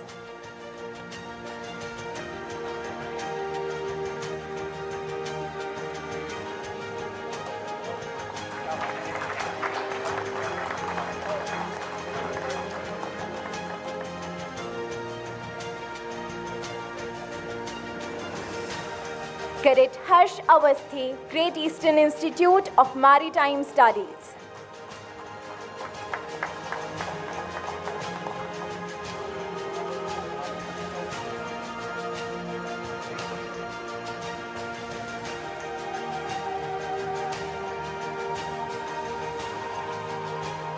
Cadet Dhruv Mangal, Tolani Maritime Institute.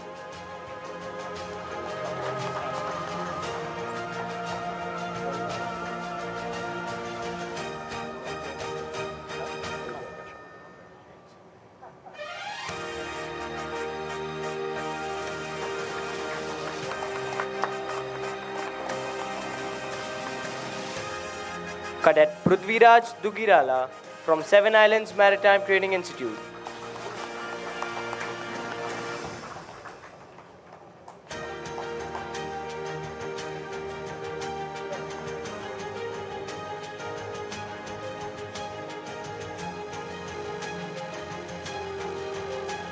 Cadet Lakshmi Sharma from Seven Islands Maritime Training Institute.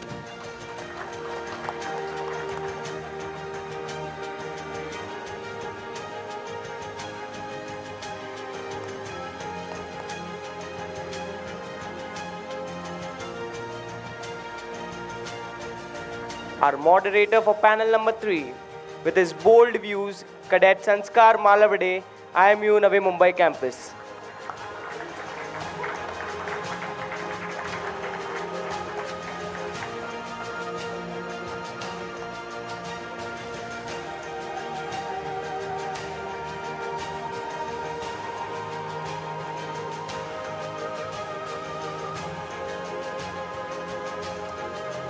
Cadet Ansh Jindal from IMU Mumbai Port Campus.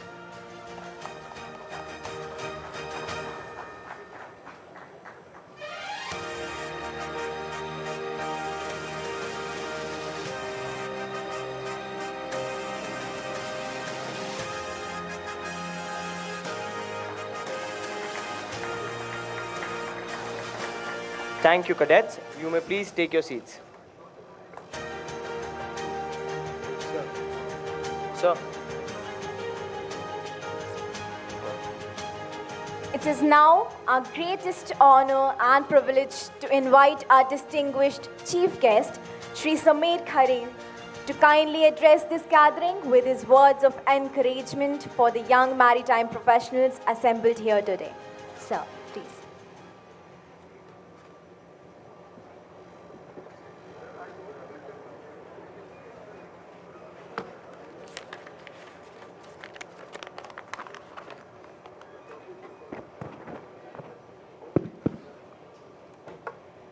So actually, this is the most boring part of all the events, the speech by the chief guest.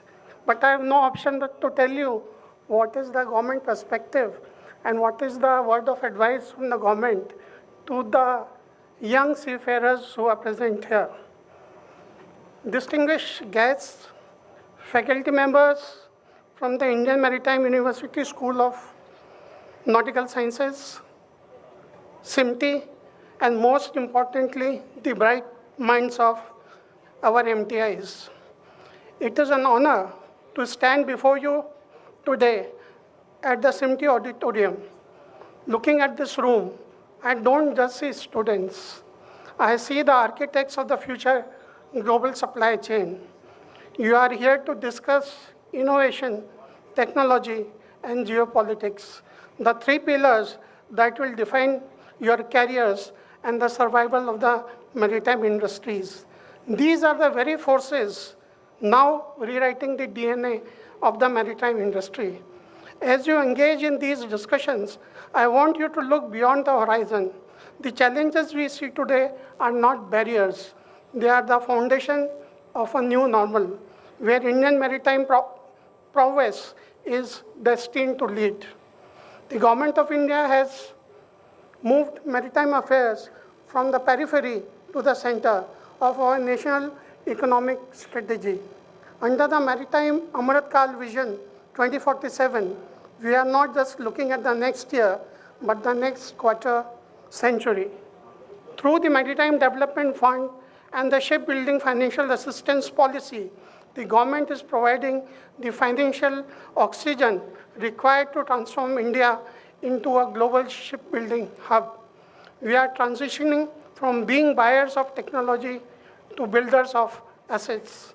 The push for Build in India ensures that the vessels of the future, powered by the fuels you are discussing today, will be born in the Indian yards. India provides nearly 10% of the world's seafarers, and our goal is to increase this share significantly. The global industry looks to India not just for numbers, but for high-quality, tech-savvy officers who can handle AI-driven systems and complex future needs. You are the greatest export. The government is committed to ensure that your training at MTIs is world-class, aligning with the international standards of digitalization and green shipping. We are stripping away the bureaucracy that once stifled this sector. From digitized licensing to simplified ship registration, we are making it easier for the capital to flow into shipping. For you, the seafarer, this means better welfare measures, streamlined documentation, and a focus on your mental and physical well-being while at sea. The government's focus is to ensure that a career at sea is as rewarding and as seamless as any shore-based profession. We are currently witnessing the global great transition. The era of business as usual is now over. The drive towards decarbonization, it's not just a regulatory hurdle. It is a massive career opportunity. From green ammonia to hydrogen fuel cells, the industry needs pioneers who can understand the chemistry of new rules as much as the mechanisms of an engine. Do not fear the autonomous ship. Instead, master the tools. AI and digitalization are here to augment your capability, making shipping safer and more efficient. Your generation will be the first to truly bridge the gap between traditional seamanship and the high-tech data analytics. I understand that the current geopolitical shifts, the risk, the route diversions, and the regional instabilities might seem daunting. We are operating in a world of shifting alliances and regional instabilities. However, I want to offer you a different perspective. Resilience is our greatest cargo, and volatility is an opportunity. Resilience is a skill, so please do not let these shifts deter you. Instead, view them as a new normal. This is a chance for us to view innovation in adversity. It is exactly during these shifts that AI, digitalization, and future fuels becomes critical. Technology allows us to navigate around skills. Innovation allows us to stay ahead of them. Please always remember, geopolitical risk is no longer an outlier. It is becoming the new normal. The maritime industry has always been the first to feel the tremors of global shifts, but it is also the most resilient. The challenges we face today, from trade route diversions to energy security, should not deter you. Instead, let them motivate you to build a more robust, adaptable industry. You are training to be the leaders of the world that requires active resilience, where navigating a crisis is as fundamental as navigating a storm. The maritime sector is expanding far from deck and the engine room. The career path is now a multidimensional map. It provides an opportunity for technical leadership, specialized roles in managing green technology and cyber-secure vessels. It provides an opportunity for a strategic management, analyzing geopolitical risk to ensure global trade economy. It provides an opportunity in sustainability, leading the charge in the blue economy. So what is that challenge? Whether such challenge will happen? Yes, challenges are bound to be there. It is a process of constant evolution. The learning does not stop when you leave IMU or SIMTI or any other MTI. The challenge is to remain a student of industry throughout your professional life. Be bold and embrace the new normal. The maritime industry is the lifeblood of the global economy. While the seas may be choppy and political landscape uncertain, remember that calm seas never made a skilled sailor. Embrace the new normal, master the new technologies, and lead us into this new era of shipping. Do not forget, there is always a silver lining behind the dark clouds. Students, you are entering the industry at its most exciting times. It is the inflection point for the industry. With the full weight of the Government of India behind you, through initiatives like Maritime Amrit Kal Vision 2047, you are backed by a vision that values your talent and your contribution to the nation. Thank you, and I look forward to the insight your discussions have yielded today. Use the academic discussions to challenge the status quo. Be the generation that turns geopolitical risk into maritime resilience. In the end, I must say, the world is waiting for Indian leadership on the high seas. Jai Hind, Jai Bharat.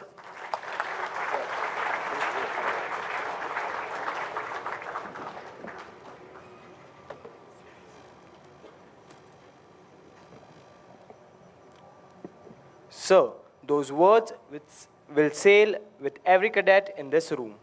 Long after today's voyage concludes, we are deeply honored and grateful. And now, a very special moment. On behalf of Seven Islands Maritime Training Institute, we request Mr. Warren Pintosa to kindly come forward and present our special memento to our chief guest, Shri Sameer Khare sir.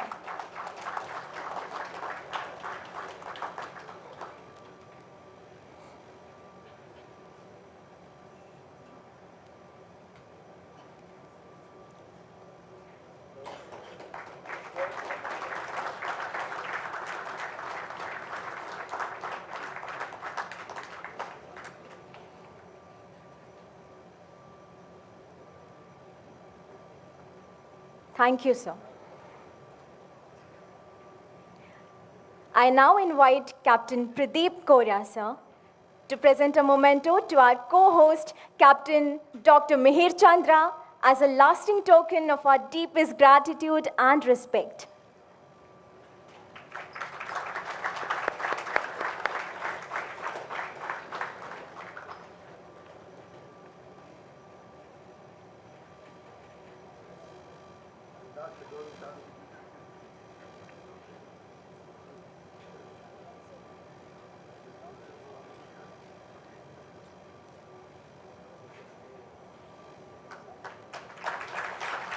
A small but heartfelt token, a lasting memory of this landmark day in inter-institutional maritime education.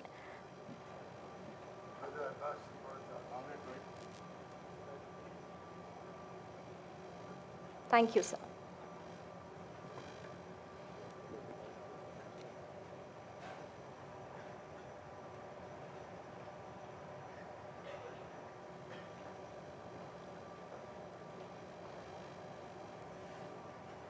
We now invite Chief Engineer Ullas Kadam sir to please come forward and deliver the concluding address for today's inter-MTI panel discussion.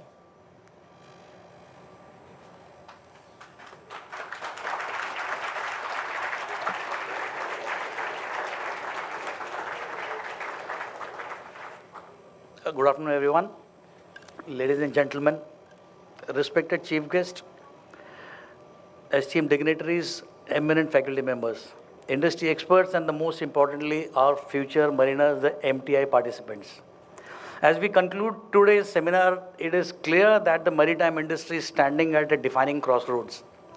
The three themes we explored are not isolated discussions. They are deeply interconnected forces that will shape how ships are built, how they are operated, and how seafarers are trained and trusted in the decades ahead. The first topic which was discussed, the fuel transition and the future fuels, are no longer just a debate or hype versus hope. They represent a journey, one that will be long, complex, and uneven. While technologies such as LNG, methanol, ammonia, biofuels, and even nuclear propulsion promise decarbonization, they also bring challenges in safety, cost, infrastructure, and competence. The message is very clear. There is no single silver bullet fuel. Instead, success will depend on phased adoption, sound risk management, and well-trained seafarers who understand both engineering realities and environmental responsibilities. Hope lies not in technology alone, but in people who can operate it safely and wisely. We then examined digitalization and artificial intelligence in shipping, a domain full of opportunity, but not without risk.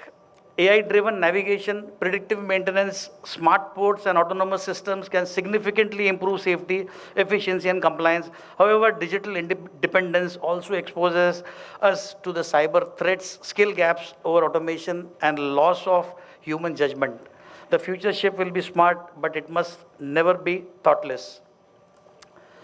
Digital readiness is not about replacing seafarers, it is about empowering them. The mariner of tomorrow must be digitally literate, cybersecurity aware, and confident in working with intelligent systems, not blindly trusting them. Finally, we reflected on geopolitics, risk, and maritime resilience, a reality that has become impossible to ignore. Trade routes, disruptions, sanctions, piracy, regional conflicts, and regulatory fragmentation remind us that shipping operates in a world shaped by politics as much as by physics. Resilience, therefore, is no longer just about strong hulls and reliable engines. It is about adaptive fleets, flexible supply chains, informed decision-making, and mentally resilient seafarers who can operate under uncertainty and pressure. What ties our three themes together is one central truth. Technology may change ships, regulations may change routes, and geopolitics may change priorities, but competent, ethical, and adaptable seafarers remain irreplaceable. To the MTI cadets and young professionals here today, you are entering an industry that will demand lifelong learning, openness to change, and unwavering professionalism. The future will test you, but it will also reward those who are prepared, curious, and resilient. Let this seminar not be an end, but a beginning. A beginning of questioning, upgrading skills, embracing responsibility, and shaping a maritime future that is safer, smarter, greener, and more resilient. Thank you, and I wish all of you fair winds and falling seas as you navigate the future of shipping. Thank you all.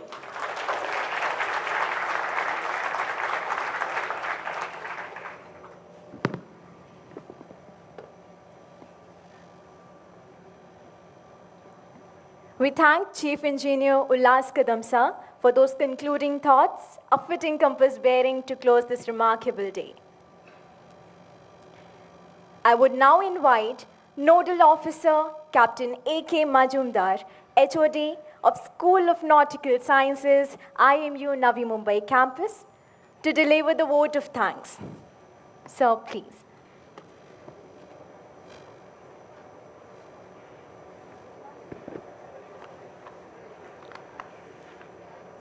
Respected Chief Guest, Honorable Vice Chancellor of Indian Maritime University, campus directors, HODs of IMU campuses, principals, distinguished guests, esteemed panelists, moderators, faculty members, and my dear cadets. On behalf of Organizing Committee of IMU Navi Mumbai campus and Seven Islands MTI, I extend my heartfelt gratitude to one and all of you being a part of today's inter-campus panel discussion and for making this event a meaningful and successful one. First and foremost, I sincerely thank our chief guest, Sri Samir Khare, IAS retired Chairman, National Shipping Board, for sparing valuable time and gracing the occasion. Sir, your presence and encouraging words inspired us. We are grateful to Campus Director, IMU NMC, Dr. Captain Mihir Chandra, and Director, Seven Islands, MTI, Captain Philip Matthew, for encouragement, guidance, and support. I extend my gratitude to participating campus directors, principals, and all esteemed invitees for gracing the occasion. A special word of thanks to our esteemed panelists, moderators, for sharing their knowledge, experience, and for making the session interactive. Your contribution have made the discussion meaningful and enriched. My sincere gratitude goes to all faculty members who are present here, as well as joined online, coordinators and organizing committee members, technical team and support staff for their teamwork, hard work for ensuring seamless arrangements for logistics and hospitality. Finally, I thank all the students and audience, IT section, member of the press for their active participation, thoughtful questions which made the discussion lively and meaningful. With this, I once again express my sincere thanks to everyone who contributed directly or indirectly towards the success of this inter-campus panel discussion. Thank you all. I thank you to the nodal officer, Captain Mazumdar, and also to the MCs who really took it off very nicely, and to other panelists. On behalf of Seven Islands Shipping, I would like to thank all the faculty, the principals, and especially esteemed people. We have David Birwatkar sir and the guru of many people, Captain Yanki Sharma here. And sir, I will just take 2 minutes. I will tell him to speak 2 words. So it is such a huge privilege to have him here with us. It's putting me in a spot. Good afternoon, everybody, and I know you are all very hungry. So it will be just exactly 2 words. The rear view, well, mirror. So 2 words, okay. Captain Sandeep, I'm going to just change the view that you expressed about the rear view mirror. So the rear view mirror is not to see what we left behind, but to watch out what's coming from behind. And what's coming from behind is AI, okay? And we better be ready for it. Thank you. Incidentally, he is running the EMBA course for mariners at IIM Mumbai. David, you want to speak 2 words?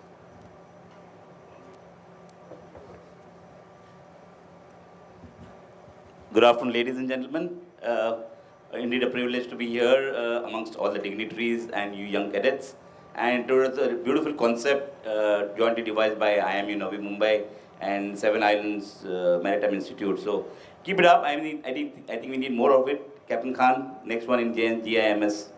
And yeah, more so to come. So thank you so much for Philip for inviting me, Pradeep, and all of you all. And have a great afternoon and a weekend ahead. Thank you so much. Cheers.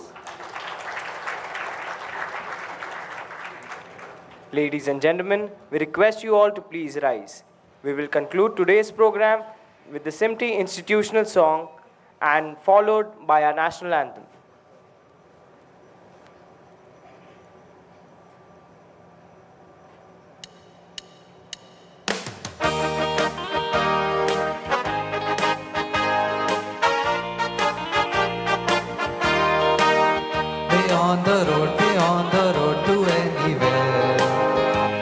never a heartache, and never a care.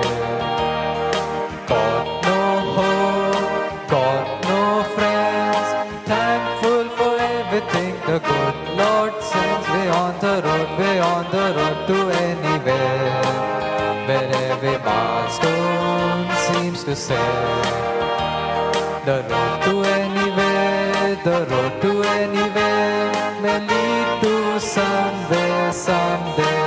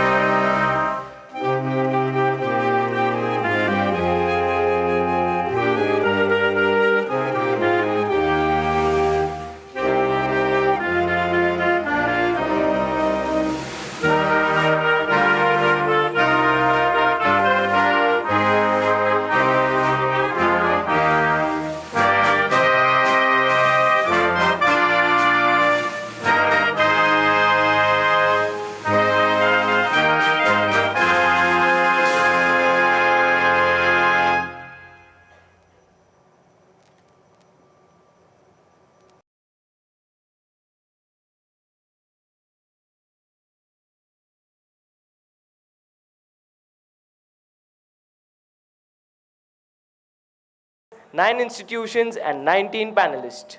One overarching conviction that the maritime industry, driven by brilliant minds gathered in this very room, is not merely ready for the future, but they are also involved in shaping it. On behalf of the co-hosts, the Indian Maritime University, Navi Mumbai campus, and the Seven Islands Maritime Training Institute, we thank you for your participation, your passion, your questions, and your presence. Excellencies, ladies and gentlemen, this discussion today has adjourned. We invite you to join us for lunch. Our trained team of cadets will escort our dignitaries, after which our participants can proceed towards the mess room, maintaining the decorum of the event. Thank you, fair winds and following seas to every one of you. Jai Hind. Cadets, kindly be seated.